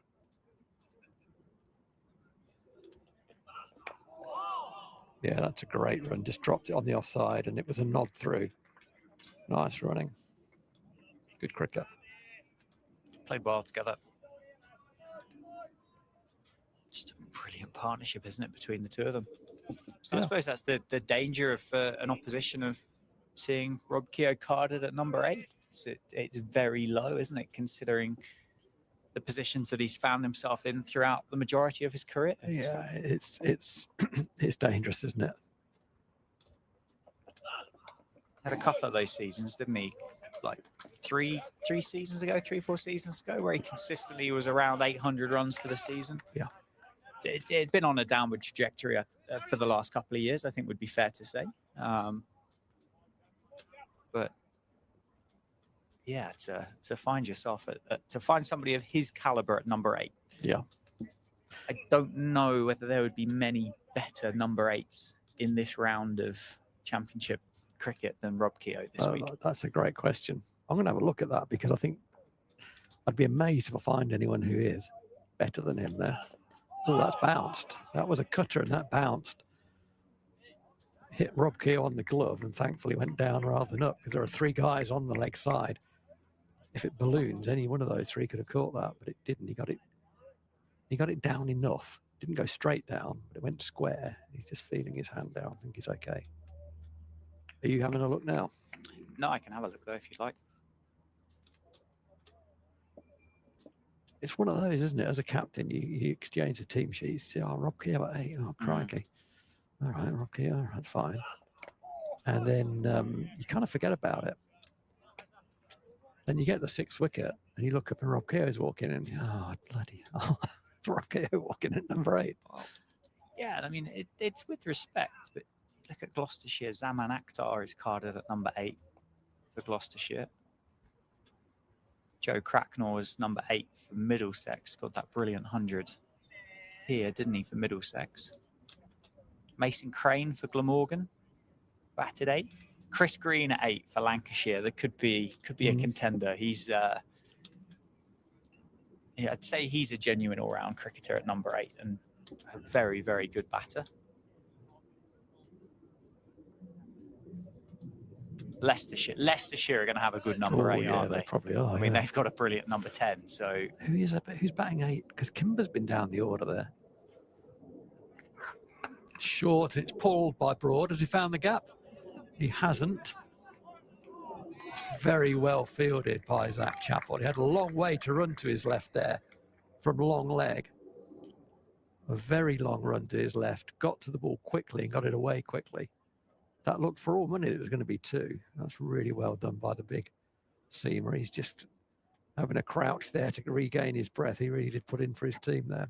Yeah, Ben Green, number 8. Ben Green, okay. For Leicestershire.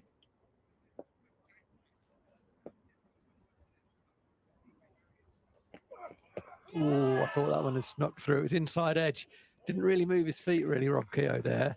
As a result of that, inside edged it onto the pad. There was a bit of an ooh and an ah. I think it ran back in off the surface. To get this Kookaburra ball to move off the surface in its 54th over is no mean feat, and you've got to be hitting the surface hard to do that, and Blair Tickner is hitting the surface hard. He's hit the surface hard there again. Signalled 1 for the over.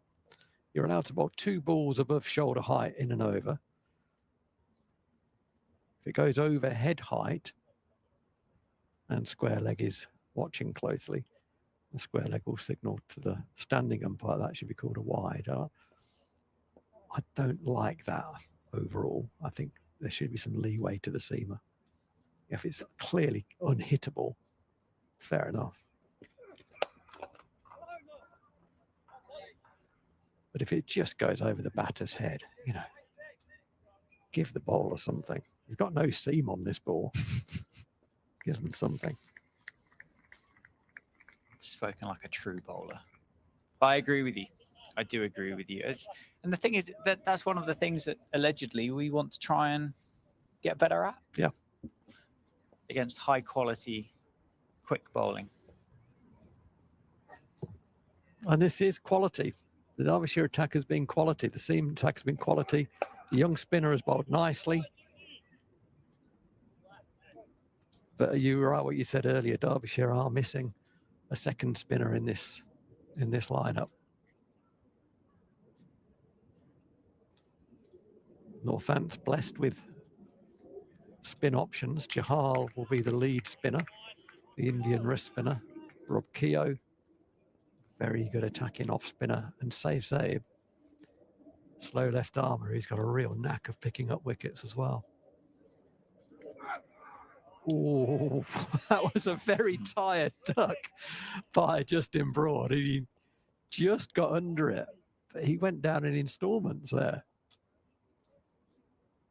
I think at one point he thought, oh no. But the ball did just bounce enough to get over his back. He went down very slowly. I'd say he hasn't looked in great trouble, in any real trouble against the short ball, against the bounce. He hasn't looked in any, but he hasn't played it absolutely convincingly. No. You know, somewhere between those two, I'd say. But I did, just looking at the body language, it looked to me that halfway down he thought, oh, I've copped one in the ribs there. I wonder whether it is an element of not being able to trust it fully, whether that's in the mind of... Yeah. Yeah, maybe so, yeah. Do you duck into it and then think, oh my word, it's not bounced as much as I thought it would? Do you try and ride it out and you think, oh my word, it's got a bit bigger on me than what I thought? Just, I suppose, playing devil's advocate to it. But so Derbyshire are slowing things down a little bit. Don't blame them for that. the game has stopped at the minute as the fielding pads are brought on for a short leg position. So Chappell had some success with an off cutter in his last over, some success in that it hit Rob Keogh on the glove and carried to what would have, had there been a short leg, it would have carried to short leg. There are 3 catches on the leg side, but they're all at short mid wicket. Didn't reach them, so they've gone with a short leg. He's got his kit on now. That's Nye Donald. So I suspect we're going to see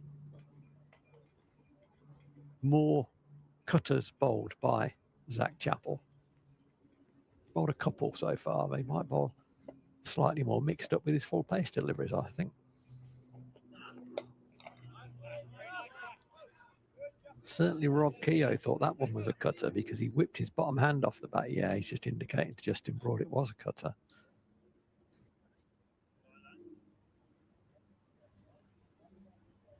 We've got on a lead here now, 47. That's raced up there quickly, isn't it? I think I'd like to see Northampton really accelerate now. Show real intent now. There you go. Thanks, Rob. On cue, has hit that 4. Is it going to be 4? I think it is going to be 4. It is going to be 4. Just timed it nicely. Didn't try and overhit it. The thing about bowling off cutters there is if it doesn't come out of the hand absolutely right, you're going to miss generally on line. You're going to drag it wide of off stump, which is what happened there because you get too much skin on the ball. Bowling the off cutter, your right hand comes down the inside of the cricket ball. And if you don't time that perfectly, you get too much skin on it and it drags it wide of off stump is what happened there. You can also bowl a long hop. 86 for Rob Keogh. You said you wanted another gear change.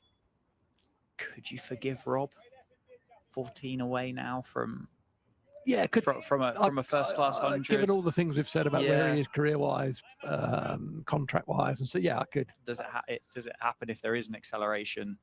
If Rob gets there, it's at that moment. That said, Darren Lehman's seen cricket. Yes, so he will want him to play exclusively for the team here. Yes, he won't understand that. 14 runs for Darren Lehman's not going to change his mind. Change his mind with what regards to any might potential. change his mind if he takes an hour over getting 14. Yeah. No, that's fair dinkum. Yeah. No, it's a tough one, isn't it? Because they're not given away. You have to earn them. They're hard work, regardless of what level of cricket you play. They are hard work. But the team should come first. That's bounced. Yeah, a bit of extra from Zach Chappell. What's he into his 5th over? That ball did bounce in it quite a bit. And Kesey played that so comfortably. Zach Chappell's no slouch. What I'm about to say probably won't make a great deal of sense, but would it almost similarly to a softer ball, so like a tennis ball, for example, it's defended again. With this kookaburra, if it gets softer, does the leather get like a bit more spring in it, maybe, then kind of causes it to almost, I don't know the right way to describe it, but almost become slightly elasticated. I know exactly what you're saying. Yeah. A bit springy, maybe. Yeah. So you're right, 100% right. And it can go into more of a tennis ball bounce, which is higher than normal, but slower than normal. Yeah. So it goes in almost like a parabola. It's almost coming down by the time it gets to you.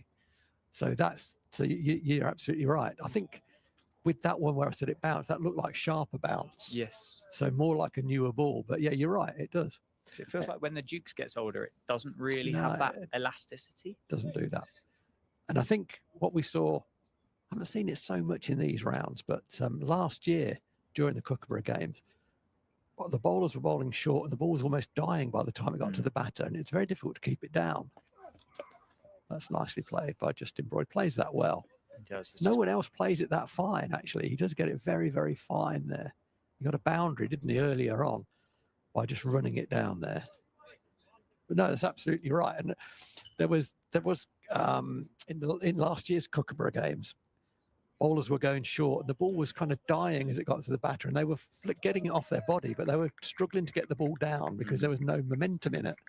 When the ball's flying up under your armpit, you can get your hands up quickly and get it down, often quite sharply. Yeah, the tennis ball bounce is not easy. Not easy to play against, either on the front foot or the back foot. Now, this is his 4th over in the spell. That is a shorter ball, but Keogh just on the tiptoes, dead bats it back at him. There's been a noticeable difference. Like Zach Chappell, 5 overs, no maidens, none for 19. Blair Tickner, 3 overs, no maidens, none for 14. That's an indication, isn't it, that Northants are just looking to push on. The run rate has increased to 3.17. Yeah, I think this is the time to push that gear stick another nudge forward, I think. Now that these two are at the back end of their spells, tiring. Nicely played. They're going to look for, I think that's going to be 4, actually. It is. That's a beautiful shot. That is a Rob Keogh shot, that. It just gets a great bend in the front knee. Oh, that's a great shot. Just a fraction of weight transfer through the ball. And that is enormous skill, hand-eye coordination. Timed it so well. Brings up the 150 partnership between the pair. Rob Keogh on 90. What a shot that is. Marauders contributed 59 of them, but yeah, that is an absolutely superb cricket shot. One of the most attractive players I've seen is a guy called Damien Martin. Might have been slightly... He was just kicking around that 2005. Was he in the 2005 Ashes? Yeah, he was, wasn't he? Batted like 5. What a player he was. And that was a Damien Martin shot. Yeah, change of angle for Blair Tickner. He made every ball look like a tennis ball bounce. That guy, gee whiz. I think amazing. Rob Keogh is going to get the same width on offer from Blair Tickner from this angle. It's going to be up into the armpit, isn't it? They've already got 5 off the over, so you don't need to do anything more. Lead of 56.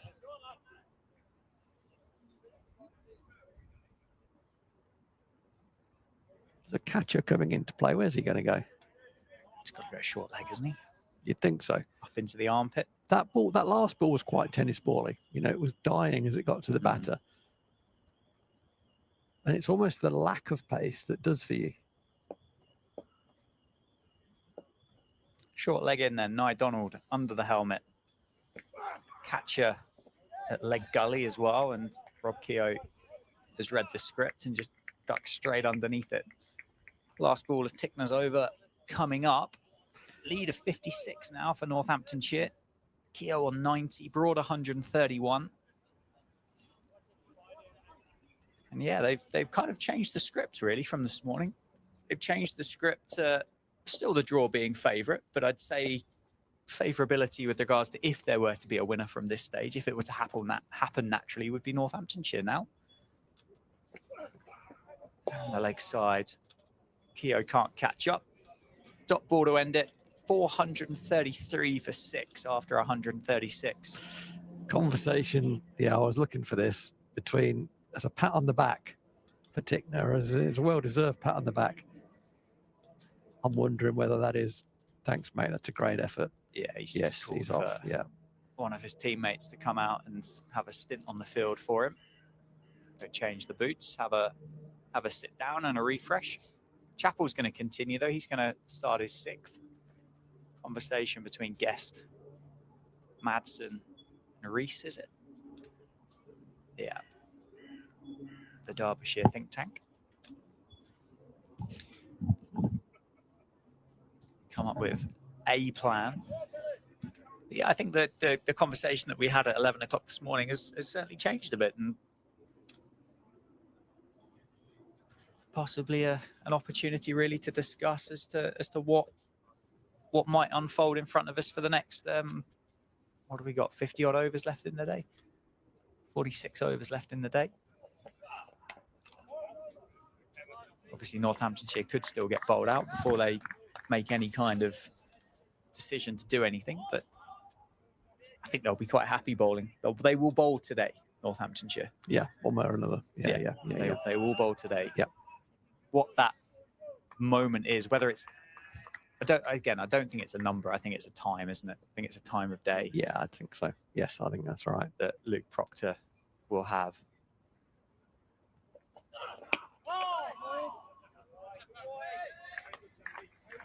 And it's all very well me sitting here saying I'd like to see Northampton go through another gear. I mean, accelerate is what you do. But they can only play what's in front of them. They're not getting much, or not when they are getting balls to score off, they're scoring off them. But the keeper's up. Yeah, the field is very intelligently set if the bowler bowls the right line, and he is bowling the right line. It's an enormous risk. It's almost like a breakout shot to get a boundary if someone bowls well at you. Yeah, there's one of those cutters again. Bit of width on offer, which Justin Broad will feel like he's missed out on. Quite a big gap between Harry Kane and Amrit Bazar at backward point to cover, but Justin Broad couldn't find that gap. I quite like the field on the leg side. It's not something I've seen that frequently or in my memory, to have those two catching mid wickets and a short leg as well. That's over pitch. That's a beautiful cricket shot. He's climbed into it. Not going to go to the boundary, I don't think. The captain, Wayne Madsen, will give chase. Justin Broad will lap Rob Keogh and come back for a third. Yeah, Rob Keogh's no slouch, but he had to follow the ball with his eyes, didn't he, to make sure it was going to beat mid-off. Whereas obviously Justin Broad could see it was always beating mid-off. He's quick though. Justin Broad is lightning. He is fast. lightning. You're absolutely right.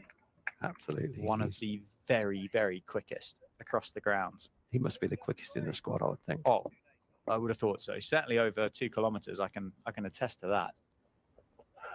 That one down the leg side. Thigh pad for Keogh.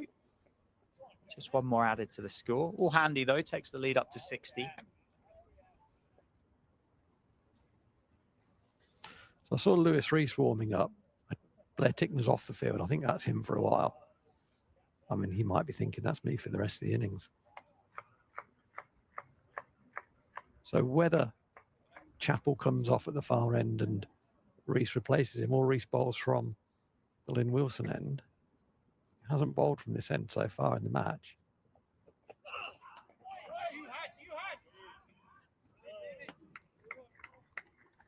So look, he's walking very purposefully, Lewis Rees, towards what he's fielding at mid-on. If he's not bowling, he's fielding at mid-on. That's the direction he's walking in. So we can't read too much into that. He's taking his cap off. He's going to bowl. There we go. He is going to have a bowl from the Lynn Wilson end. Captain Phil Rowe strikes again. Oh no, it's been a good game for that. You've done well. You have done well. And Zach Chappell, he's going to make his way off as well, isn't he, for a refresh. So it'll be a double change. Lewis Rees from the Lynn Wilson centre end, and then good changing rooms here at Northampton nowadays. Used to be grim. Particularly the away changing room was a long, thin thing, like an extended box roof almost, and it wasn't very pleasant for the away team. It's now a lot better. Both changing rooms are fantastic now. Yes, no, they are They're very fit for smart. purpose and very, very good, very nice. They are very smart. So yeah, 2 sub-fielders on for Derbyshire. So their 2 premier fast bowlers have gone for a refresh. So you would think, therefore, it's either going to be, from the other end, it's going to be Aitchison or Anderson. Yeah, I don't think Hawkins bowls with that short leg side No, boundary. he can't do that, can he? Things happen very quickly, I think, if he comes to bowl from that end. I think he can't bowl that end. Lead a 60 then. Rees into the attack with the cutters, and Keogh gets one into the leg side. And the field is a little bit more spread now to Lewis Rees than what it was the last time he bowled. I think it's going to be, is that Anderson on the floor there? It is. Rolling his back out. Yeah.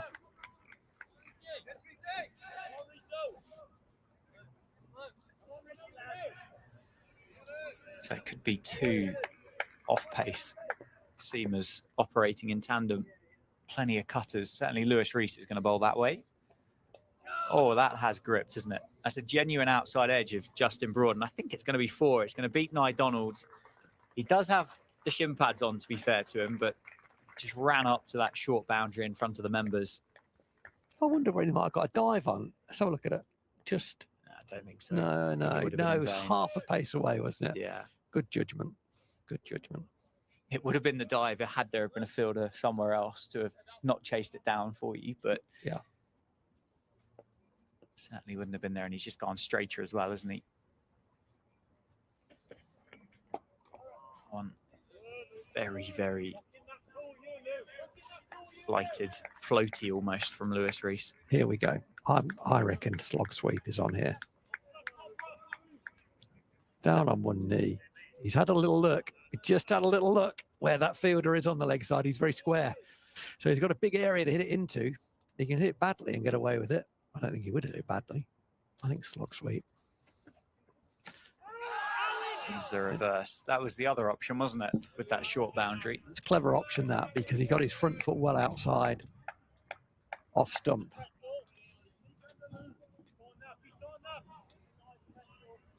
So he can't be giving out LBW there. Yeah, that's a good option. I think he'll play it again. One thing only thing I'm a bit confused about with Lewis Rees is he just doesn't really fire the quicker one through in these spell of cutters. Yeah, They yeah, are it's- gripping, aren't they? They are. But surely similar in a reverse in the way with a slower ball, you could just fire one through just to keep someone honest. Definitely. Yeah, I think he has probably the odd one, but I think you're right. I'm surprised that he's bowled. It's almost been entirely cutters or entirely seam up, isn't it? Yeah, I think there's room for mixing them up for sure. Don't necessarily know if it's going to be the one to pick up another 4 wickets. Broad goes for the reverse again. It just rolls into the leg side. Lewis Rees has got his hands on his head. 4-4-2 for 6. That's an interesting one. So what's going to be going through Justin Broad's mind is with the reverse sweep option, if he gets it behind square, it probably goes for 4. You know, unless he absolutely nails it to the man who's on the point boundary. Anything to that man's left will run away as the spin uncurls and is in his favour, and it'll run away towards the coffee van for 4. So he's thinking, I just need to get a decent bat on it. He hasn't managed so far with the 2 options. And I'm kind of going with the movement as well. Yeah. Lewis Rees looking to pitch the ball and for it to go away from the batter off the wicket. So if he reverse sweeps, he's going with that movement. He's obviously assessing that as a better option than playing a conventional sweep. We are going to see Martin Anderson. I just keep thinking of The Matrix every time I say Anderson. It's one of my favourite films. Not like Happy Gilmore 2. That's a shocker. Did you go to the cinema for that? No, No. that would have been disappointing. Yeah, actually to have kind of handed over. Hard earned. Hard-earned, yeah. Hard-earned Kookaburra cash. Take a mortgage out now, don't you? With the popcorn and the You do. tickets. There's a lovely cinema in Northampton. It was called the Errol Flynn. It's now called Northampton Film House. And it's got bucket seats and you can take your glass of wine in. Oh, with you. okay, yeah. It's Nice. lovely. Sophisticated. It's nice. Yeah, they recline a bit as well. I could see, I no wonder you're a fan. Yeah, it's good. The sophisticated Phil wrote. Anderson from the David Capel end. He's gripped again as well. An appeal for, well, I assume LBW, but that's got Rob Keogh in and around the hip, isn't it? What that had going for it was about as much as Happy Gilmore 2, really. Had a good cast, and that was it.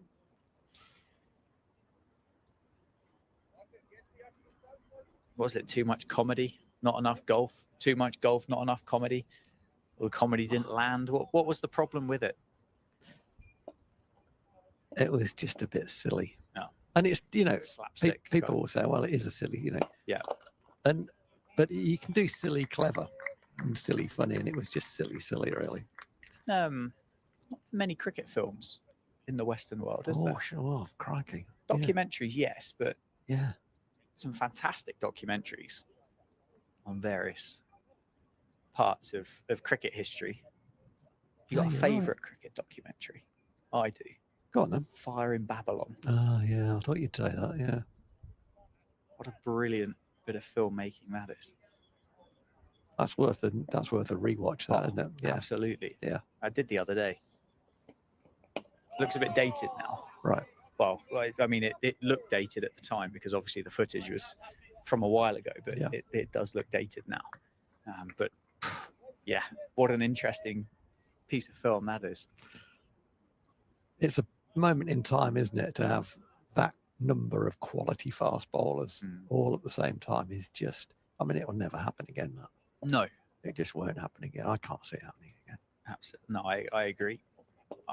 Yeah, because you're not just talking about 4 on the field, are you? You're talking about 4 plus another set. Yeah. Kicking around the West Indies. I think the other thing that's quite fascinating about it is it barely touches upon the prowess of the batting unit that the West Indies kind of had at the time as well. That's right, yeah. It's like, yeah, there's the occasional interview with Gordon Greenidge or Desmond Haynes. Yeah. Other than that, it's well, we just talk about blowing people's nose off. It's Keogh now on 93. Well played. This has been a good start from Anderson, actually. Yeah, he started well after lunch, didn't he? As well. Who is your favourite of the seamers at that time? I say seamers, they weren't seamers. They were fast bowlers, weren't they? Well, this is the thing. I mean, I'm kind of reliant on articles and stories and autobiographies and documentaries like that. Well, too young to have had the privilege of watching them live. I would have loved to, but Well played, Robbie. Is there going to be 2 more there? He's set off for 2, but Joe Hawkins getting a little clap from his captain because he cut the 2 off there, responded very quickly from the boundary edge. I think that the normal would probably go for Malcolm Marshall. I think it was probably the best of them. That would be where I'd go. I think Michael Holding would be there or thereabouts.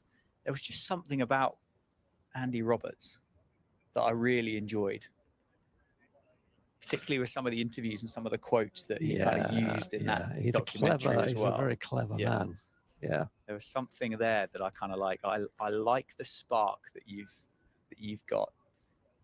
Yeah, I think I've talked to players who played against those guys, and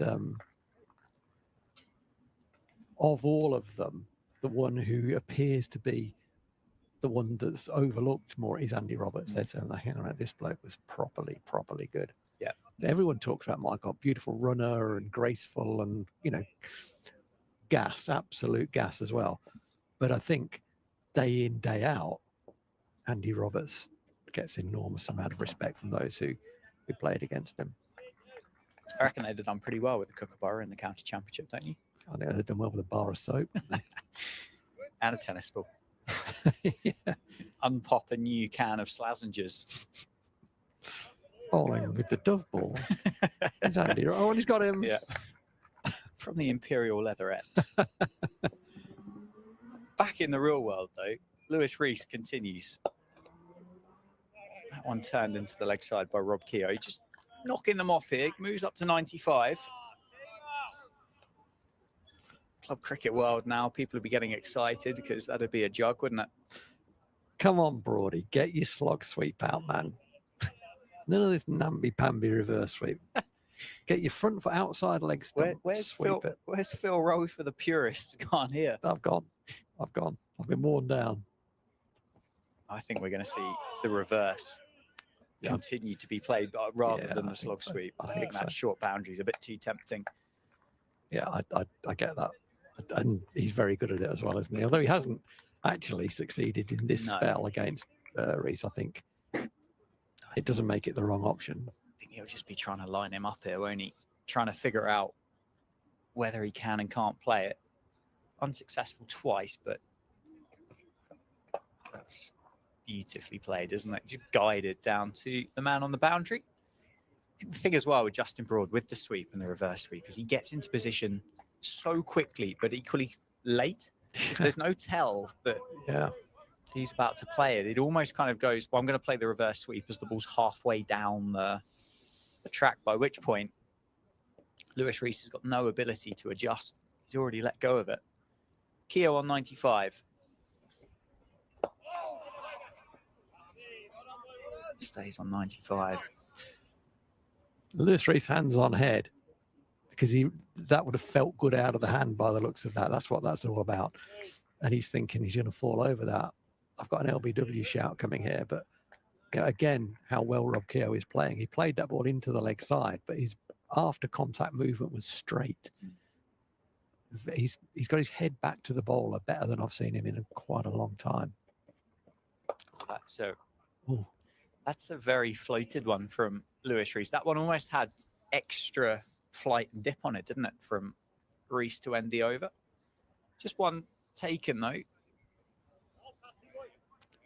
More messages are coming on because I don't think anyone called for anything there. 12th man's running on.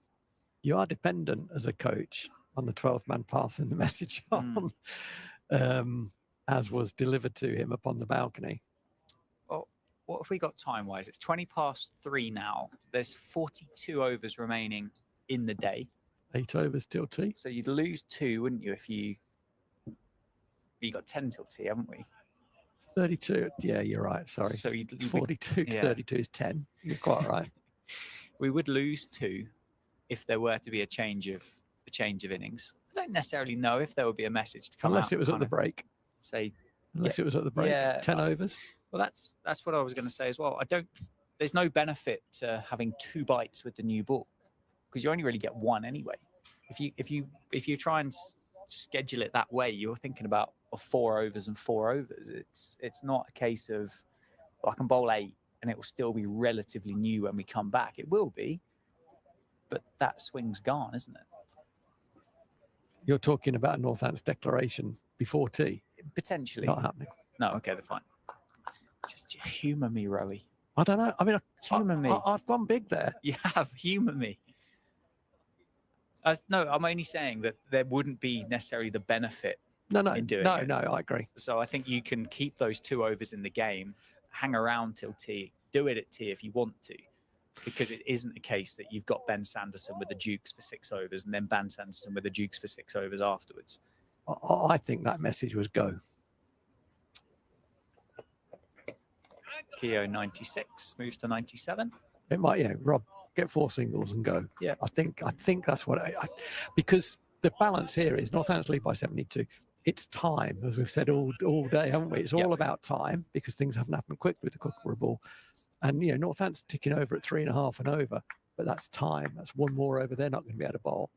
They're going to have time. So I think get on with it or get off. Oh, did that carry? No. Ball? Yes, but it wasn't a catch. Yeah, wasn't a chance. Well fielded by Wayne Madsen at mid-wicket. I think the tell here will be what Justin Broad does. Yeah, it will. Keogh absolutely has earned the right to try and get to 3 figures. He's close enough now. Yeah. He's not going to ruin the game, is he, if he takes a while getting 3 runs? Dressing room backs him to go and get that. Justin Broad's gone past his milestone.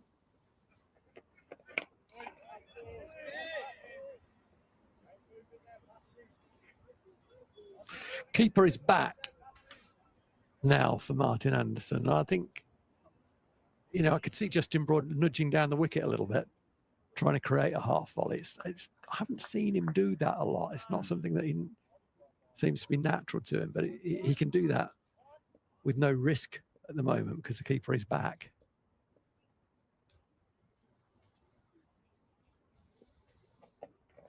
Does take a shuffle, doesn't he? Tries or runs the first one hard, comes back for a second. Rob Keogh was quite happy to jog through. 450 up for Northamptonshire. Rob Keogh needed prizing out of his crease for the second run there, didn't he? Which possibly tells you a bit about the message as well that came on. He wants to get them quickly so he can then adopt the team orders, I think. Slow ball from Anderson. So he is mixing his pace up here, isn't he? Yeah, he is. He is off cutters, full pace deliveries. Not bowling exclusive off cutters like Lewis Rees. They're back on in the test match and Gill is out. Oh, okay. It's a big wicket because that batting lineup. That's a cracking cricket shot by Justin Broad. They're going to come back again. Rob Keogh more inclined to do so this time because he will keep the strike. So he'll be on strike at the start of the next one. Martin Anderson takes the cap back off the umpire. Here's a question for you. What's the most likely way for Shubman Gill to be out, given how well he's playing? You're either going for a double bluff here. I'm going to say he's been bowled. No. No. Run out. Was he? Okay. Yeah. Well, no, I was on your. You were. I was on your double bluff. You backed yourself. Mind game, wasn't I? I just didn't quite back myself. Yeah, that's quite telling, isn't it? Takes the captain's armband and doesn't look back. Oh, he's played well, hasn't he? Yeah. Crikey. So what have we got here? We've got Rob Keogh on 97. Lewis Rees bowling some tricky cutters. Oh, and that was a tricky cutter and it's cut away. Thankfully for Rob Keogh, misses the outside edge. What's that fielder doing there? What's Nye Donald doing there? Get him into slip. If he nicks that, it goes through first slip and beats that fielder on the inside, which it would have done. Yep. I mean, come on.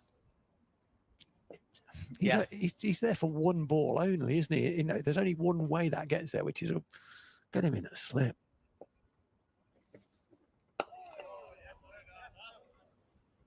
Yeah, it's a very split and spread field, isn't it? For Derbyshire now. I mean, they'll have one eye, won't they? They're 76 behind. They'll kind of realise the fact that could take 3 and over, 25 overs to go and get on level par. So there's quite a lot of bowling there for Northamptonshire. If that run rate were to be consistent at 3 and over, which I have no evidence or anything to suggest why that would suddenly change. I think you're right. I think it's that seems like par for the course, doesn't it? It's a par 3. As I've shanked it in the bushes and walked away with a triple bogey. Don't say that word. Please don't say that word, because I've had trouble with that over the years. 97. It's like it's the Scottish play. You can't say that word. Madsen was getting loose. There's going to be two. That could be one. two. Could be two. Oh, well fielded. I thought it had the feel that he might knock it on, Joe Hawkins, but he didn't. Clean hands. Oh yeah, Madsen is. There you go. With his Peaky Blinders cap on. You can see which one's played the most games for Derbyshire, can't you? You've got a lot of dark navy blue caps out there and one, well, almost grey now, isn't it? It's grey, yeah. There's not a lot of pigment left in the cap of Wayne Madsen.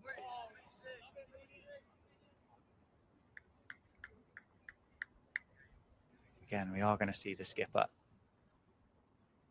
from the David Capel end as well, I suspect. So he will actually have the short leg side boundary to it's contend with. Definitely a sort of a bluffy type thing, isn't it?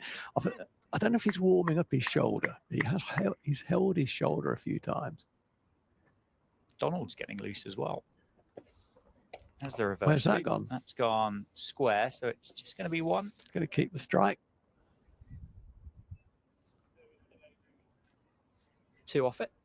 How good do you have to be at the reverse sweep for the reverse sweep off a seamer jagging the ball away from you to be a better option than the conventional sweep? You have to be you have to be pretty good at that shot, don't you? You certainly do. Nah, mate, it's a much better option for me. Stronger. Back myself with it. Look, it's one of my go-to options. Okay, I don't know who that is. Who's that? No, I'm not sure. Not from North Wales, is he? Never been to North Wales. How'd you like Germany? No idea. Well, that's going to go for 4, I think. Yeah, it's very fine, isn't it? Going to come back with 2, and it's going to be 4. Across the boundary rope. 4 to Justin Broad. He's now... He's approaching a CB round, isn't he? 157 is his career best.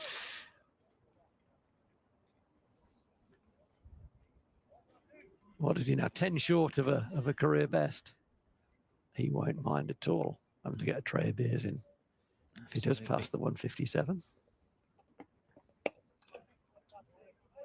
Can't get his mate on strike though, can he? Probably supply a tray of German lager. Yes. Yes, absolutely. What are the big glasses called? Steins. Yeah, Justin, I reckon he can carry a few. He's got big hands, hasn't he? he has.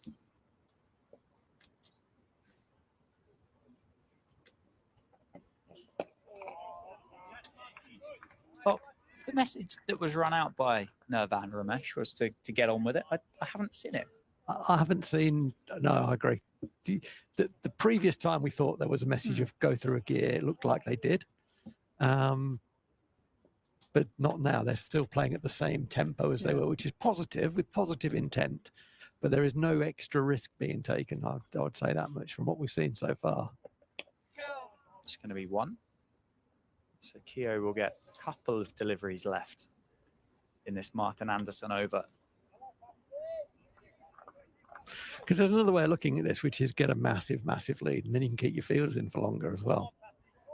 You can keep your close fielders in. You get a, you get 150 lead. That's a big if, and I'm saying I'm on what ifs, right? I'm not saying that's going to happen. Yeah. But if, I hope everyone's listening to that, if Northampton get a lead of 150, 175, they can keep their close catches in throughout. And with Chahal and Keogh, exactly, you can see that bit of extra value. One down the leg side. Oh, Keogh can't catch up. Be disappointed. A that he thin didn't. one, but not too thin. Yeah. Yeah, precise. Rob Keogh has got a lot of first-class hundreds for Northampton. He's right. He's. There is a list. Yeah, he scored 17. Oh, you got it there. Yeah. There aren't that many who've got more than him. Yeah, I haven't got that list. I might look that up. That list will exist somewhere, won't it? I'm sure. I'll look it up. Has he got it there? He has. There's two. It's one at least. I think it's going to be two. 4. It is 2. It's 100 for Rob Keogh. A brilliant 100 for Rob Keogh. A cry from the dressing room. The helmet comes off. He salutes his teammates. Big round of applause. He's an incredibly popular man, isn't he, in Northampton? That's interesting as well. Little signal up to the. That's brilliant. One club cricketer, Rob Keogh. And he's 100 not out of 172. There's a standing ovation up in the members area. He's a popular chap amongst the supporters. Is Rob Keogh, as you say, Dan, a one club man, and that meant a lot to him. Yeah, it's his first class 100 since May 2024. That's nice. Lewis Rees just gave him a little tap on the wrist as he walked past. That's very nice. His first class 100, Dan, since May 24, right, against Derbyshire at Derby. So it's been a long time coming for Rob Keogh. You can see, can't you? You can see the relief. And there you go. Rob Keogh just acknowledging Phil Rowe in the commentary box. Oh, that's great. So I'm very, very happy for him. Well done, young man. Good lad. Good lad.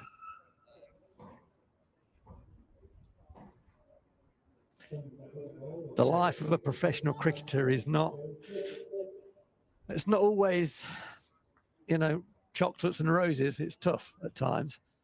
And as you say, first 100 in over a year. Very, very timely, very well played. That's kind of very well played, but also there's been a lot going on with Robbie over the last few months. He's done very, very well there. I'm very, very pleased for him. Good lad. Right, let's go now. Hawkins is on. Yeah, off spinner to Justin Broad. Big call to bring Joe Hawkins back in. Justin Broad brings up a milestone as well. 150 for Justin Broad. Players stayed out on the balcony. They knew it wasn't going to be far away. Broady brings up his second score of 150 or more. So Rob Keogh's 18th first class 100 for Northamptonshire. There've probably been more than you think. More people. More hundreds for Northamptonshire in first class cricket than you think. I think there's going to be a lot of them. 20 people ahead of him on the list. Well, I say it would be my ignorance a lot, but top of the list with 67 is Dennis Brooks. Alan Lamb, 56 in second place, and Wayne Larkins tied third with 44 with Rob Bailey. That's an appeal for LBW. Going, but yeah, 18 first-class hundreds now for Rob Keogh. How many are ahead of him in terms of how many players? It goes down to Alan Fordham with 25, and then I've got no information after 25. But okay, that could be the next one, I guess. I don't know. Oh, only list that. Okay. Yeah. And how many are on that list, do you think? On this list in front of me here? Yeah. I got 12 down. Yeah, I'd say about 20. I would say about 20 ahead of him, something like that, which is the history in the whole history of the club. Yeah. It's not bad, is it? No, very good. Very good. Oh, that's he's off the mark as well. I'll say he's off the mark. Clearly he's off the mark. He's got 151, but the fielder just ran immediately to his left. He's read the script again there. There's Caleb Jewell. What have we got after this? One ball. We'll have 6 overs before tea. Dropped him. Is that a chance? Yeah. It was a chance, wasn't it? Straight off the middle of the bat. I don't think Keogh hit it as well as what Wayne Madsen thought he had. Oh, that's right. He mistimed it, and that led to the drop. And Madsen he doesn't drop many cricket balls, that guy. He's a brilliant, brilliant catcher. Yeah, disappointed, but possibly forgivable with the time that they've spent in the field today and the way that this game has then transpired. It's been hard, hasn't it, for Derbyshire? Yeah. Big round of applause. I think Luke Proctor, the captain's on 12th man duty now. So the captain is out then. Do you know what? Giving Rob Keogh a celebratory high five, but also giving him a message. Yeah. And he doesn't trust the 12th man, does he? No. That's what that tells you that. I don't know. Like Rob and Luke, they're good mates, aren't they? Yeah, they are. And I think Luke Proctor, the captain, would have wanted to have got out there to say, well done. I think that's probably what that is. I like that. I like that interpretation. I think it's probably right as well. Yeah. And it's a nice. I hope you are right, because he's a good bloke, Luke Proctor. Nice. As I say, they're good friends. Yeah. Yeah. Spend a lot of time with one another. Yeah. They would have gone to Australia with one another's partners as well over the winter for some pre-season work. I think they might have holidayed before the season as well as a duet of couples. So yeah, I think Luke Proctor. It might have been a case of, well, go on then, Rob, put your foot down, mate. But no, firstly, I think it's Dan. I think that's I think you're right, and it's also lovely, isn't it? That's a nice touch from the captain. Yeah. That good on him.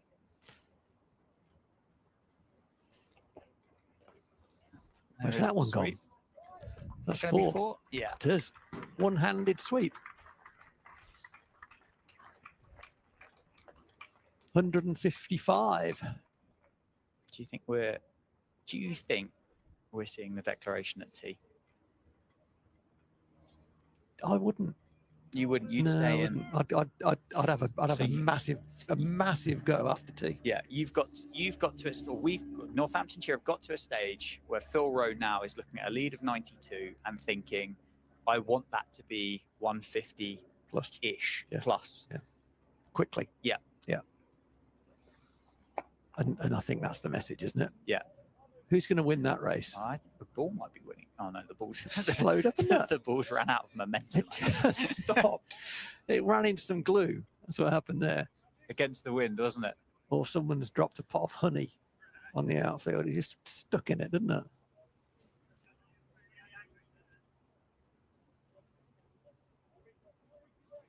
$190 the partnership. Wow. I mean, it's transformed the likely outcomes in this game, isn't it? Mm. I mean, in terms of, I still think draw is the most likely outcome. I've thought that for a very, very, very long time. We both have. But in terms of if it's not a draw, which team can win, it's completely turned that on its head.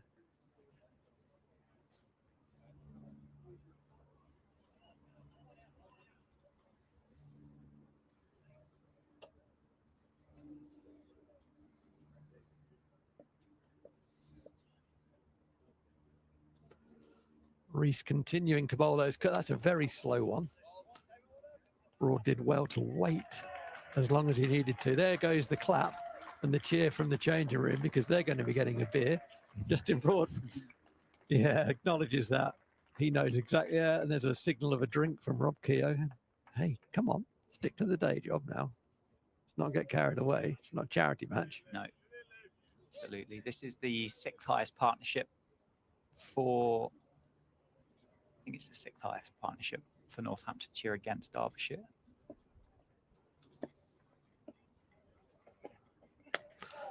There's an intent, a sign of intent, isn't it? Just closing in on David Sales and Jeff Cook's 196, which would put it 5th. David Sales and Jeff Cook, those two blokes could play cricket. Jeepers creepers. What year was that? 2003. Okay. That would have been towards the end of Cookie's time, I think. Oh, it was the other Jeff Cook, wasn't it? It was the other Jeff Cook, of course. It was the Australian Jeff Cook. That slapped away for 4. Lewis Reese looking a bit tired. It was a full toss. And Justin Broad on 158 says, oh, I'll hit that for 4 because that's a very unusually poor delivery. Yeah, so Northampton had 2 Jeff Cooks, one with a G, one with a J, and the J is the Australian.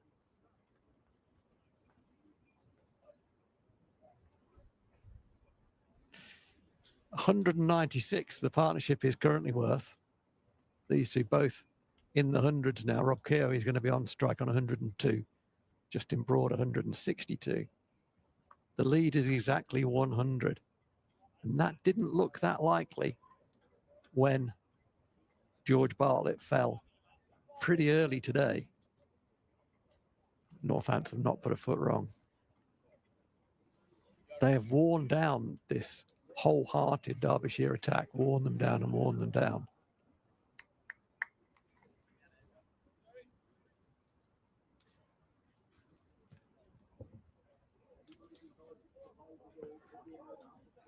But one guy getting a lot of good experience out there is Joe Hawkins. He's bowled 33 overs.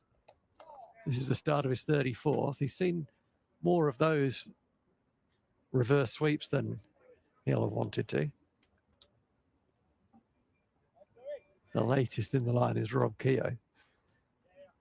It's amazing how well they've hit that shot repeatedly. That's one thing. And the other one is they haven't got many 4s off it because that boundary fielder has done a great job, Caleb Jewell, out there. Wow, I wonder whether Hawkins has seen enough of that now to recognise when it's going to be played. It was fired in down the leg side in response to Broad lining up another reverse sweep. He holds that one back and it's hit in the air. It's dropped. Oh, he had caught that for a very long time. Had Caleb Jewell. It was another reverse. It was well bowled, firstly, by Joe Hawkins. Held it back. That led to the ball being hit in the air by Justin Broad. It carried all the way out to Caleb Jewell, who was coming in hot off the boundary to get the catch. And he caught it. He caught it for a second or two. Then when his elbows hit the floor, it just jutted out. It was a bit unlucky, actually. That's 2 drops in 2 overs that Joe Hawkins has suffered. Yeah, that was a difficult chance. If the youngster is struggling a little bit in the fact that he's not bowled much in this afternoon, that's not going to help, is it? 2 drops. I mean, that one was a tough chance, right? But it was. I thought he got it. The other one to the captain was comfortable, and he nearly gets another one again. Almost every time that Joe Hawkins has taken pace off, he has caused problems. So that's just dropping. He's getting overspin on that as well. It's good bowling.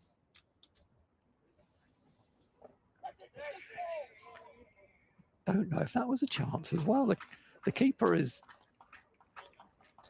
Brooke Guest is looking like he's dropped that as though it was a chance. It may have been. Yeah, I think the body language there from Brooke Guest suggests that might have been a chance. 200 partnership between Broad and Keogh.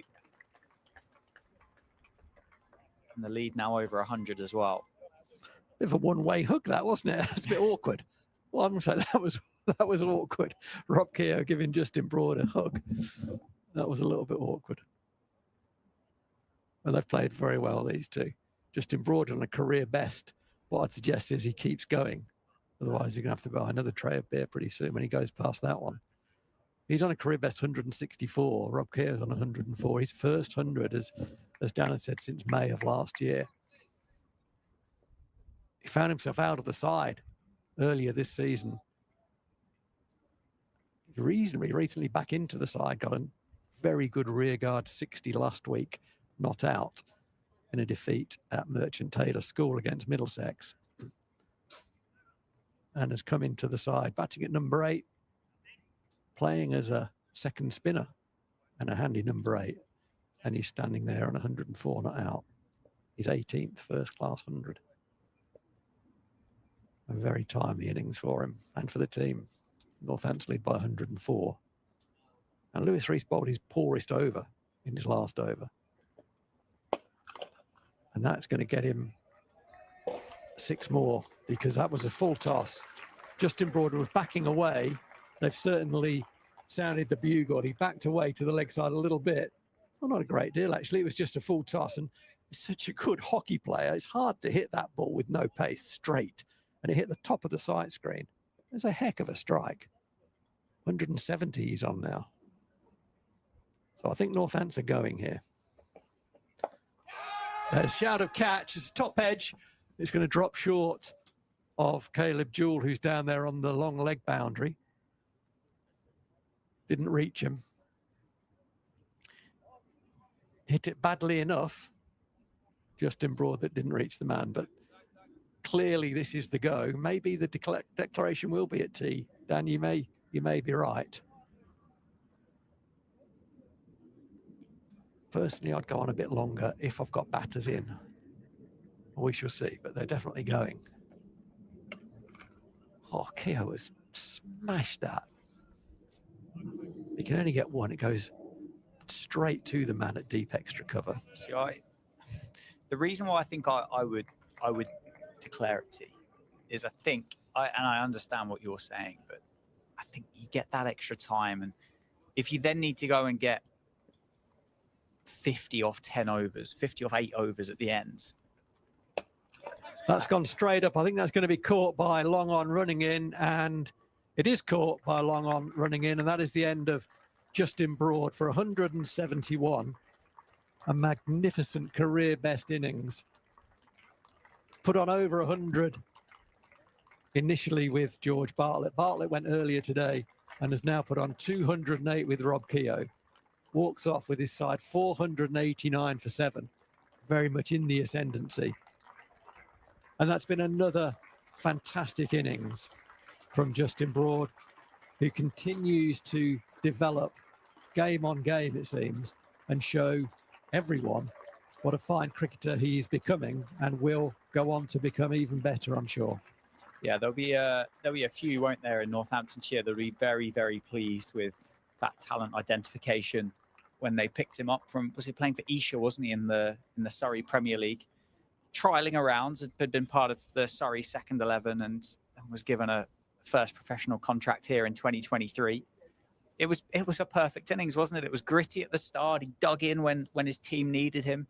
And then for that kind of second part of it there, it was selfless. Yeah. He batted for the team. He put his own personal milestones away and accelerated when he needed to, put the fielders under pressure.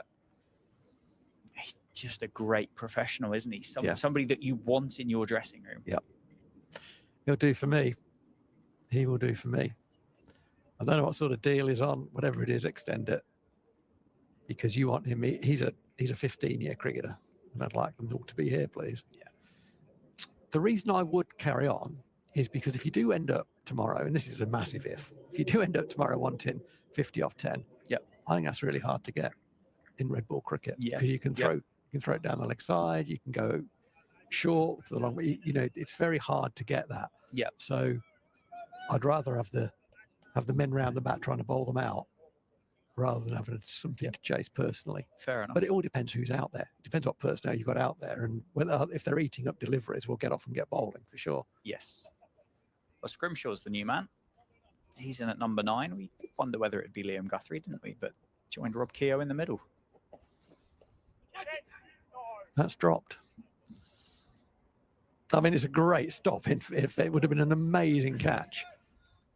First ball, Lewis Rees would have been on a hat trick. He's nicked this. And actually, he went high to low, didn't he? It was a tough chance, whatever it was. But he was diving down from a too high a position. I think as well, like, if you were to get Derbyshire batting, I think it's quite a good time. Having seen those 3 go down in the field, 2 of which have been, well, Wayne Madson's was a 95%er. Yeah, it was. The slip catch, 70. I mean, like you've said numerous times, there's no easy slip catch. The one on the boundary as well. To be fair, you see them taken all the time, don't you? And it spent a lot of time in the hand, just bumped out, didn't it, as Caleb Jewell landed? Yeah. If the confidence is low, again, might not be a bad time. But T might allow them to reset and figure things out. Yeah, Jewell and Rees are quite experienced cricketers, aren't they? The opening 2 for Derbyshire. Pretty determined cricketers as well, aren't they? Could be some fireworks here. Rob Keogh on strike. Rob. He lined up to slog that, but it was so slow. Oh, it's confident, isn't it, from the young man? He'll have been tempted to fire that in. He knows that Rob Keogh is going to hit boundaries. And what he did, he bowled a moon ball. Left nothing on it at all. Can't imagine he'll reverse it, says Blair Tickner as he walks in.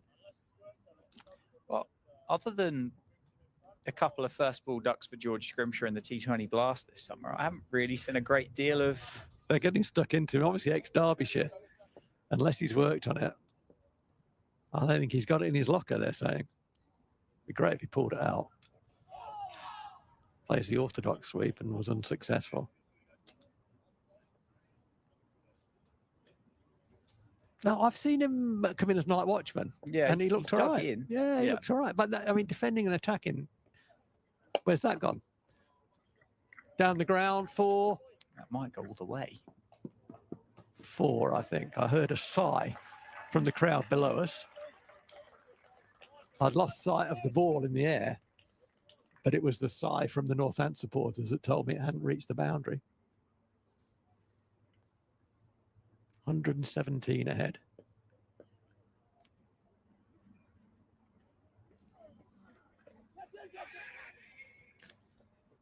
Well, a lot of movement there for no effect. I don't think it hit the bat. No, it's a leg by.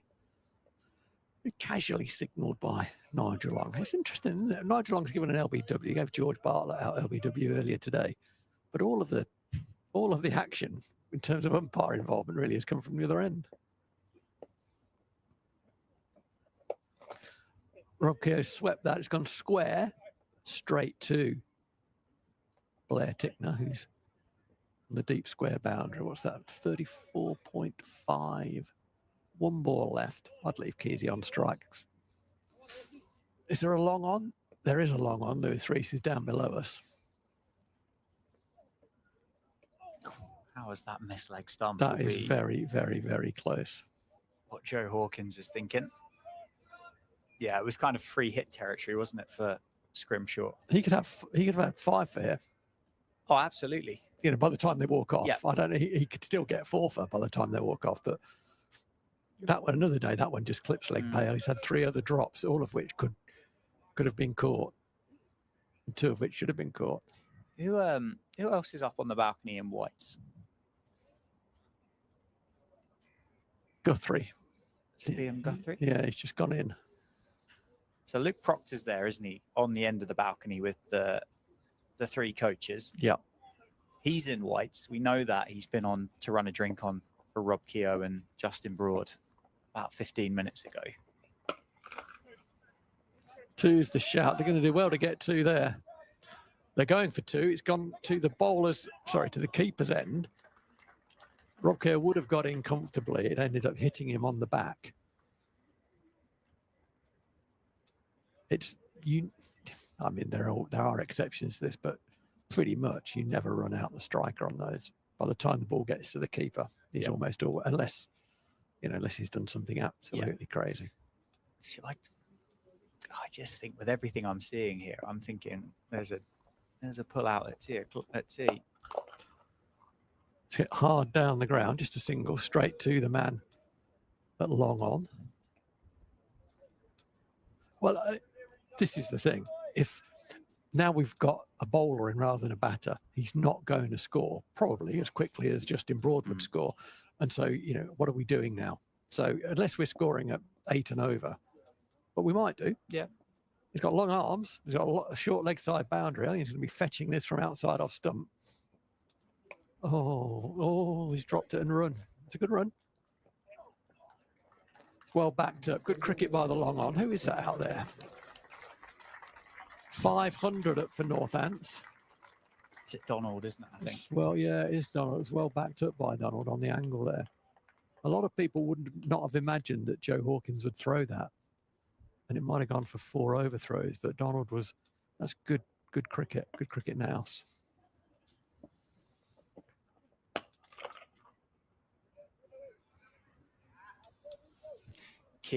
Rob Keogh is almost too stylish, isn't he, to drag it through mid-wicket. He's trying to shape up and line up that short leg side boundary, but just going down to long on, isn't it? Needs a bit more bottom hands. Yeah, it does, yeah. Needs to be better at slogging it. Get across your stumps, and you've got one man to beat on the leg side here.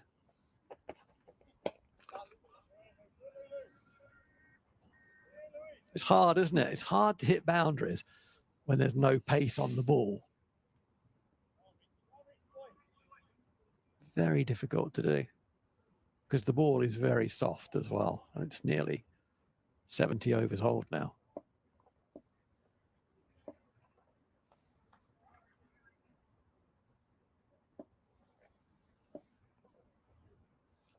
Last ball of this over from Lewis Rees. It's a good length ball. Not sure what the captain's doing there in that position, to be honest. He's got to come tighter there, I think. He's got a man over his shoulder at deep extra and a long off. And he's effectively allowed Rob Keogh to knock it into the offside and keep the strike. So it's a small detail in a score of 503 for 7, that's for sure. And I'm pretty sure that Wayne Madden's got bigger things on his mind right now. I think they've just had a long day. It's been a long day. They've had a long day. I think that's what it is. I think that's what those 3 drop catches go down to. I think so. 4 potentially with the one from Guest. Yeah, fatigue. I mean, they've been in the field since the morning session yesterday. Northamptonshire were 48 for 1 at lunch on day 2. It's well struck by Rob Keogh, but there's plenty of men back on the boundary on the leg side. There's 4 of them. That was one of them at deep square, so he only picks a single up. Over to you, Scrimmy, you might be saying. I would like to see Scrimshaw play the reverse sweep because I think it would be hilarious. Yeah, there's still quite a big gap, isn't there, down here at deep mid-wicket?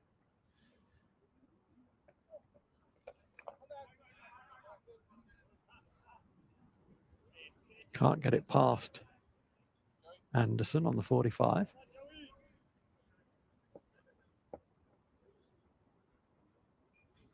Be nice for the youngster to get another wicket, however it comes. And it is going to cut. Oh, it's not, because that's got, oh, that's, I think that's 6. That is 6, yeah. Yeah, I think it is 6. I think that's what the fielder is indicating. He's on his haunches. He caught it. It was a good catch. And he's very unlucky. He's very honest as well, because had he jumped up and claimed the catch, nobody could have overruled him because he had his back to play and no one could see that. I mean, I've got a pretty good elevated view here and I couldn't tell whether he touched the rope or not, but he knew. I think he's just landed on it, hasn't he? He has. Just the hands have touched down on the rope. Oof, that's a beautiful cricket shot. But that, that's just going to go back to that because it's worth mentioning, I think. Very honest from Blair Tickner. Having caught the ball and fallen away from play, no one knew other than him that he'd touched the rope. As I say, I can see the rope from an elevated view and I didn't know whether he'd made contact with it. So the umpires had no chance. And he, whilst he didn't signal 6, his body language said, no, that has gone for 6. And I think that's... No, I think he did signal 6. Oh, did he? Yeah, he did. Good for him. Begrudgingly, he did. So George Scrimshaw has got on with it. He had to do that. Otherwise, there's no point in them being out there unless they're going for it at this stage. 138 the lead. Seems to have happened really quickly, this. We're only talking about parity, it seems, quite recently.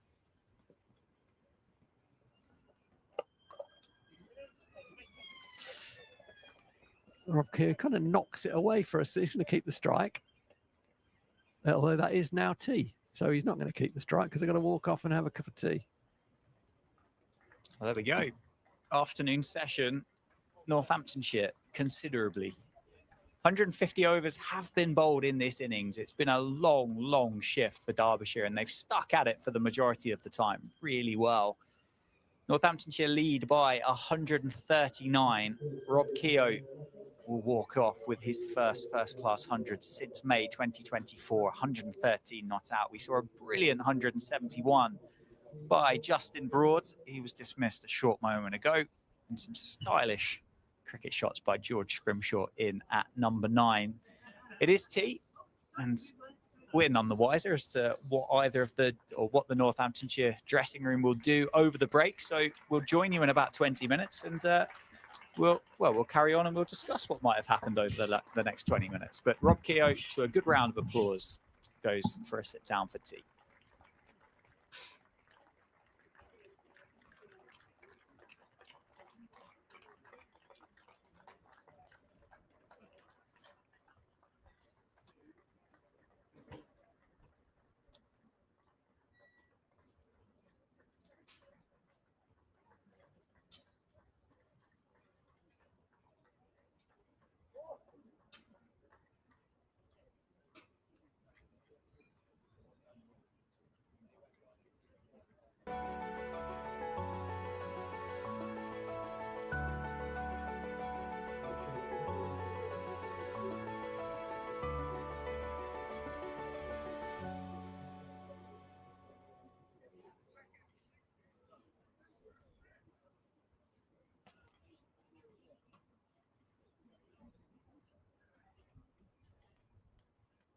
With the biggest range of cars to buy entirely online, it's no wonder everyone's cinching it.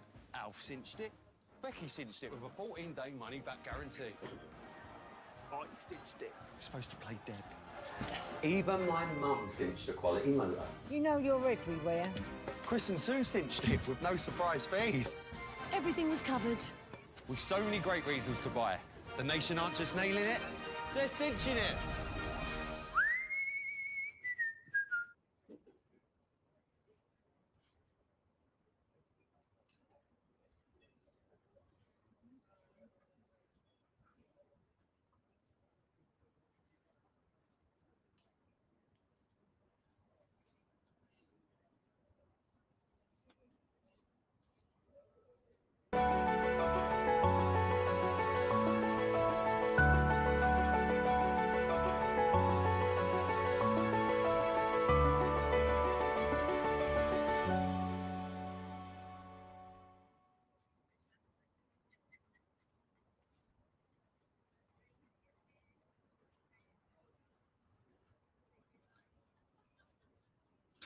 With the biggest range of cars to buy entirely online, it's no wonder everyone's cinching it.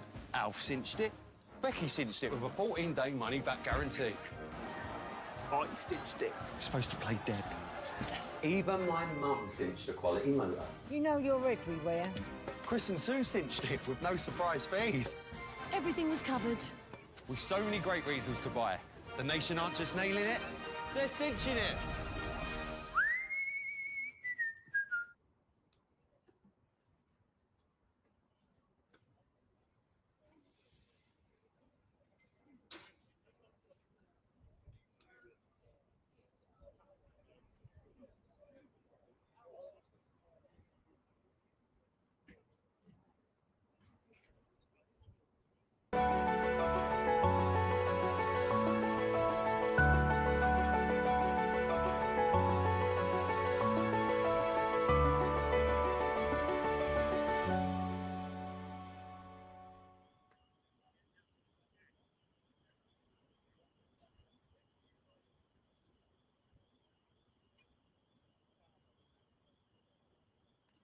With the biggest range of cars to buy entirely online, it's no wonder everyone's cinching it. Alf cinched it.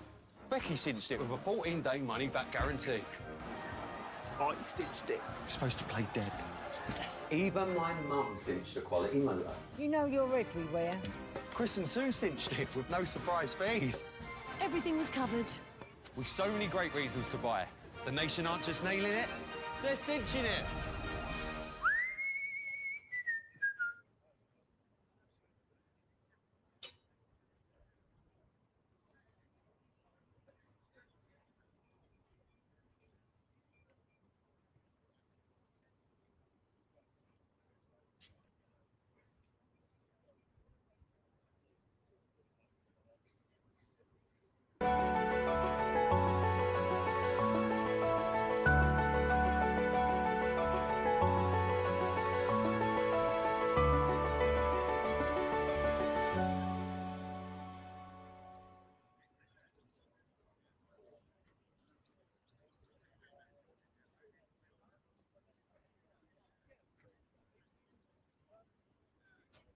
With the biggest range of cars to buy entirely online, it's no wonder everyone's cinching it. Alf cinched it. Becky cinched it with a 14-day money-back guarantee. I cinched it. You're supposed to play dead. Even my mum cinched a quality motor. You know you're everywhere. Chris and Sue cinched it with no surprise fees. Everything was covered. With so many great reasons to buy. The nation aren't just nailing it, they're cinching it.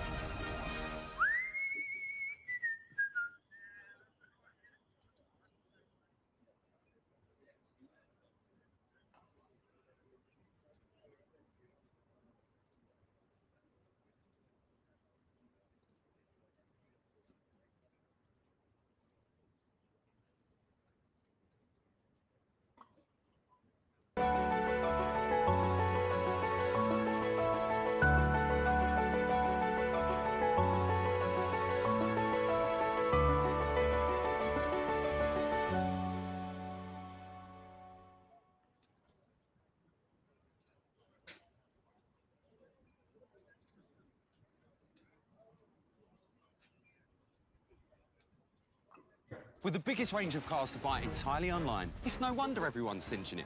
Alf cinched it. Becky cinched it with a 14-day money-back guarantee. I cinched it. You're supposed to play dead. Even my mum cinched a quality motor. You know you're everywhere. Chris and Sue cinched it with no surprise fees. Everything was covered. With so many great reasons to buy. The nation aren't just nailing it, they're cinching it.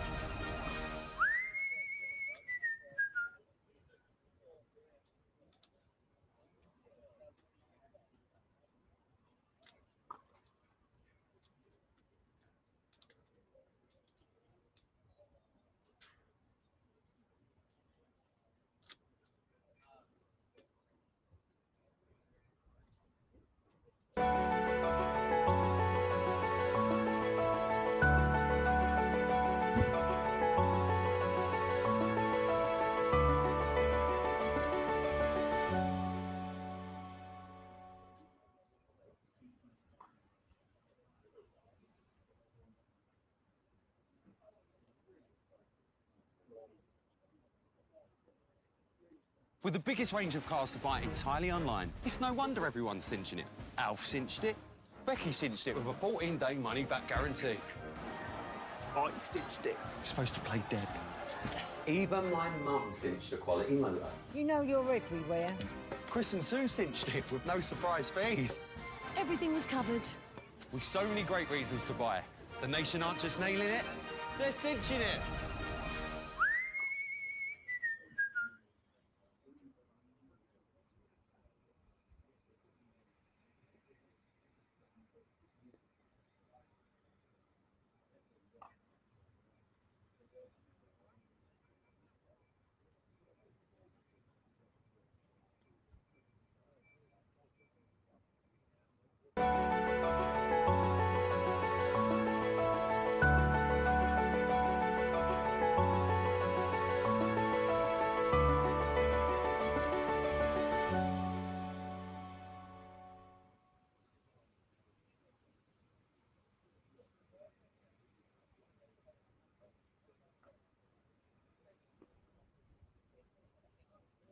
With the biggest range of cars to buy entirely online, it's no wonder everyone's cinching it. Alf cinched it. Becky cinched it with a 14-day money-back guarantee. I cinched it. You're supposed to play dead. Even my mum cinched a quality motor. You know you're everywhere. Chris and Sue cinched it with no surprise fees. Everything was covered. With so many great reasons to buy. The nation aren't just nailing it, they're cinching it.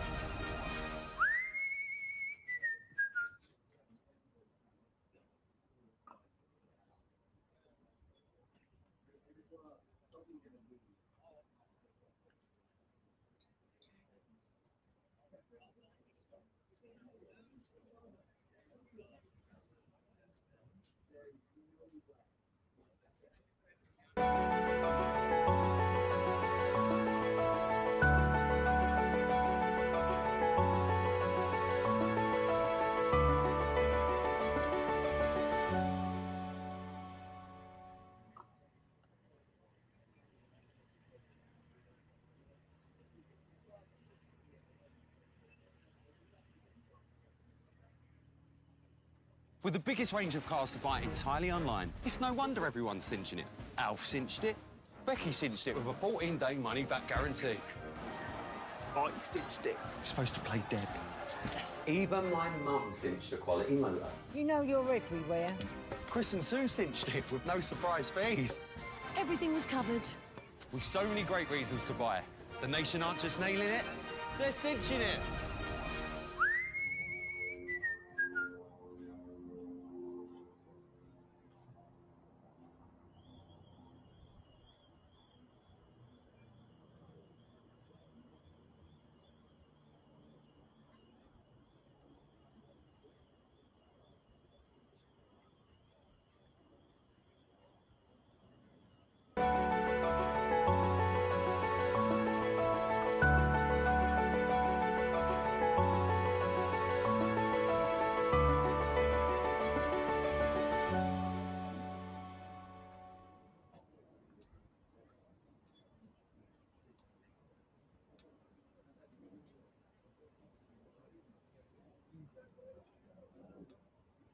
With the biggest range of cars to buy entirely online, it's no wonder everyone's cinching it. Alf cinched it. Becky cinched it with a 14-day money-back guarantee. I cinched it. You're supposed to play dead. Even my mum cinched a quality motor. You know you're everywhere. Chris and Sue cinched it with no surprise fees. Everything was covered. With so many great reasons to buy. The nation aren't just nailing it, they're cinching it.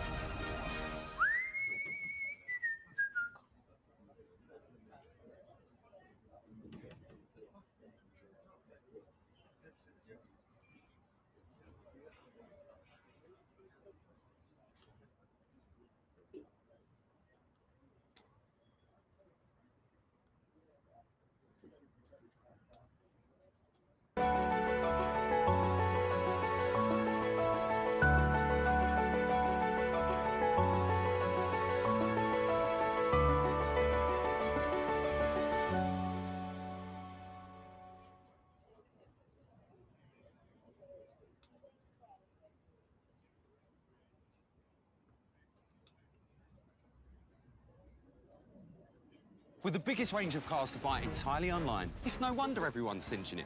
Alf cinched it. Becky cinched it with a 14-day money-back guarantee. I cinched it. You're supposed to play dead. Even my mum cinched a quality motor. You know you're everywhere. Chris and Sue cinched it with no surprise fees. Everything was covered. With so many great reasons to buy. The nation aren't just nailing it, they're cinching it.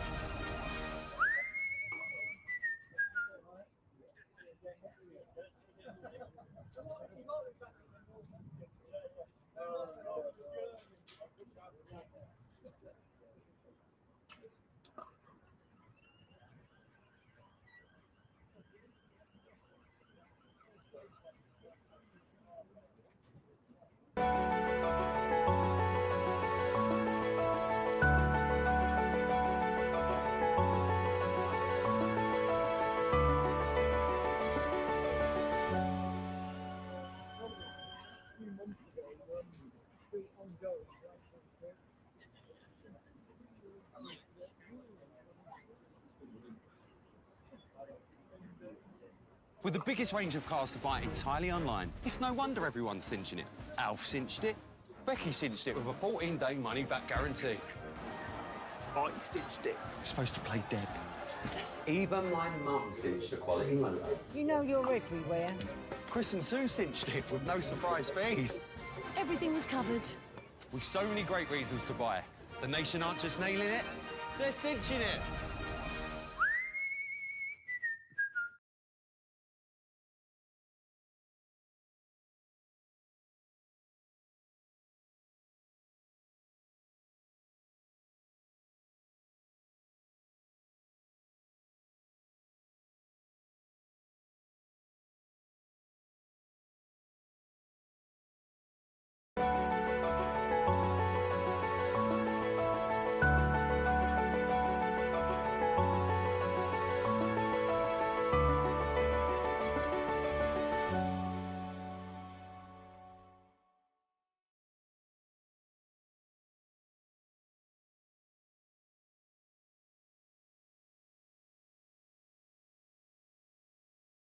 With the biggest range of cars to buy entirely online, it's no wonder everyone's cinching it. Alf cinched it. Becky cinched it with a 14-day money-back guarantee. I cinched it. You're supposed to play dead. Even my mum cinched a quality motor. You know you're everywhere. Chris and Sue cinched it with no surprise fees. Everything was covered. With so many great reasons to buy. The nation aren't just nailing it, they're cinching it.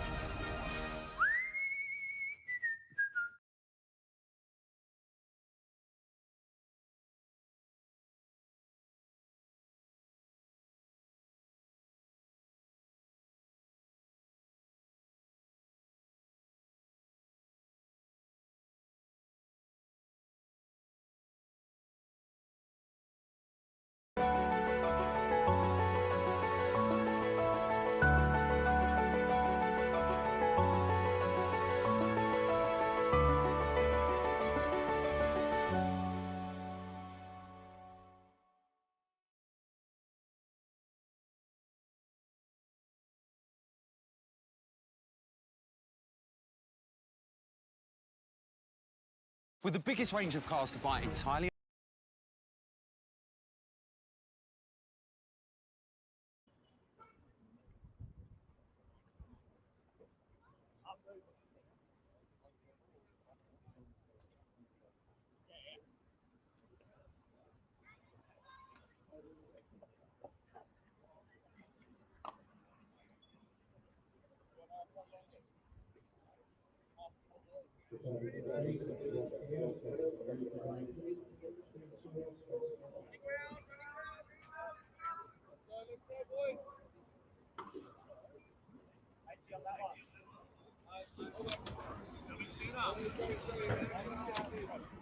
Well, welcome back, everybody. Thank you for tuning back in, joining us through the course of the day. Players are out there. They've enjoyed their tea break. Score is 516 for 7 for Northamptonshire. Players are out early as well. Still 2 minutes to go on the clock. Must be keen. Well, yeah, I like that. They haven't dragged themselves out there, have they? There's been an incident of that in the test match recently, hasn't there, when England were very slow taking the field. I thought that was poor form, actually. They went a minute and a half behind time. There should be some penalty for that. Anyway, both sides are out.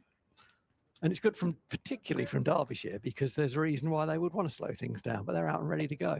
Absolutely. And it's Blair Tickner from the David Capel end. I think that's the first time he will have bowled from David Capel end in this innings. And Keogh just one straight away. My name's Dan Jadzovic, joined by Phil Rowe, powered by Daffabet at Northamptonshire County Cricket Club. Northamptonshire have got a pretty healthy lead, haven't they? 139. 140 in fact now with that extra single. Cries of get it high to George Scrimshaw. So I think George Scrimshaw is going to know what's coming.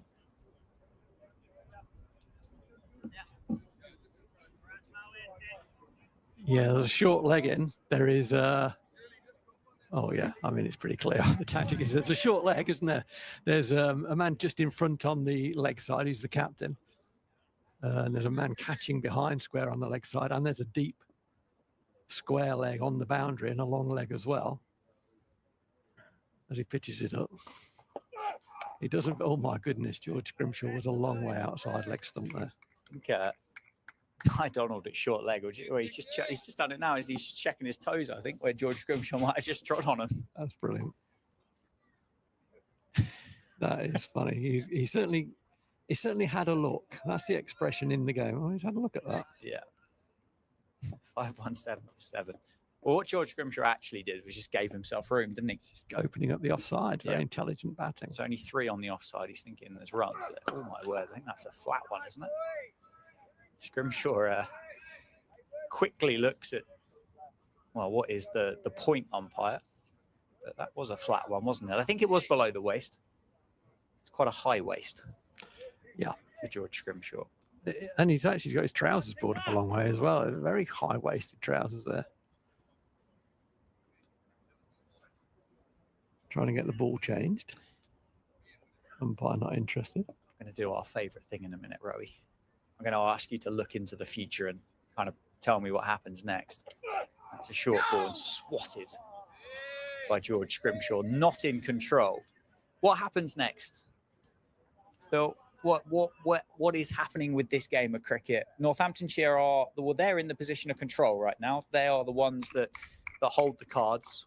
How do they play them? Well, they're definitely going to be bowling tonight, one way or another. I think they try and score as many runs as they can as quickly as they can. There's no point in them being out there if they're not trying to hit boundaries. And they are trying to hit boundaries, so they're absolutely doing the right thing. That's not a boundary, that's a wicket. That is a perfect leg stump Yorker. And Blair Tickner has thoroughly deserved that second wicket that he's just picked up, that of George, because that it is. He wasn't quite a full York, was it? It was almost, but it was too good for the number 10. Sorry, the number 9. Yep.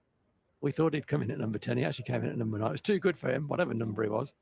He's got to walk off. But yeah, so Liam Guthrie will come in, and I think he will probably go as well. There is an argument here for Guthrie getting a 1 and getting Rob Keogh on strike and letting Rob Keogh do the striking, because he's the man with the 100 to the name. He's the batter. Yep. Guthrie's dangerous as well. What it does give is a left and right hand with the short boundary. So they're not, it's a headache for the captain, that, in terms of bowling options. But yeah, they've got to score as quickly as they can. We talked about it during the tea break about, would you pull out, would you carry on? And there's a good argument either way. Getting bowling is going to be the preference for some people. Personally, I would want my time with more men round the bat. So trying to get to a number that would take a long time for Derbyshire to get past, rather than come off with a lead of 120, let's say, or 100 or whatever it might have been, and then have to chase down in the 4th innings, because I think that's harder.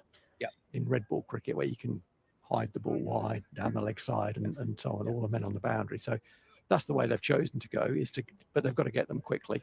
It always has the possibility of it being a damp squib. You come back out after tea, Scrimshaw's gone, Guthrie could edge the first ball, and then you've wasted 20 minutes.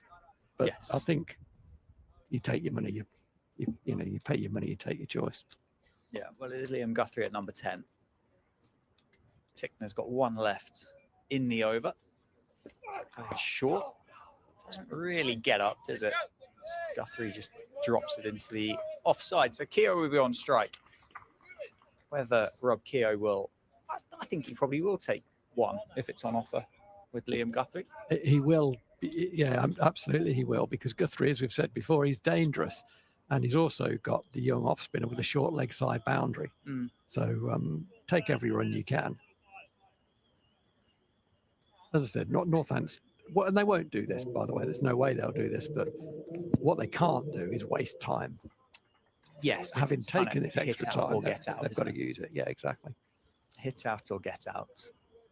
I don't know whether Yuzvendra Chahal would come out to the middle. I mean, the lead is 140. I mean, if you'd have offered Northamptonshire a lead of 140 at 11 o'clock this morning, they'd have snapped your hand off, probably up to your elbow, and you'd be wondering where your shoulder had gone as well. But I think they would have been very, very grateful for that opportunity. There's 2 on the reverse sweep for Rob Keogh. He goes for the orthodox sweep, and it will just be 1. They're going to run the first one hard, but That was never on, was it? Joe Hawkins. That's good cricket, that. He's just run from the bowler's end, hasn't he, to back up Brooke Guest. Liam Guthrie then. Short leg side. Has a good swing of the cricket bat. Does Liam Guthrie.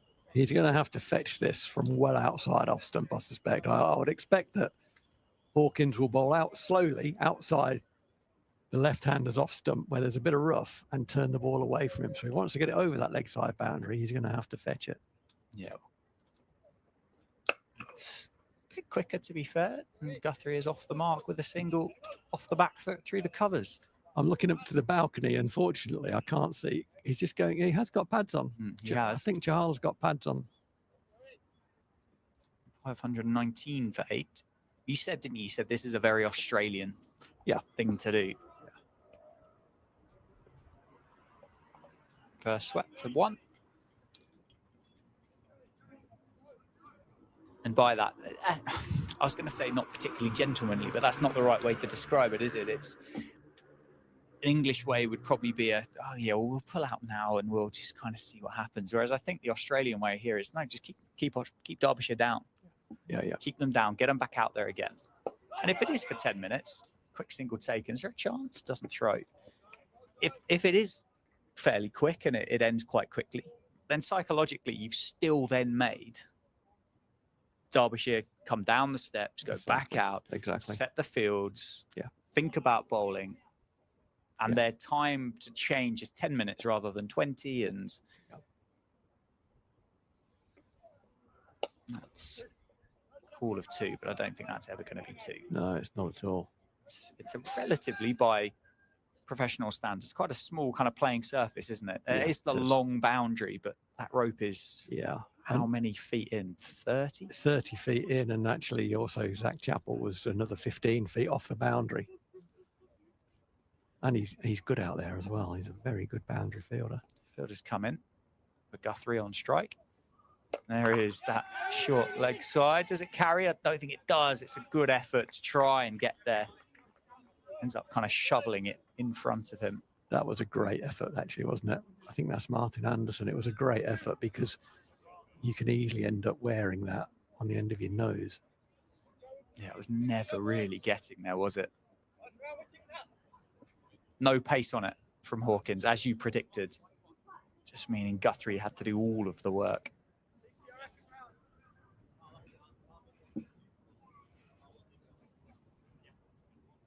Long chat between the vampires there. It's funny, isn't it, how this game goes? We've got the vastly experienced Nigel Long at one end. He's had one decision to make. And we've got the inexperienced Ashraf at the other end, and he's had a lot of decisions to make. Yeah, and I don't know whether, was that a conversation with Liam Guthrie and Rob Keogh taking the time over that conversation, or was it the location of the conversation they were having? I don't know. I don't know. I'm never too sure. I don't know why the umpire would have had that conversation. I don't know. Short ball pulled away. Just 1. I think Liam Guthrie is probably a more confident batter than George Scrimshaw. Yeah. And I think, there's something about Scrim's body language on the field of play.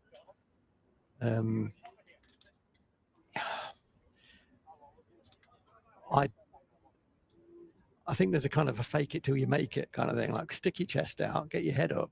You're in a contest. However you're feeling, don't leak any doubt or insecurity or nerves. Don't leak that. Nice shot down the ground. Just 1 though.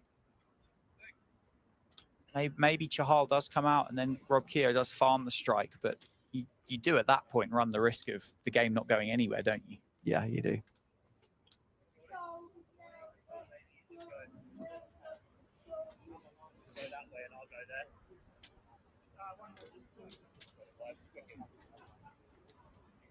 I'd quite like to see sort of 10 minutes, 15 minutes of Liam Guthrie, because he's got some bat speed, doesn't he?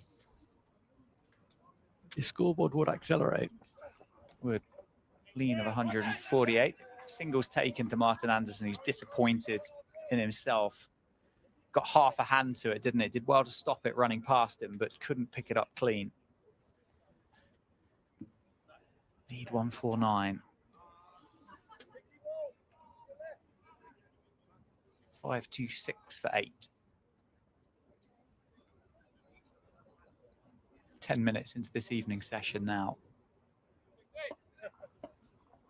Beautiful day now, isn't it? Pint of cider in a pub garden. Dan, how's that Yes, sounding? please. Do you think anyone would notice? we could do it surely with your technology. You're a technical expert. We could do it remotely, can we? Working from home. Working from the Abington. I suppose we could just Why would you want to be anywhere other than here? exactly Come on. peer over the wall. Where's that gone? Very short. Is that gone? Very fine. Kept in the field of play, though, by Ben Aitchison. So it is just going to be one. Big-hearted spell again, isn't it, from Blair Tickner. Did get the wicket of George Scrimshaw, so he's got 2 for 76 now from 25.5 overs. Yeah, he's definitely deserved more than the one wicket that he was on, hasn't he? He's just been brilliant. Absolutely. This over's gone for 4. Minimum remaining in the day is 29.1. So we'll lose 2, so it's 27.1. Oh, that's There's an out. appeal for LBW. That's not out.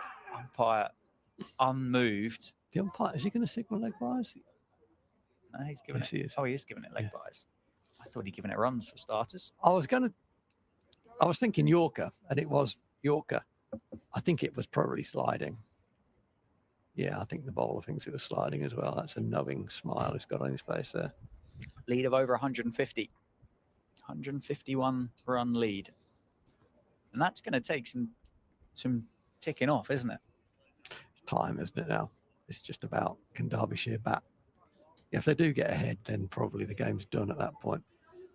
But, well, it depends if they're 9 down, it's not done. But, if they've got batters in, and they get past. Here is the replay of that LBW at the end. Yeah. It's not got a lot going for it. No. It's well bowled, well played, powerfully struck by Liam Guthrie. Keogh wants to get back on strike, doesn't he? Yeah, he does. As you'd expect. He's 120 not out, Rob Keogh. Slog sweep. I think he's got plenty of that. It's gone all the way for 6 by Liam Guthrie. Moves to double digits.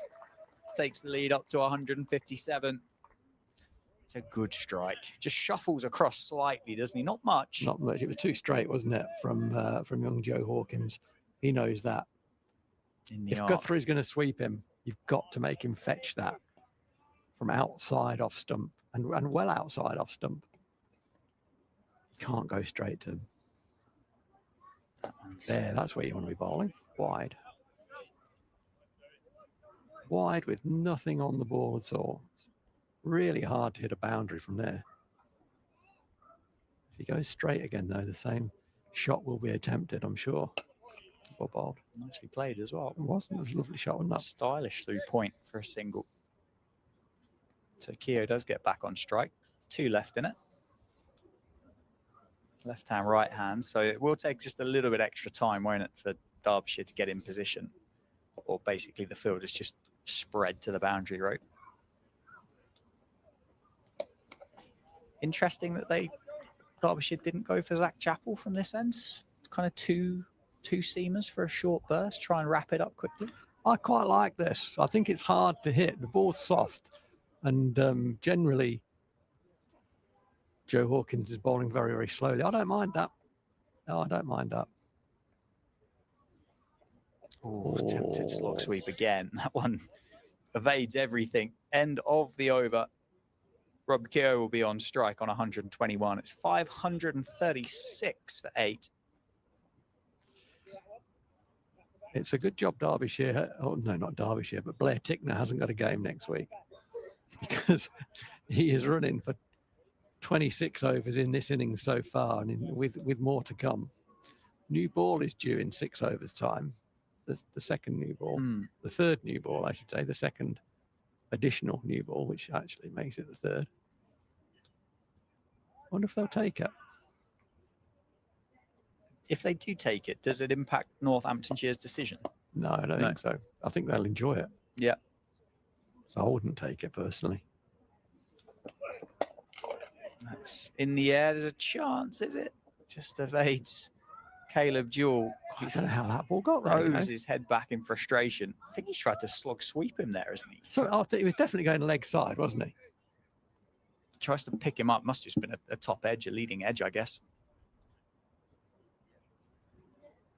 Ends up ballooning safely into the offside. But I suppose Derbyshire won't mind too much. Now they've got the Australian Liam Guthrie and the number 10 on strike. It's going to be a bouncer or it's going to be a Yorker, I think. Gotta It's be one of the one. two. It's a bouncer and it's pulled away. Is it going to beat the fielder? It is. It's going to be 4. It's a great shot. Just hooks it behind square. And Liam Guthrie moves to 16. Now, having had the conversations, whatever they look like, in the Northamptonshire camp and decided to bat on, this is what you want to see. Your number 10 hooking the overseas fast bowler for 4. That's fantastic. That's exactly what you want to see.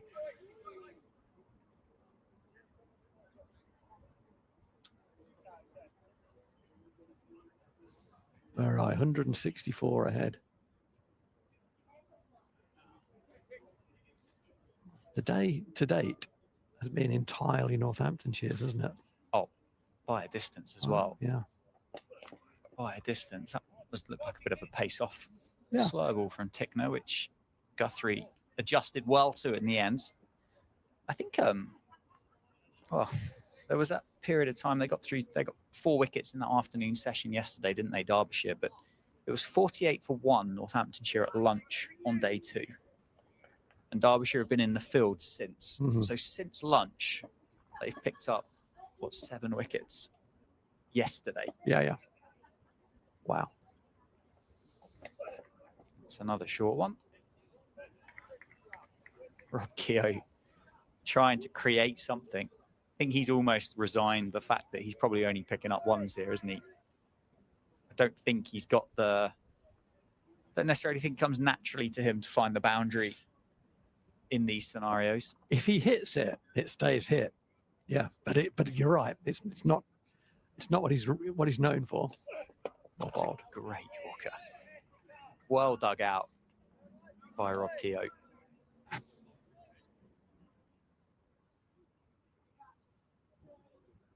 Pretty much he's nailed his Yorkers, hasn't he, when he's gone? Yeah. Tickner. Oh, he's been so impressive. Really, really enjoyed him. 2 for 82 from 26.5 overs, and that is just going to be 1. Down to one of those boundary riders. When you look out there, there is 1 fielder inside what would be a 30-yard circle, other than the wicketkeeper and the bowler. Mm. Everybody else stations out on the boundary rope. 8 boundary men. David Ripley had a thought about this in 4-day cricket, and he thought about circles. I think he took it to a meeting of head coaches to discuss. I'm not sure what sort of airing it got, but it's just interesting, isn't it? Something that I'd never thought about before.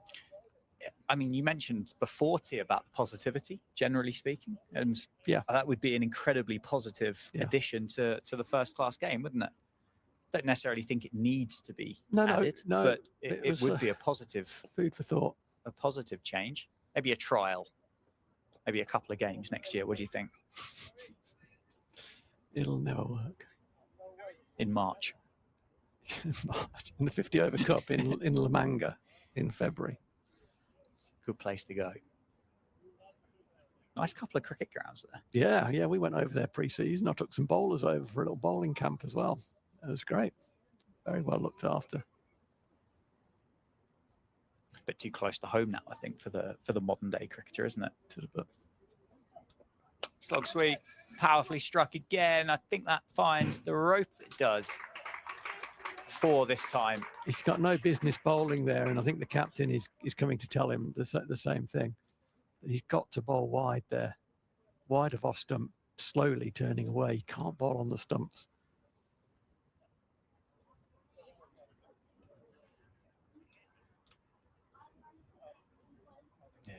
actually put Nye Donald. I don't know what he's done, but Nye Donald might have run all the way in to go all the way back again. He has. That was bizarre. It was quite peculiar. Oh, he's loaded up again, hasn't he? He's got not much of it. Gets the single.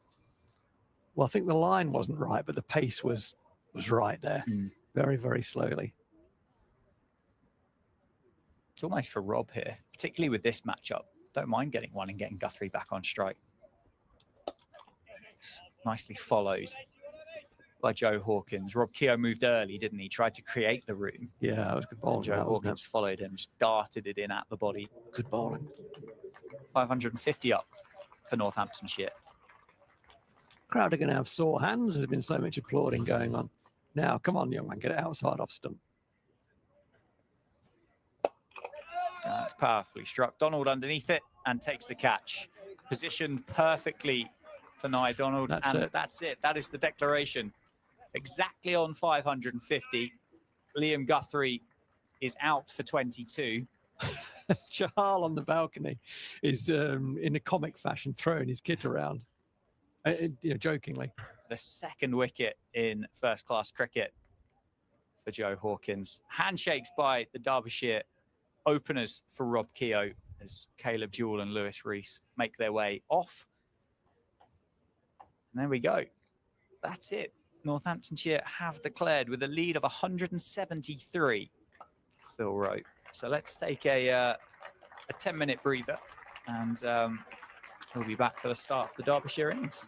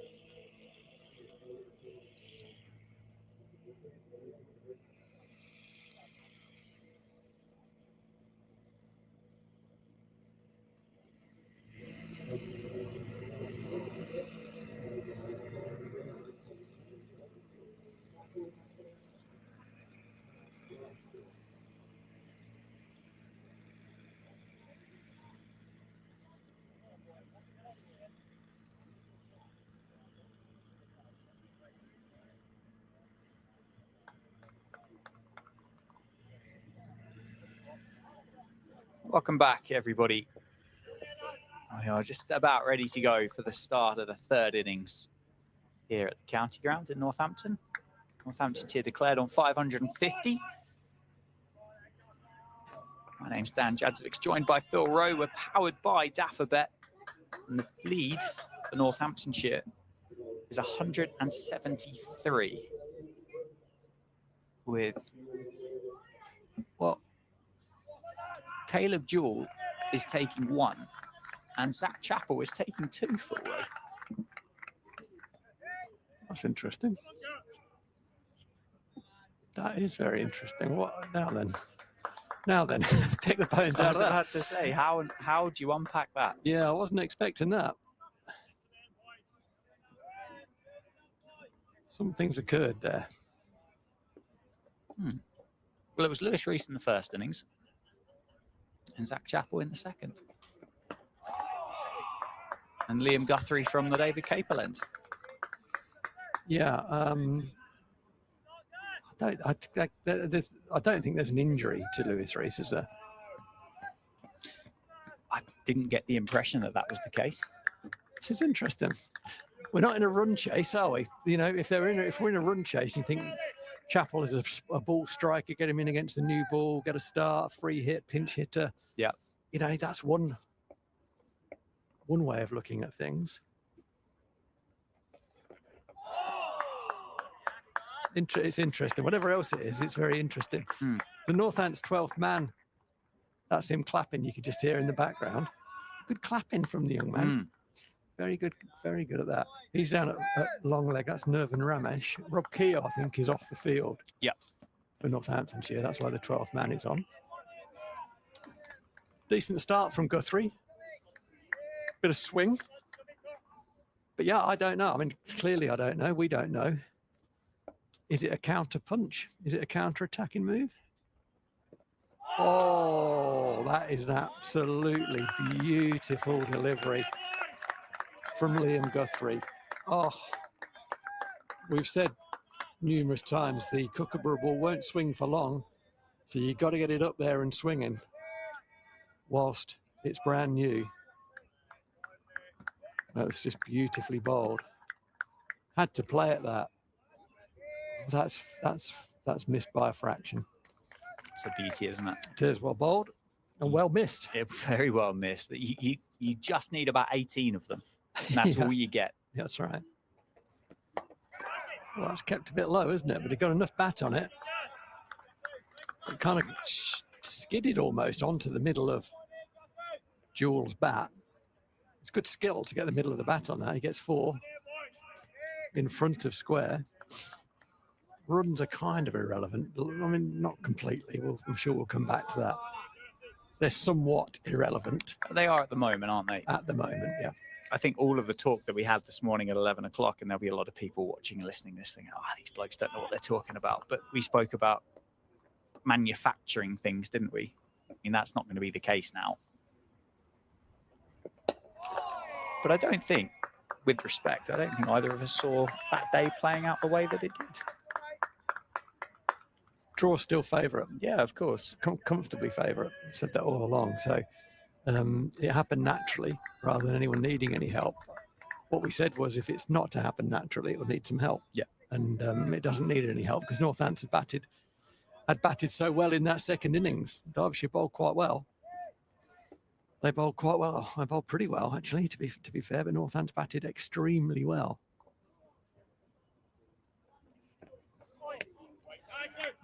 Guthrie asking the ball to swing back from down there. It won't do that, but it hammers into Lewis McManus's gloves. That's the end of the first over from Liam Guthrie, and he is pretty quick, and a couple did swing, went past the outside edge. Very few balls have gone past the outside edge of the bat in this game. Very few. We're into third session on the third day. I reckon if there's been 20 balls go past the outside edge of the bat, that's probably an overestimate. That says the ball is only going to do a bit for a little while, and you've got to be in the right place as often as you possibly can. One of the things I talked about in the Derbyshire bowling attack was how accurate they were. I think they were more accurate with the ball overall than Northamptonshire were. Here's Luke Proctor, who's known for his accuracy.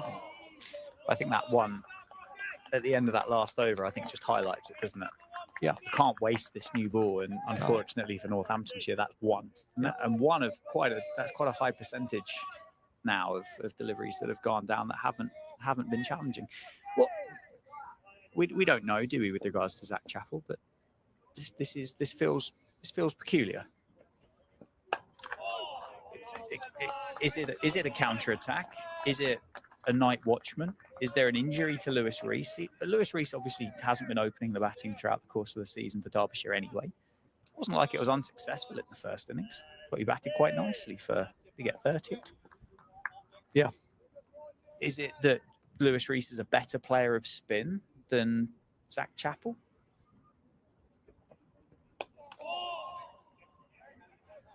Chappell's off the mark with a thick outside edge there. I mean, Zach Chappell played nicely in the first innings.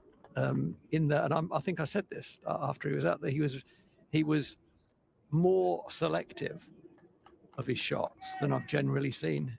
He's known as a boundary. He's a dangerous player. He's known as a boundary hitter, and he can take a game away from you at times, being a lower order batter, 8-9. So he has credentials with the bat, but they are almost entirely in terms of hitting boundaries. Well bowled, captain. But so you throw yourself back to that one-day cup game when he finished 94 not out. That wasn't just boundary hitting; that was proper batting, and that was here. But it's not opening the batting against a red ball, is it? Also, that's a different world. That's different gravy. So I was just looking at, if there is a reason why Lewis Rees can't open the batting, the first thing is, have you got someone down the order who's done that? Well, I don't know. I would imagine Joe Hawkins might have batted up the order in his youth career, but he's not being asked to do that job. Well bowled. That's a moral victory. Well played as well by Caleb Jewell. Got the ball down, runs away for 4. Well bowled, and actually, well played. Good enough there. Does everyone shuffle up one? Well, they've not gone for that option. That's often what happens. In the middle order, then, Anderson is 7. He batted well at 7 and got 100. You want to leave him there, actually. Yeah. So what they don't want to do is use one of their batters up the order, because anyone can nick the new ball. And therefore, for me, it's Chappell or Hawkins. I don't know why it's not Rees. That's the issue. We don't know why it's not. Yes. Maybe they're extending their card. Maybe that's what they're doing. But it's a weird one. I wouldn't have picked, let me say that, I would not have picked Zach Chappell out of that lineup. I think there are limited options, and I just don't know enough about Joe Hawkins cricket. All of that said,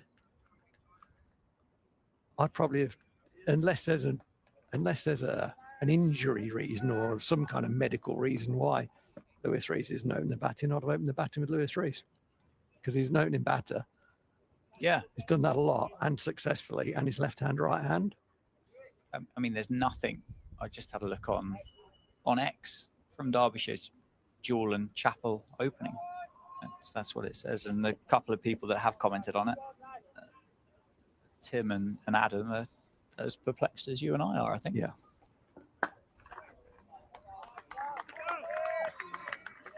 Well, Tim, I think, was getting nostalgic, and I'm sure this will mean something to Derbyshire supporters, but brings back vague memories of Matthew Vandrow being a makeshift opener back in the day. Matthew Vandrow. No. Got nothing for you on Matthew Vandrow.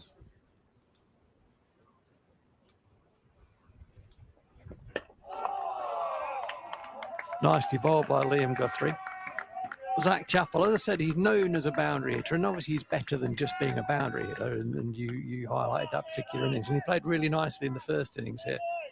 But opening the batting is a different challenge. I can give you some information about Matthew Vandrow. Oh, go on then. Played for Derbyshire between 1993 and 1997. Transvaal as well. Born in Epsom, Surrey. 59 first-class matches. 1,500 runs, an average of 20, and 132 wickets, an average of 33. So he did something as a makeshift Yeah. opener in one game by the sound of things.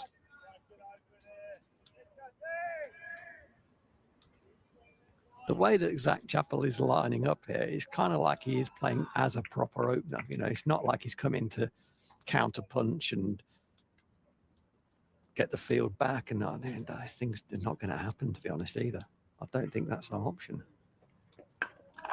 Or, and I know you're not part of the dressing room now, but you know a few of the lads out there. Are they the type of bunch to look at Zach Chappell opening the batting and kind of go, okay, well let's talk about that. Let's positively, humorously, whatever you want to do. Is that a kind of a conversation of Zach Chappell walks out to the middle and somebody goes, well, what are you doing here then? Northamptonshire, they're a nice bunch. They're a nice bunch. There are other teams, no doubt, who'd be saying, "What the hell are you doing out here, mate?"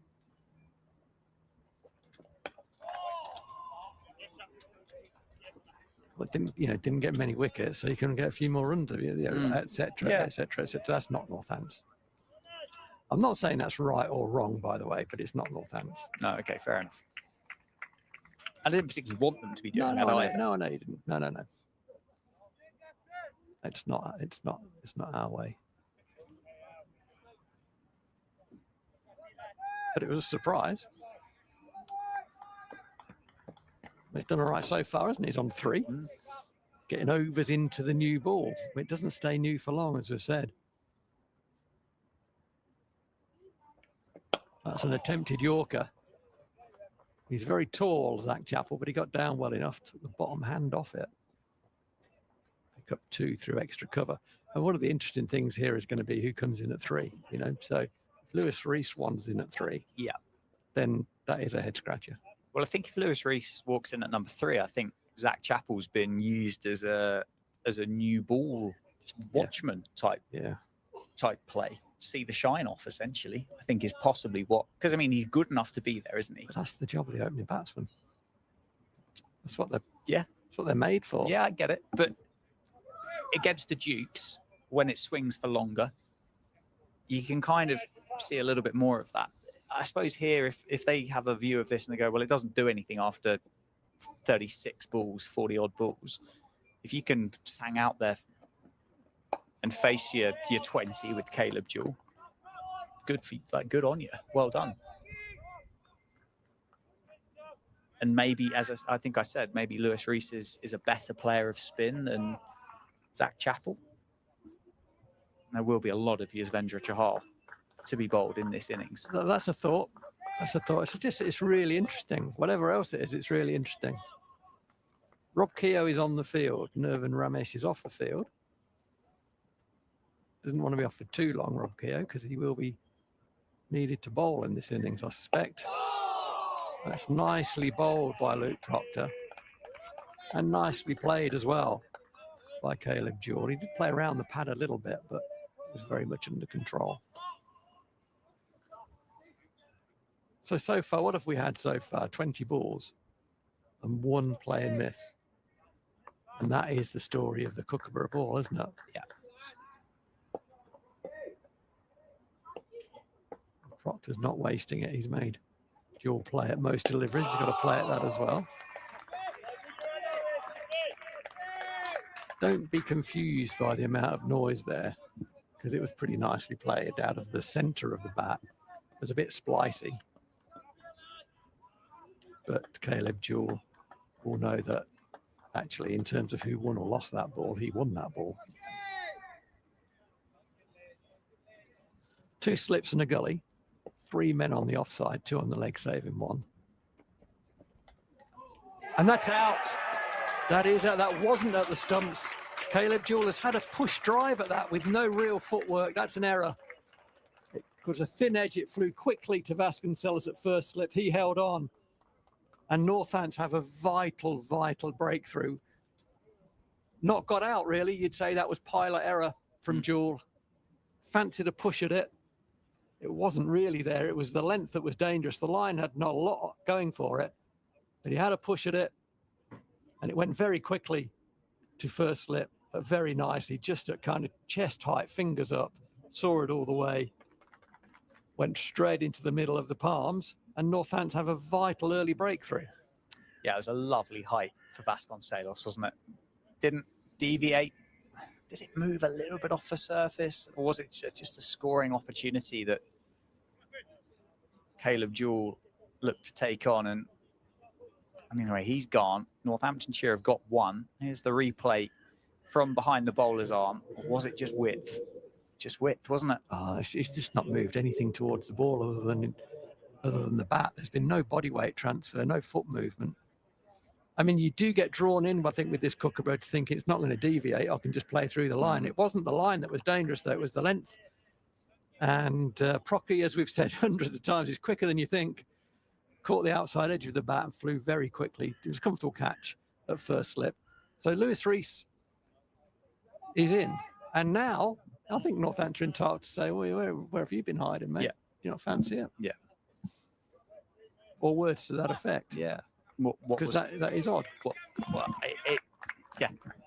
Good luck trying to figure it out. Yeah. So the early breakthrough with the opener and the number 8 has resulted in the opener going. And the big wicket as well, because he's been in great form, hasn't he, Caleb Jewell? That's a very big scalp. Yeah, it's well over 900 runs for the summer for Caleb Jewell. Won't go past 1,000 against Northamptonshire. We'll have to wait for that.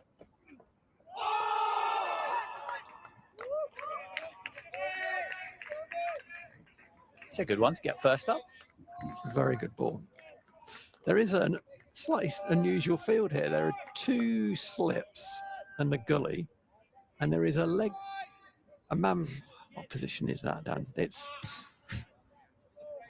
backward short square leg. Yeah. It's not short leg, is it? No. But it's...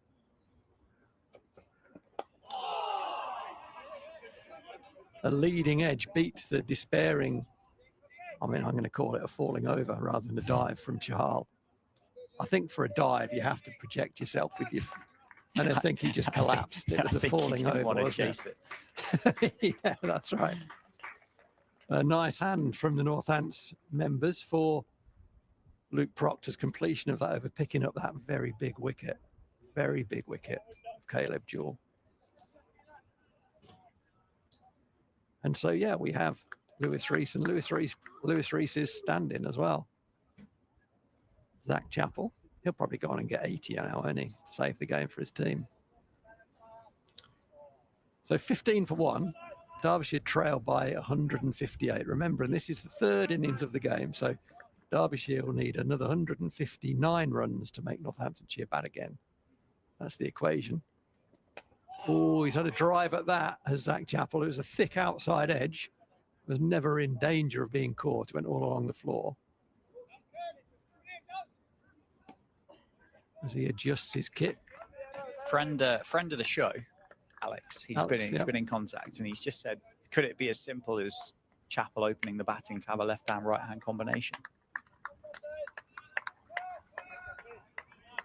It could be. I don't necessarily know if I want to buy it, though, Alex. No. There you go. I mean, he's right. It was a left-hand, right-hand combination. It still is.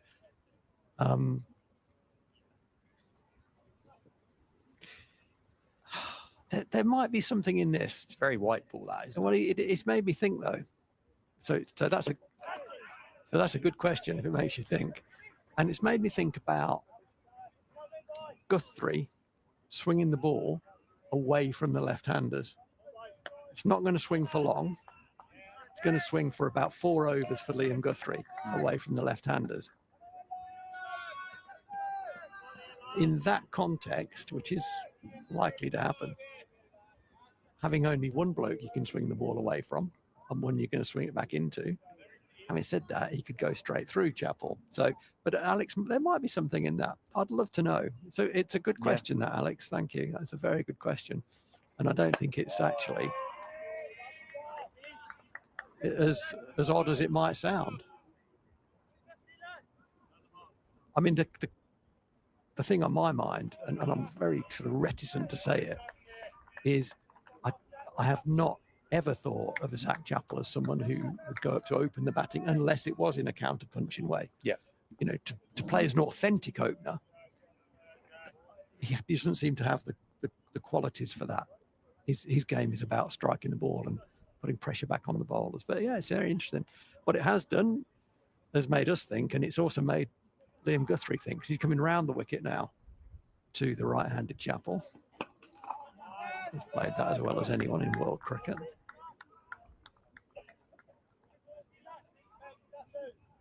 Mickey Arthur is a deep thinker about the game. And fair play to Zach Chappell, having bowled the overs that he's done, to have put his hand up or said, yeah, go on then, I'll do it, and get out there with the pads on. Yeah, I mean, it does, as I say, it does extend the batting lineup as well. But then Reece, so, you know, that means effectively that Anderson's coming in at 8 now rather than 7. Oh, it was a leading edge. He tried to turn that through the leg side. Another day that goes back to the bowler. He's played pretty well, though. You know, if you just walked in and seen this and you didn't know that Zach Chappell was number 8, and probably that's as high as he's probably batted in first-class cricket, to be honest. Yeah. He might have been up a number here and there at Leicestershire, possibly, during his time. You wouldn't know that he's not an opener so far, would you? There's nothing to show that so far in the first 5 overs, nearly.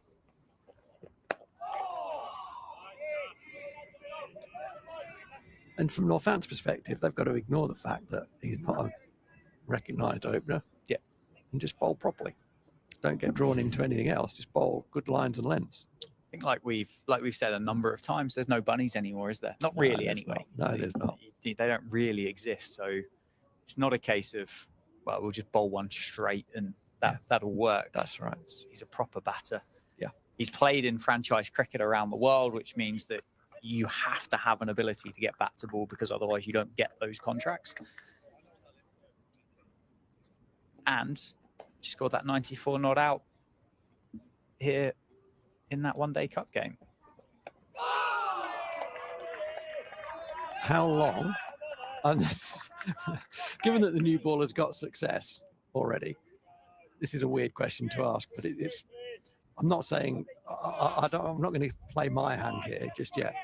How long before Chahal bowls? I think Proctor and Guthrie bowl 5 each. And then I think you see what's happening after that, I think. I don't think it'll be long.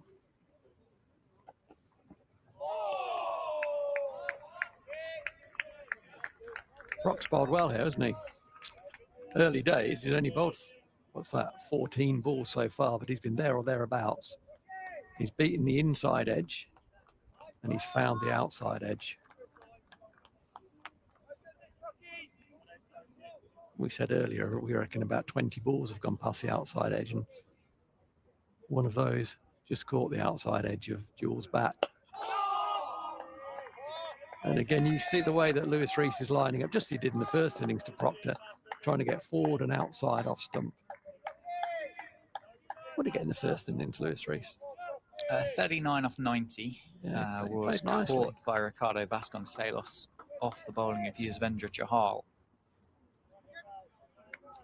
Oh, yeah, he came round the wicket to him, didn't he? Chahal bowled over the wicket and he was getting knocked away into the leg side. And then Chahal came round the wicket. It was the inside edge to short leg, wasn't it? Yeah, well, almost just turned it straight to it. Yeah, it was almost off the face, yeah.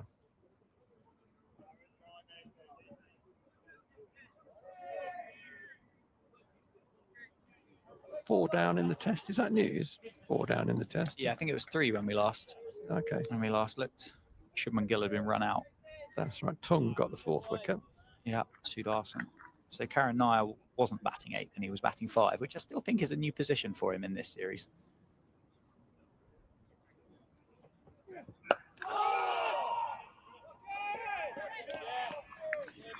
I do like Luke Proctor opening the bowling. I really do. It just makes the batters play and play and play. Challenges, challenges, challenges. He's quick enough to hit the seam and get some movement, even with this Kookaburra ball, even on a very flat pitch. Hits the surface hard enough just to get a bit of disturbance of line. And that's what accounted for. And he's also just lost his run-up. But that's what accounted for Caleb Jewell. But it's even more important on a day like today, isn't it? You can't waste it. You can't waste the new ball. You can't bowl pretty lines and get left. You have to challenge, and Luke Proctor just does that by default.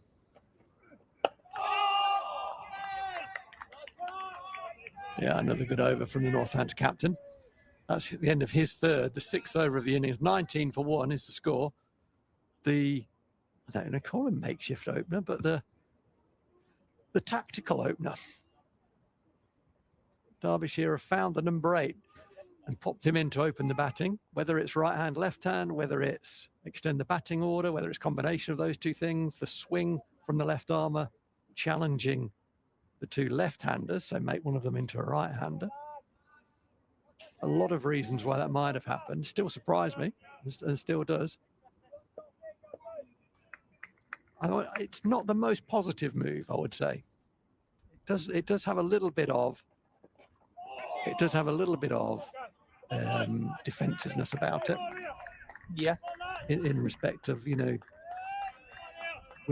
want to expose our 2 lefties to the swinging. It's like, well, come on. They are, that's their job. And I guess, you should never judge something on one outing, but if Zach Chappell bats for 20 overs, job done. Yeah. Well, again, it's still a game of time, isn't it? At the moment, the runs aren't really the thing to think about. And if he can bat 20 overs, it's the day done. Comes back tomorrow morning, and you've chalks off quite a big percentage of what's left in the game. Yeah, absolutely. No, absolutely. And you did say as well, you looked at T, and I mean the weather forecast. There's a chance, isn't there, of a bit of moisture tomorrow? But there has been really through days 2 and 3 as well, and we've not got it. Yeah. Man's gone back on the square leg boundary. There you go. Oh, the first time in cricket history. There it is. Chalk it up. Oh, it was the double bluff. I'm a big fan. I've never seen that before. It was very short, wasn't it? It can't have been far away from being wide, I don't think. For those of you who have no idea what we're talking about, Dan mentioned yesterday how often the square leg fielder goes back, indicating a probable bouncer, and it's never a bouncer, it's always pitched up. And there it was, the bouncer. Oh, that was in the air a long time. Didn't transfer weight over his front foot. Zach Chappell, he doesn't care about that because he got plenty of bat on it. It was aerial for about 20 yards, I'd say. If not a few more than 20 yards. I mean, it went between wide mid-off and the stumps, and it was never in the vicinity of wide mid-off. Had it gone to wide mid-off, he would have been caught because it was aerial. It just floated, didn't it? Luke Proctor's quite wide at mid-off as well. So it was kind of an orthodox line, wasn't it? Yeah. The line of mid-off, but Luke Proctor was maybe a strip wider. It didn't have a sense to me that he hit it into a gap. It had a sense to me that he hit it and it went into a gap. I might be doing him a huge disservice there. Maybe you could have a chat with him tonight over a beer. Well, it wasn't timed, was it? No, I think no, it's it probably the reason as to why you might be thinking that. It's very true. What's the response? He's gone hard at that ball. How? He's gone hard at that ball. I guess if you're going to have a go as a makeshift opener, then the Kookaburra ball is the one to do it. Well, to that's do it against. that's kind of the other thing. Well, what we were trying to say, isn't it? There's less kind of peril. There's less jeopardy involved with this. It doesn't do as much, and it's nearly 7 overs old already. Yep. And it doesn't do much after 7 overs. 1 and 1. 1 and 1, says the captain, meaning 1 slip, 1 gully. James Sales, who was at second slip, is coming out into the offside to a catching position. I think I'd still have another catcher in there, though, personally. Invited to drive, takes the invitation as a push drives. James Sales gets the end of his left hand on it, but he can't, can't prevent them taking a single. Chappell will therefore keep the strike. He's on 14. Rees is on 2. It's 24 for 1. And it's a good talking point.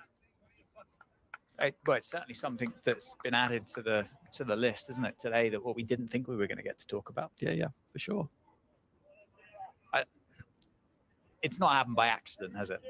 Zach Chappell's not wandered down the steps under his own steam because he fancied it. It's something that someone senior has seen somewhere else and said, I like that. That's worked. Yeah. We'll have a go at that. I don't recall seeing it in... Did Mason Crane open the batting for Glamorgan maybe last time out? Yeah, now you're asking. That's a Blimey. I'm just... But so far, I mean, a slightly lofty push drive, but, so far he hasn't looked in any danger at all, Zach Chappell. It only takes a ball, as they say. And that's not the ball. I mean, he's covered up very nicely there. The ball is hitting the centre of the bat. A bit low on the bat there, but it was central. It went straight where he wanted it to go. As I said earlier, from a Northants perspective, they've got to ignore the fact that it's Zach Chappell who bats 8-9 generally. He's an opener here. Fielder at mid-wicket has gone back to a deep square leg position. That's Chahal. Fine leg's gone finer as a result. You're not going to get another bumper, surely. You are going to get another bumper down. There you go. Well, Mason Crane opened against Leicestershire in the second innings because I think Asa Tribe was unwell. So I don't think of... Okay. Well, that might be the simplest explanation. Yep. That Lewis Rees has got a dodgy tummy and was incapacitated. You might find it's as boring as that.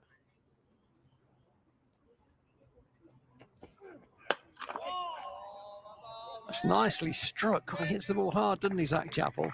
Struck it off the back foot very, very firmly up to mid-off. No run.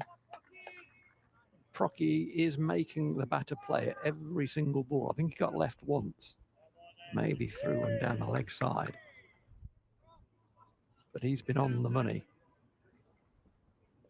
I wouldn't mind inviting Zach Chappell to drive. Get it a bit fuller. Yeah, about there. Nicely played again.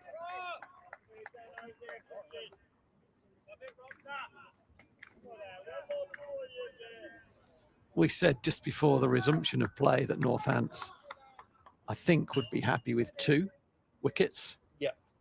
They got one very quickly. There are 16.1 overs left for them to get that second. I don't think it's nicely timed down the ground by Zach Chappell. Well played, but well fielded. Rob Keogh moving to his left, no run. I think Derbyshire, obviously from this position, will want to be walking off in 16 overs time with just 1 down. I think if they're 2 down and that second one is Chappell, I don't think it's a disaster for them. I think if they end up 3 down overnight or more, but 3 or more than 2, then let's say, then they will feel they've got a very uphill battle tomorrow. Yes. Well, there we go. But he didn't have to wait long. No, here we go. I suspected he'd be on early. I didn't know it'd be quite as early as this. So Chahal is replacing Liam Guthrie. But what we do know is that once you get in, You can play. you can. Yeah. And Northampton have had numerous good partnerships during yesterday and today. So if Northampton can do it, Derbyshire can do it. I think This guy holds the holds pretty much. He almost holds 48 of the 52 cards, didn't he? Yes, I think exactly, yeah. from a Northamptonshire perspective, Derbyshire aren't just gonna keel over and let Yuzvendra Chahal run through. They're not gonna allow Northamptonshire to win this game. Northamptonshire are gonna have to work incredibly hard on a pitch that's not offered a great deal of lateral movement. No, it hasn't. And whilst we've talked a couple of times over the last 3 days about variable bounce, actually, it's been very rare. The ball is kept low, but rarely.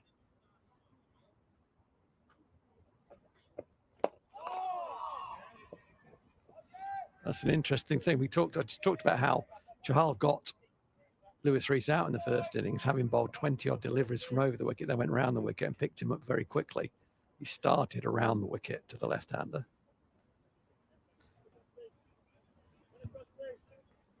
Now, this is going to be a challenge, isn't it, for Zach Chappell? Likes to put his hands through spinners. Well, played the reverse sweep almost compulsively, didn't he, in the first innings as well? He did. And it's on. So there is a first slip, which is where he was caught in the first innings. But he's just going to defend him back at the minute. This is the bit where I kind of think I wonder what shots Zach Chappell's got, not to just absorb deliveries. Yeah.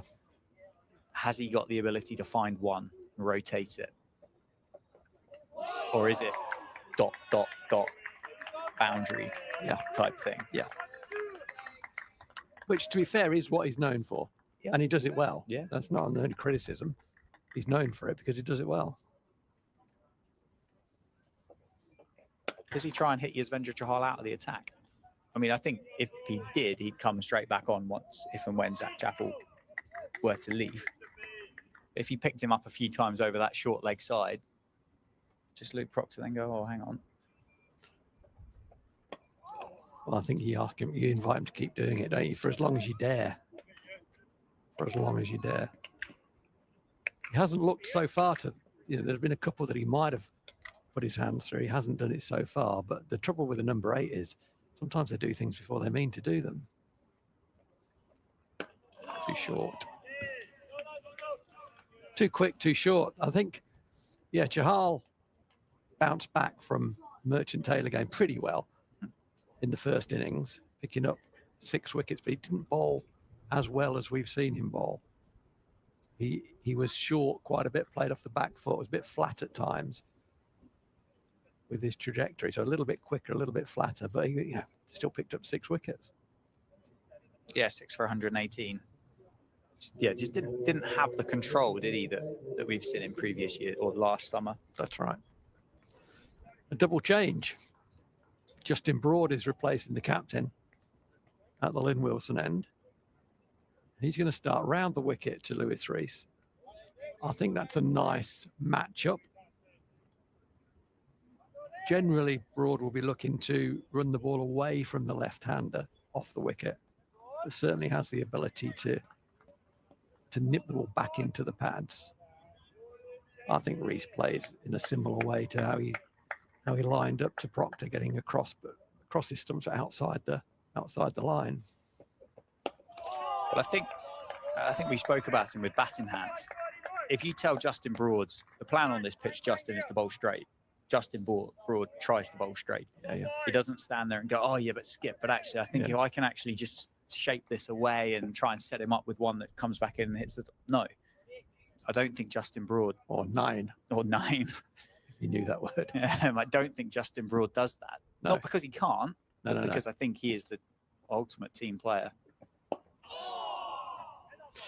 It's interesting chatting on the radio the other day with Darren Lehman. We talked about his interventions and when he gets stuck in and what upsets him, and because he's obviously a really nice guy and a jovial guy and wants to back his players, but you also know at the same time that when things are not going the way he wants them to, he lets them know about it. He's entitled to do that. And he said, what really gets me is when players go off piste, when we have a clear plan and they don't play to that plan. He said, then we have a different conversation. That's timed away for 4. I think that's going to go square of the wicket. Timed it beautifully. The fielder didn't have a long way to run there.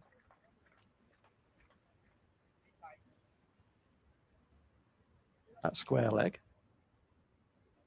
but too far because the ball beat him.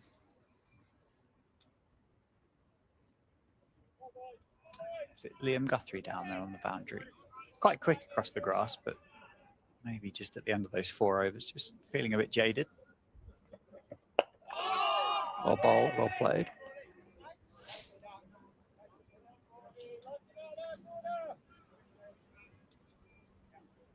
How well is Rob Keogh moving in the outfield? Because I think all focus will be on Yuzvendra Chahal. Yeah. He could go quite quietly at the other end. Yeah. Absolutely.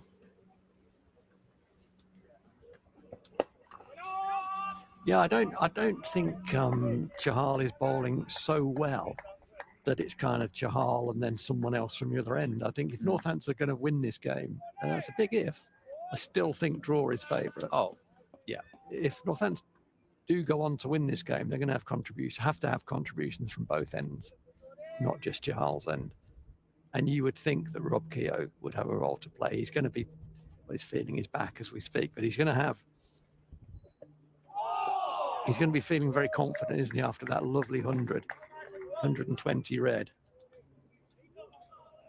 He's going to be, that's what's the thing about cricket, isn't it? Why should the fact that you got 100 affect your bowling? But it does. Oh, why should the fact that you bowl well affect your batting? But it does. You take a good catch, suddenly confidence. Your batting and bowling improves. It's absolutely, it's that rarest of commodities, that complete unknown in the world of confidence. What does it mean? What is it? Can you point to it? Not really. I think a lot of people who think they've got it probably got a bit too much of it. Misplaced. I think at that point there, it stops being confidence and begins to be arrogance, doesn't it? I'm sure there's plenty of people that we all know. I'll drop a couple of names in. One will be more well known than the other. People I've talked to about confidence. And the one that's less well known was a professional cricketer. He played for Warwickshire and Worcestershire, and then went on to become a phenomenal coach, developer and coach educator. It's well bowled. That is very well bowled. That's Yuzvendra Chahal at his best. That's where you land it. Up and down, turn. Genuine bamboozling of Zach Chappell. I'll just hold fire on that. That's overstepping and a drag down. So the guy in question, the coach developer, coach educator, who worked for the ECB for many, many years, a chap called Gordon Lord. He'll be known to almost everyone in cricket. And Gordon very interested in human movement as well, not just the biomechanics, but Gordon would say that confidence allows you to move well. Yeah, okay. You're not confident, you're not moving as well as you want to do. There's a lot in that, no doubt. Oh, absolute stuffage. That was a front foot defence. He didn't want to come forward because he'd beaten him on the front foot 2 balls previously. He went backwards and got beaten on the back foot. Key thing, though, he made no contact with the ball. Yeah, he's still there. So no runs off the bat in the over, just the no balls. Yeah, so Gordon, I mean, he would have wanted to say a lot more than I've just said about the subject of confidence. But yeah, one of his things was, look how people are moving. Are they moving in the way that you've seen them move? And he would say that you can see if someone's confident from the way they're moving, if you know their movements. Yeah. And I've used that in my coaching time, I've used that a bit as a benchmark, and he's been proved 100% right every single time. Another viewpoint on confidence came more about execution, and that was from Jason Holder, who played here. Yeah. When he played here, actually, when he was the best all-rounder in the world in the rankings. What a fantastic cricketer. What a lovely man he is. And Jason Holder's view is that confidence is commitment. If you're fully, totally committed to something, he would say you are then confident about it. And I think there's something in that. Mhm. And they used that in the West Indies when he was captain, particularly about death bowling. He would say, you know, he wouldn't say be confident, he'd say be committed. Yeah. Be totally committed to the ball you're going to bowl. And his view was that that leads to you being more likely to execute it well. I think both resonate a lot. I think particularly the second one, certainly body language is a big one, isn't it? You can tell by movements as to how people are thinking, but can't you throw yourself back to that moment that you tried to hit the six down the ground that you didn't quite go for and it didn't make it. Yeah. Or you go, well, this is going, and all of a sudden it's out of the ground by a distance. Yeah. Certainly can. Been a good start here for Justin Broad. It has been a very good start for Justin Broad, yeah. Just 4 runs from the opening 9 deliveries, 31 for 1, the score. 11.5 overs have been bowled, 12.5 overs remain in the day. Derbyshire have lost the Australian opener, Caleb Jewell. He was caught by Ricardo Vasconcelos at first slip off Luke Proctor with that new ball. Justin Broad looking to back up his captain. He's just bowling straight, isn't he? Stump to stump for Justin Broad.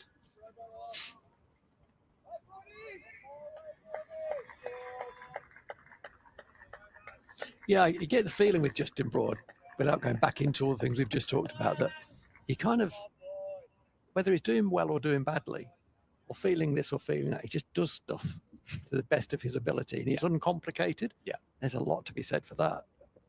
Yes, it's a bit of a full shot by Lewis Rees. That's just held in the surface a bit longer than what he was expecting. I don't think it was a slower ball by Justin Broad. No, I don't. But maybe the top, maybe it's gone through. He's going to go and have a look to see where that ball pitched. Yeah. It wasn't there, but maybe it disturbed the surface a little bit. It was heavy rollered, wasn't it? Yeah, it was. Heavily rolled. Mm. Heavy rollered. I think I prefer heavy rollered. Yeah, it was both those.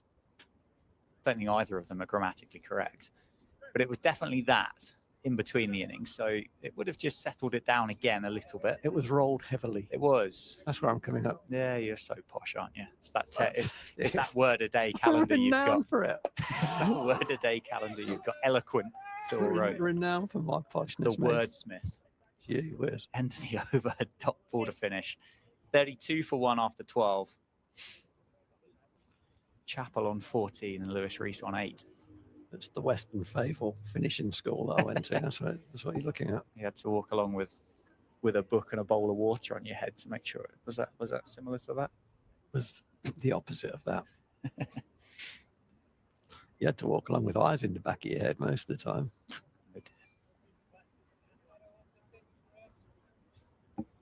For that reason, I rarely attended. So Chahal's going to continue round the wicket, slip and a short leg.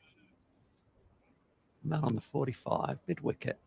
3 men on the leg side boundary. I don't mind that one for the sweep. It's well swept, wasn't it? A good shot, Lewis Rees. Yeah, well, I don't think Chahal is in it at the minute. And I don't necessarily think you can then surround the bat with a short leg, a silly point, a leg slip, because you get the drag down, you get the half volley. You don't get that consistency right now. And plus as well, the other thing, I suspect... This is brilliant. There's a difference of opinion. This is brilliant. Yes, quite right, Luke Proctor. So what I'm saying there is Chahal wanted another slip. So he took short leg and put him at slip, and the captain said, no, if you want another slip, we'll take it from extra cover. Which they've now replaced. They've taken him actually from mid-wicket in the end. So I think the captain was 100% right there. Yes, I agree with the second slip, he said, but you're not losing short leg. Yeah. maybe Charles hasn't thought that through, or maybe he's not feeling so confident and wanted the extra fielder in the ring.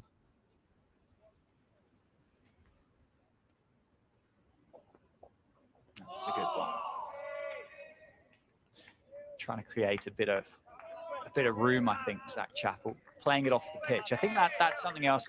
The pitch is quite slow. Yeah. And the fact that you can play it off the surface isn't helping a massive amount for Chahal. You can let it pitch, particularly if it's short, and you can then play it with your hands. And he has been slightly back of his perfect length, hasn't he? Yep. Chappell's going well, though. 14 off 43. You'd think Google is the answer, wouldn't you? Yeah. Has he bowled one yet I don't think so. in this match? Well, I don't know. I mean, he's bowled a lot of balls that have been over length, and that was the latest, isn't it? So I don't know whether that was or not. I'll have a better look. Yeah, have a go from behind the bowler's arm and see if you can pick it. I probably can't. That's short, dragged away, and that's going to be 4 for Zach Chappell. Yeah, that's gone straight through where that effectively where that second slip came from, isn't it? Yeah, came from mid wicket on the single. I don't know whether it'd stopped that or not, possibly, but it was another short ball, wasn't it, from Chahal? 37 for 1 after 13. But they've certainly got him on early. I mean, Northampton know they've read the script, haven't they? They know what they've got in their attack, and they know that if they're going to get these 10 wickets, or 9 now that remain, that Chahal is going to be making inroads. You'd think if there is a victory for Northamptonshire, and they are a long way from it, a long way from it, from what we've seen over the 3 days so far, and what we've seen in this mini session that we've had. You'd think Yuzvendra Chahal finishes with 10 wickets in the match, wouldn't you? Minimum. 100%. I think I thought If you were not going to more. say 4. Yeah, I agree. I totally agree. if not more. I think I'm curious about Justin Broad. This is his 3rd. He'll probably bowl 4, maybe 5. I think the Keogh then comes on for the rest of the day. I want to see spin at both Spin ends. both ends. Yeah, exactly. See what happens, and Keogh does give it a good tweak. Yeah, and if Rob Keogh is going to stiffen up, well, let's get him bowling before he stiffens up as well. I'm sure he's got an ice bath at home or something, isn't he, for this evening? I know Dave Willie has, because I see it on social media all the time. Loves it. It's very good to his sponsors, Dave.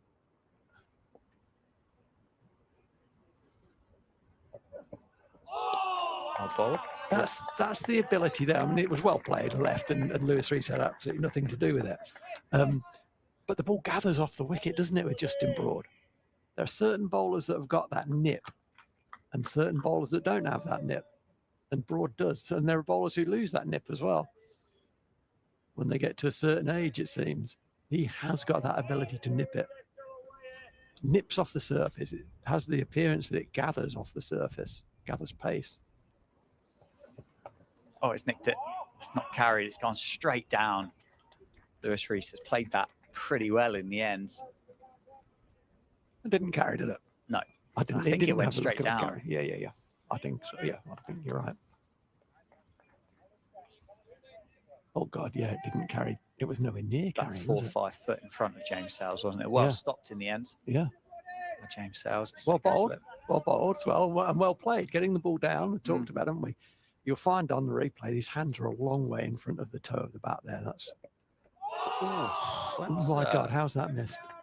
What's happened there? Well, he's tried to just flick that through the leg side, isn't he, Lewis Rees? Has he just had a rush of blood there, or did that ball? I think he has just tried to almost calypso cricket, flick it from outside off stump over mid wicket for 4 or maybe even 6. Gee whiz. He's a very happy man that he hasn't got a leading edge there. That's uncharacteristic. Lewis Rees normally plays what's in front of him. He's tried to make something happen there. He had a rush of blood. And that one left alone as it just tails back, but it's a long way. Here is the replay of that ball before. Swing a bit. Maybe a touch, but Yeah. might have just missed it. 37 for 1. Chahal to continue. That's I think that's just continued on with the arm. I think he's just played the wrong ball. I think he's played a different ball to what was bowled by Justin Broad. I was thinking that the guide kind of nick that fell 4 foot in front of James Sales. Saw Wayne Madsen. And I'm not saying that should be the case, but we saw Wayne Madsen with the lid on a second slip. Very, very close. Don't know whether it would have worked or hadn't worked, but it's a really good point. Something to think about as an option. Absolutely right. Yeah. 2 slips and a short leg for Yuzvendra Chahal, and they're just taking their time to get George Bartlett in the right position. With that particular one, the one that in question, I think that would have fallen short of anyone. Yes. Almost wherever they were. Or it would have been a half volley or have something. I got anything underneath it type question. But more broadly, you don't want to be taken on the half volley because you are too deep. Then you've got to get really close. And if it flies at you and hits you and you drop it, well, that's the price you pay. Yeah, totally agree. And that's fine, isn't it? Because it's a buy-in. Oh, that's horrible. Short legs, you not feel, enjoyed that. No, you feel for Ricardo Vasconcelos there, don't you? In the firing line with Yuzvendra Chahal, who, I mean, if you go into your body language expertise that you picked up from your coaching mentor, what are you seeing from Yuzvendra? I'll have to be honest and say I don't know because I don't know him well enough. So I'm guessing. I don't know. You were whilst he played a lot here last summer, you were interrailing, weren't you? I was. Yeah. I think all I'd say, he doesn't look like he's got the same bounce at the crease. Looks quite quick. It's almost like running through the crease. He's always quite quick to deliver. Yeah, my gut feel is that it's all a bit rushed. I think we talked about that in the first innings, didn't we? It looks, as I said, I'll go back to that. I don't have a good base level of knowledge of viewings, but it does look a little bit rushed. As we said, he picked up 6 in the first innings, but came off the back of 0 for 174 against Middlesex. India 5 down for 132. Oh, what a good start. That's nicely bowled. That's very nicely bowled. Good finish to the over. 132 the deficit. Northampton are going to be batting again if they're going to win this game, you would think. Yeah, I just don't see wickets falling quickly. No, at any point, really. No, agreed. I totally agree. It was such a strange half an hour on day one, wasn't it? Rob Keogh is getting loose. I've just spotted it. There was Caleb Jules LBW, which you're just not going to see, are you? Particularly often. There was the strangle down the leg side for Wade Madsen. Justin Broad runs in from the Lynn Wilson centre end, and he's just got something going here against Lewis Rees, isn't he? He I'm has. not sure what it is, but he's got something going here. And then Brooke Guests adjudged or deemed to be caught behind by off the bowling. That was one of Yuzvendra Chahal's, wasn't it, I think? Yeah. Yeah, I think it was, yeah. I wonder what this is. I wonder what Justin Broad is. It doesn't look like there's much going on the screen in front of us. There's a slight delay between the two. We're kind of on an angle, so we can't. To the naked eye, we can't see, can we, what's going on through the air? And the delay between the TV screen in front of us and the actual live action is so split second. It's quite difficult to jump between the two. Yeah, it is. No, it's too quick.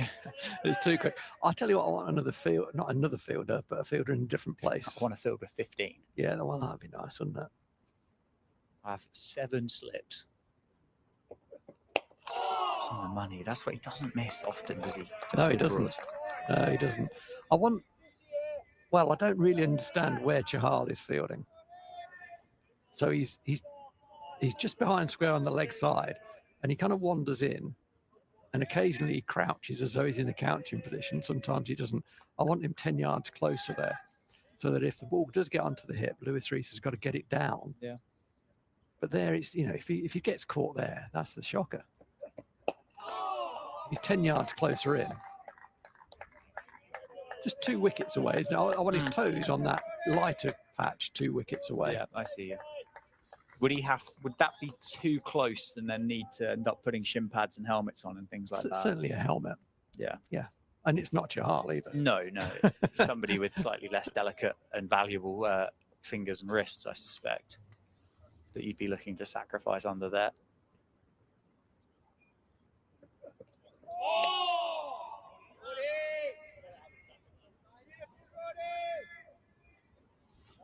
Nice catch, pretty. It's pretty, isn't it? And it's good to see that it's going through and hitting the gloves nicely. That's good. But I'm going to be very critical.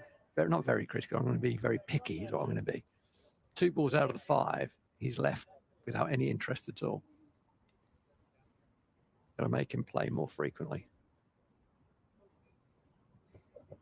Nice played. Is Vendra Chahal in the right spot? Yeah, well, you know Phil Rowe. Well, but it's not a wicket-taking position, is it? That's what, you know, he's crouching down as though it is. There he is. You can just see him. No, it's a great stop. That is a brilliant stop. I mean, that was closer to a dive. It was a faster fall over rather than a dive, but he stopped it. Save 4.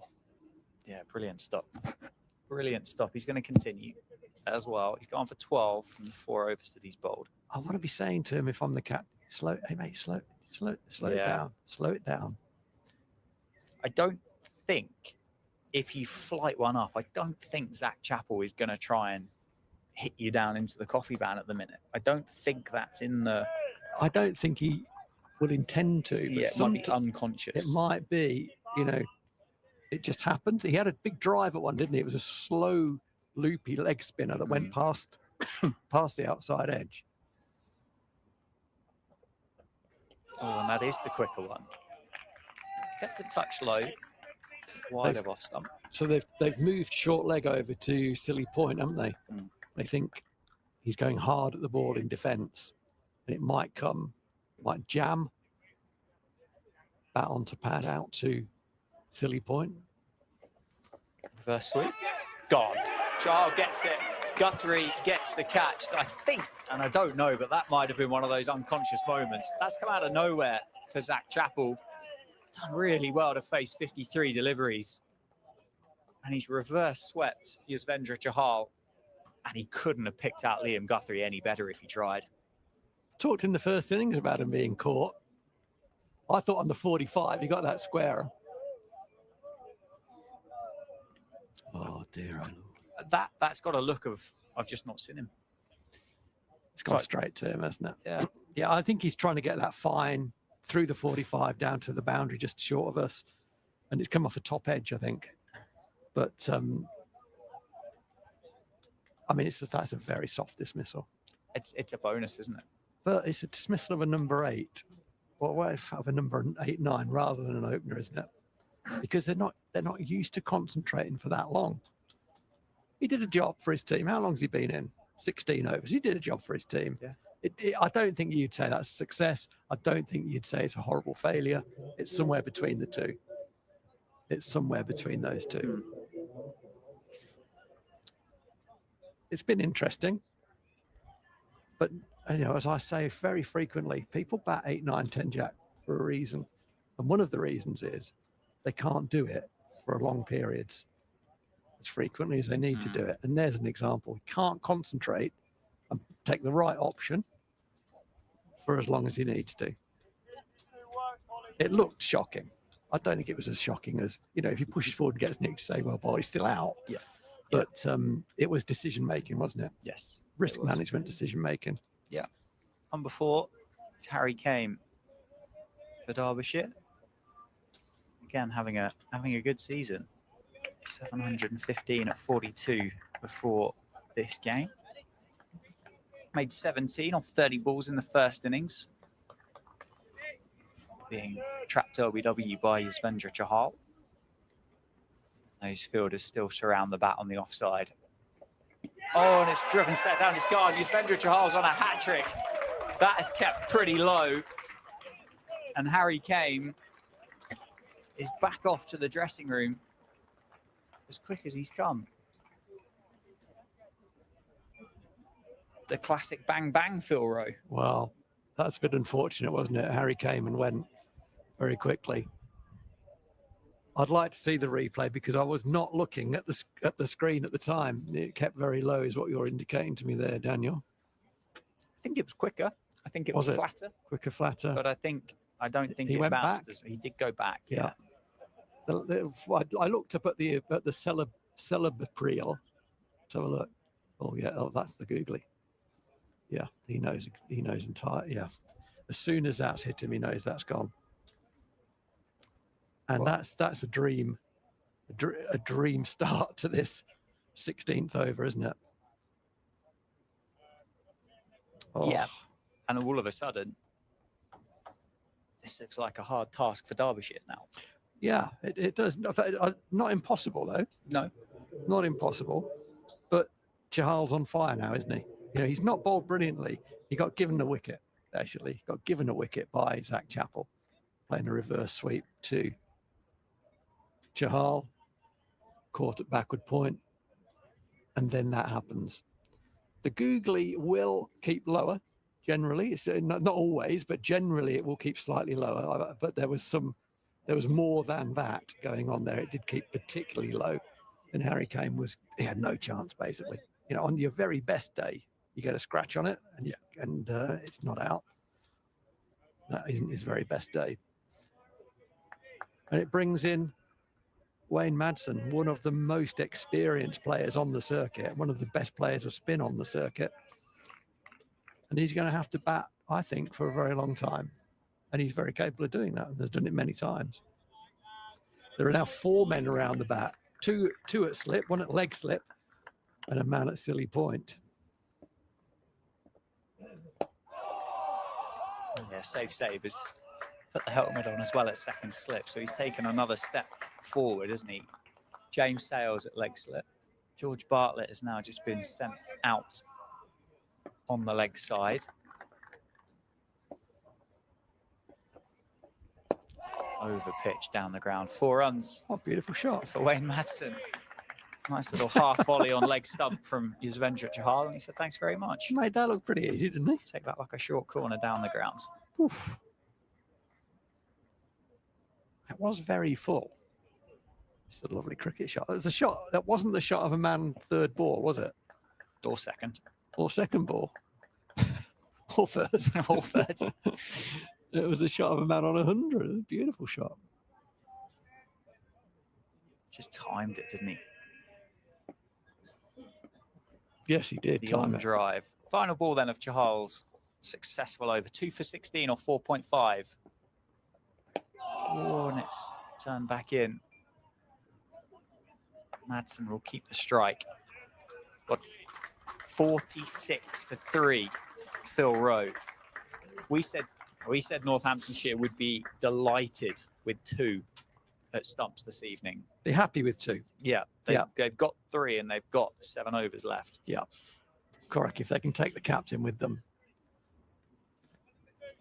if they can get Madsen out tonight in these remaining 7 overs, I mean, they'll take Madsen or Rees, to be honest. They're both very fine players. You just feel the captain's wicket is a little bit more valuable than Rees's, just because of his pedigree in the history in the game. Yeah.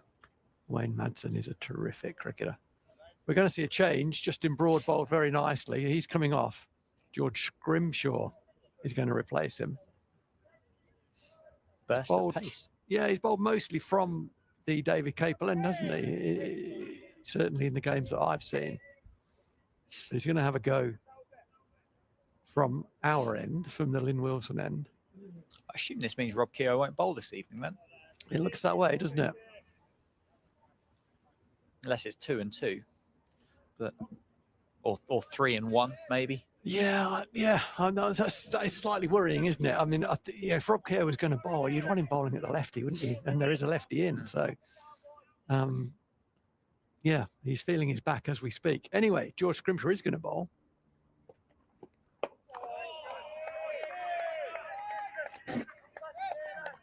Yeah, maybe. I mean, we don't know. Is Rob Keogh fit to bowl? Do they think that Manson's such a good player of spin that we'll make him start against pace rather than spin? I don't know why Rob Keogh isn't bowling. There'll be lots of reasons possibly, but for me, if Rob Keogh was available to bowl, he'd be bowling now. He's not moving brilliantly. I would say that. In the field, he's not moving brilliantly. Yeah, I would echo that. He's trying to, isn't he? He's just getting loose. Trying to loosen everything up.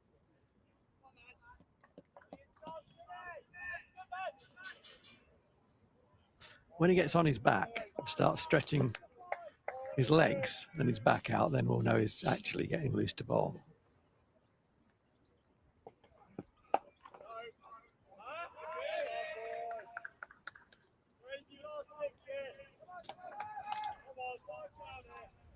Five down.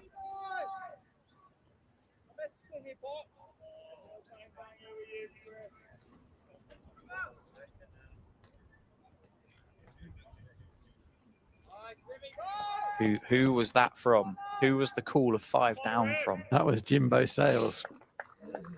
Second slip. And he's deep his voice.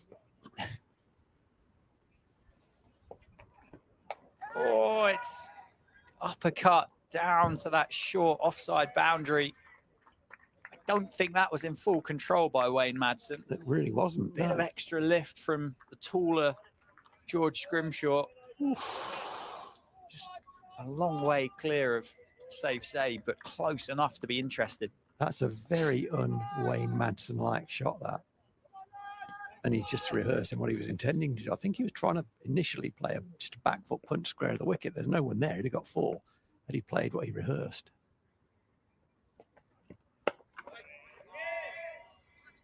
Get him forward, Scrim. Get him forward. It doesn't appear to be coming out brilliantly. I mean, that was slow, basically, wasn't it? Yeah. For George Scrimshaw, that was slow. It would have been the fastest ball I've ever bowled. Considerably. Easily so. But for George Scrimshaw, it's not clicking just yet. You and I put together, I think. I mean, I'm not added much, I can tell you that. Yeah, that one bounced a bit, but you know, it's too comfortable. You've got to get him forward. Yeah, bit of a heavier length. 50 up for Derbyshire, 50 for 3 off 18 overs. 6 remaining in the day. This is, of course, going to be Yuzvendra Chahal from the David Capel and just passes his cap over to umpire Long. There's a bit of a dressing room going on, isn't there, just on the square there with Northamptonshire fielders putting boxes in and shin pads. Rob Keogh's going through a pretty rigorous warm-up. Do you think he's just 1 over for George Scrimshaw?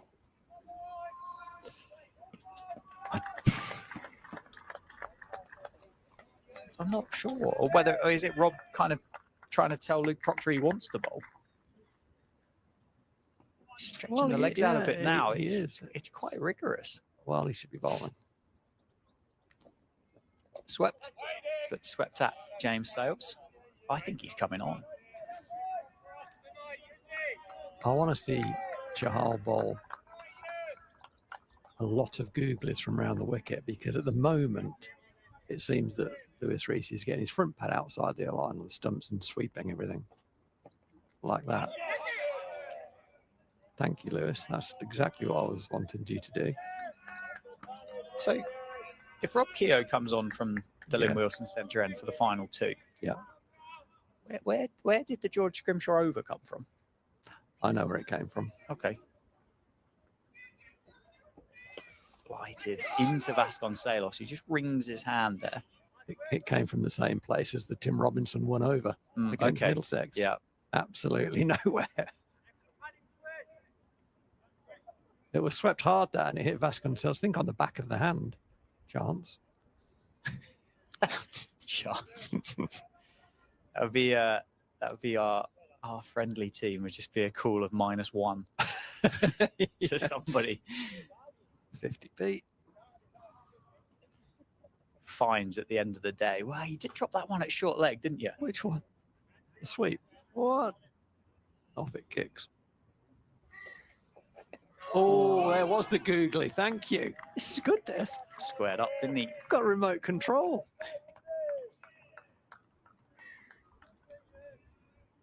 Went quickly as well. Yeah. Oh, well bowled. Certainly Can't gripped. just let him sweep you. That's good. Well bowled. He's done this before, this bloke, hasn't he? He's played a bit. 2 for 17, Yuzvendra Chahal. He swept that one. Oh. Did that come off anything? Vasconcelos had taken evasive action, hadn't he? McManus wanted the catch. I don't think he hit it. I'm not convinced. I'm certain there probably would have been a decent appeal. I think that might have been the googly. Off the face of the bat. Middle of the bat from Lewis Rees. Maiden for Yuzvendra Chahal. 5 overs remain in the day's play. Oh, no, we are going to see Rob. No, oh, no, we are going to see Rob Keogh bowling. I want Rob Keogh to bowl. Why on earth? I mean, I think, do we just put that in the same box as Zach Chappell opening the batting and kind of put it at the back of the cupboard and leave it? Or was it just a creative bit of captaincy to look at something? I don't know. What would George Grimshaw have had to have done in those 6 balls to have earned himself a second over? I think it was a mistake to bowl George Grimshaw, and I think the captain realised that. Whether he had any feedback from the balcony to indicate, I think you've got this one wrong, Proc. Yeah. I mean, Darren Lehman is on the edge of the balcony, just about. He's nearly over the balcony. He wants to be on the field, doesn't he? Yeah. Do you remember? I know it's before your time. Bob Bulmer was captain. There's a Freudian slip. Bob Bulmer was coach of South Africa and had radio contact with Hansi Cronje, and it was outlawed very carefully. Yeah, I'd heard of it, but it was before my time. And I'm wondering whether Darren Lehman would, with the technology nowadays, a little earpiece in the captain's ear. I think he'd love that. I'm not sure the captain would love that, but I think Darren Lehman would love that. Proc is buff. Oh no! Not Just again. lost you there, Buff. Just nice break. I'm going through a tunnel. Don't give me that. Maybe, but it's Rob Keogh. Spin at both ends. Off spin for Rob Keogh. Tall off spin as well. Rob Keogh's bowled 2 loosened deliveries. One he's missed mid on, and the next one he's missed mid off. Hope that's not. The third one's going to be good. Yeah. Oh, well, it's Wayne Madsen on strike. 9 off 9. First slip, short leg. Catching mid wicket as well. Played off the back foot. I'll leave you to report on whether there's much grip off the surface for Rob Keogh. Attacking line though over the wicket. Nicely bowled. That's very well bowled, isn't it? Nicely bowled. Lancashire getting on. 2 down for 157. They're going all right. Vasconcelos just gone a bit straighter. That's very nicely bowled. Bit of drift, and that did turn. It turned slowly, but it did turn. 4.5 overs remain in the day. All will be bowled. Oh, he's gone back to a quicker one. Oh, he got stuffed in the air. In the air there. That's well bowled, Rob. A good start from Rob Keogh. We saw the best part 40 overs from a man on debut, an off spinner on debut, Joe Hawkins. Now we're seeing a man at the other end of the experience. That's out. That's caught slip. He's had a drive at that. It's gone very low. It's a very, very good catch by, I think, Justin Broad at first slip on his left foot. And that's a huge, huge wicket. And thankfully, Rob Keogh did get a bowl tonight. And he has rewarded his captain with the very, very big wicket of Wayne Madsen. It wasn't turn, it was drift. And it went very quickly and very low to Justin Broad, who's got an unbelievable pair of hands. He is a fine, fine catcher, this guy. because that's gone low and quickly.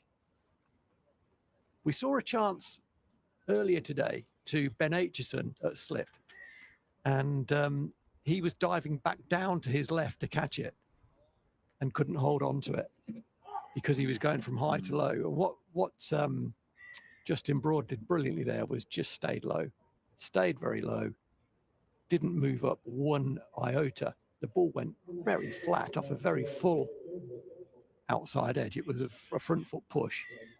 It would have hit him sort of on the ankle had he not caught it. And it was a fantastic catch. And that's 4 down. That's the very big scalp of Wayne Madsen, the Derbyshire captain. Yeah, 9 off 14. Bold Rob Keogh caught Justin Broad. And the new man for Derbyshire is the man on debut, Joe Hawkins. So he's coming ahead of Brooke Guest, Nye Donald, and Martin Anderson. I mean, this should be fairly easily categorized as a night watchman, right?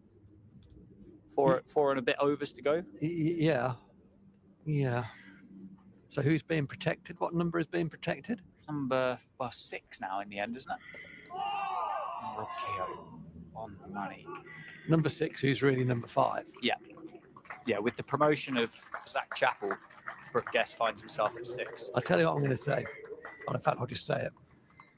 This is overthinking now from Derbyshire. Get your batters in, go and do your job. Right. This is a replay of this dismissal. It'd be great to see it from straight on because you see the catch. It was a great catch. Tell you what, good captaincy by us, wasn't it, to bring Rob Keogh into the attack? I mean, the only person who thought that Rob Keogh shouldn't have bowled an over earlier. Here we go. Thank you. Great stuff. This is a great catch. Love his position as well. His position is left foot on the return crease. That's where you stand at first slip. So often in the modern game, you see first slip go wider. Yeah. That's not where the ball goes. It went to his left foot. His left foot was on the return crease. Nice bit of bowl, nice bit of drift. Yeah, you're not a fan of first and a half slip, are you? No, I'm not. You want a first slip.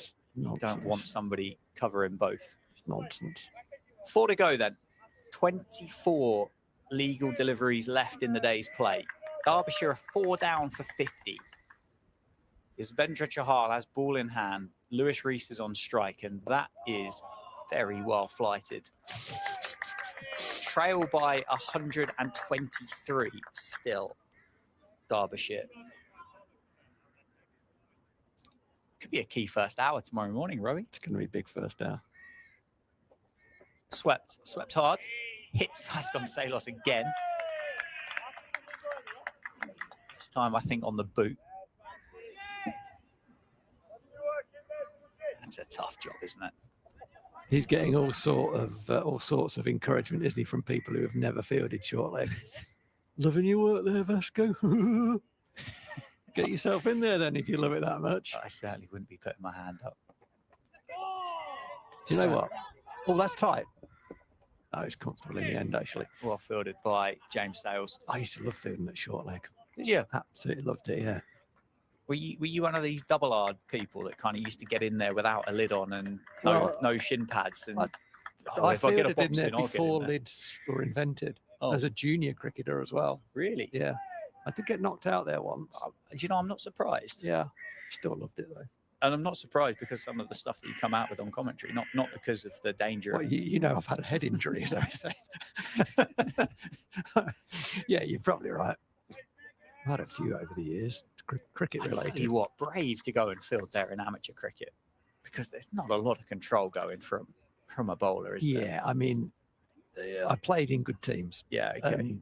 Particularly started doing that. Well, I did it as a very junior cricketer and then did it when I played for the Colts team, and they were, that's a hurried delivery. 2 under the lid now. 3 under the lid, in fact, if you include Safe Saber's second slip. Is it James Sales that's gone in there at short leg? Or is it? I think it's Sales. It might be. Sales at short leg, Vasconcelos at short cover. Oh, and is it gone? There's a big appeal from behind. I don't think he's hit that. Joe Hawkins. Don't think he's hit that. Moved. I don't think he's hit that. Celebra appeal from Northamptonshire. Yeah. It's very well bowled. No, I think he's missed that by a mile. Yeah. Bit of daylight between bat and ball. Quicker and flatter. Played off the back foot into the offside. Joe Hawkins survives. 3 to go then. Can Northamptonshire take one more? I mean, they'd love one. I don't think they'll feel like they're due one. No, don't get too greedy. Nigel Long's interesting. He's walked away there. He looks unhappy with that appeal, to be honest. I mean, he's umpired around the world and he's used to teams appealing a lot. Yeah. But his body language says to me, come on, lads. Because that missed the outside edge by quite a way. Excitement, we'll put it down to over-excitement. What is also exciting, though, is Rob Kerr gets to bowl at the left-handed Lewis Rees. This is the matchup that Northants really wanted in bringing Rob Kerr on. He ends up getting the captain out. Captain will be disappointed with that. You know, if he gets one that rags and rips a glove off and gets caught short leg, well, you know, you can't do much about that. But a push at a drifty ball is not the way you want to go. Yeah, well, that's almost the two kind of box office cricketers, isn't it, in that Derbyshire lineup, with Caleb Jewell just having a poke at one from Proctor early on, and then Madsen most recently. Oh, it's turned, isn't it? Beaten the Oh, my outside edge. goodness gracious me. All of a sudden, Rowie, something's happened. Turn and bounce, isn't it? The switch has been flipped, isn't it?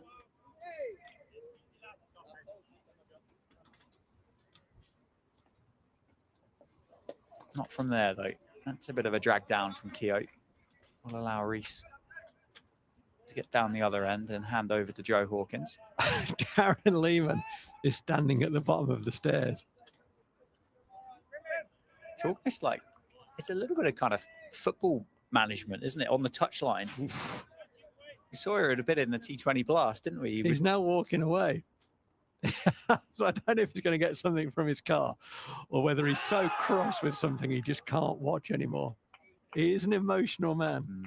He's off, isn't he? He's gone. He has gone. He's going left. So Darren Lehman has left the he's building. certainly not going to his office. He could be going to his car. He could be going to the Abington. Or that.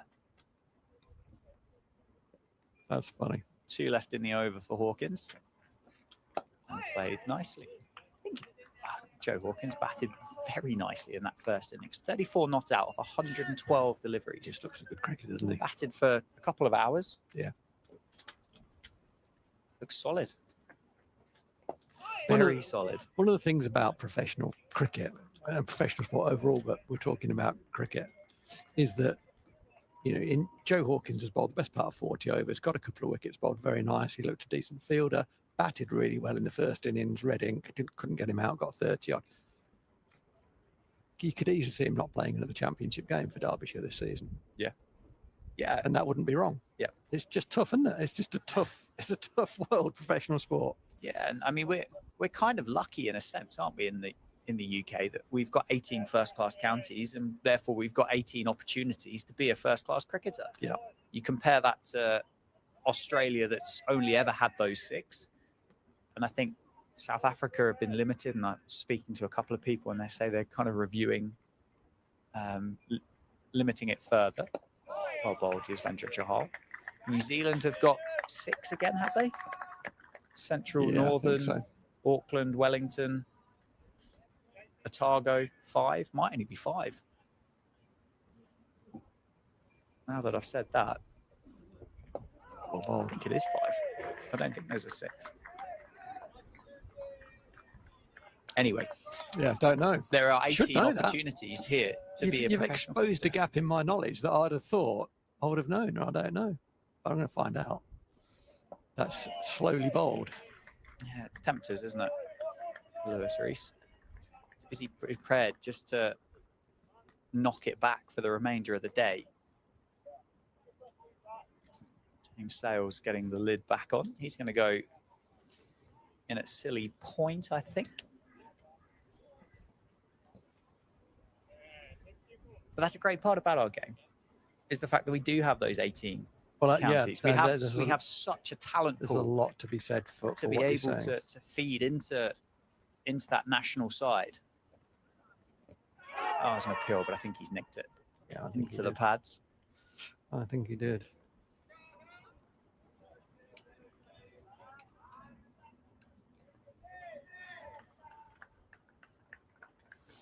So it's a very good question. I just looked at the England team. This is probably one we should pick up tomorrow, actually. Yeah. Because we won't have time to do it justice that's, tonight.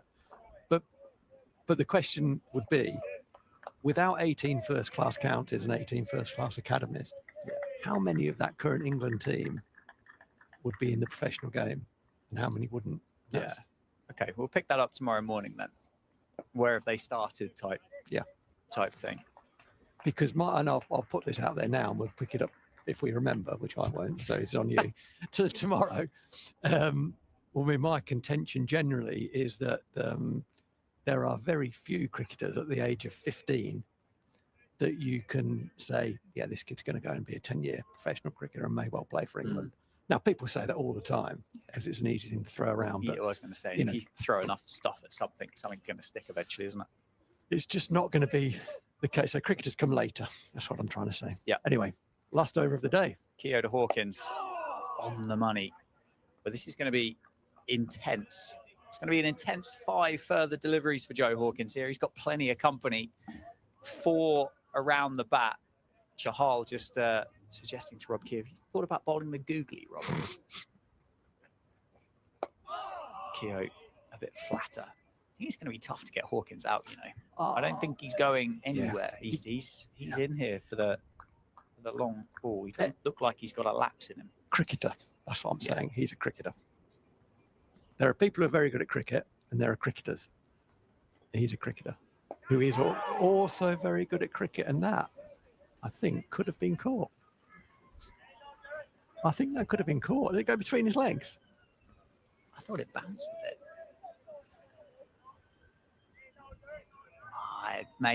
Maybe. Just on his left boot? Maybe. Would have been a good catch. Hawkins there covers that one up better. 2 to go on day 3 here at the county ground in Northampton. 52 for 4. Derbyshire trail by 121. We've seen some brilliant batting through the course of the day with 171 for Justin Broad and a brilliant 125 not out for this man, Rob Keogh. And then we've seen Zach Chappell opening the batting. We've seen Joe Hawkins out as a night watchman. We've seen Yuzvendra Chahal on a hat-trick. And Rob Keogh continuing that confidence that he picked up with the bat, with ball in hand to get rid of Wayne Madsen. Final ball of the evening and the day. And Hawkins defends into the offside. And that, after 24 overs, is stumps. Northamptonshire will return tomorrow on day 4, needing 6 Derbyshire wickets to win the fixture here in Northampton. And Derbyshire, well, they'll just need to bat. It's been a day absolutely dominated by Northamptonshire, hasn't it, throughout? There was the early-ish wicket of George Bartlett, which gave, a proper amount of hope to Derbyshire that they'd walk off with a first innings lead, and they didn't walk off with a first innings lead. They walked off with a first innings deficit of over 170 runs, largely due to Justin Broad and Rob Keogh. And then they've made a mess of this second innings. They've absolutely made a mess of it. They've moved the order around. That didn't work for them. And 4 down, they're now staring down the barrel. It's going to be a long day for them tomorrow. They could get out of jail here. They could. They're going to have to bat incredibly well. Yeah, it's going to be a long day, isn't it, if it does go the distance? Well, we'll be back at 11 o'clock tomorrow morning. We hope you are as well. Have a lovely evening, and thank you for joining us through the course of the day at Northamptonshire County Cricket Club.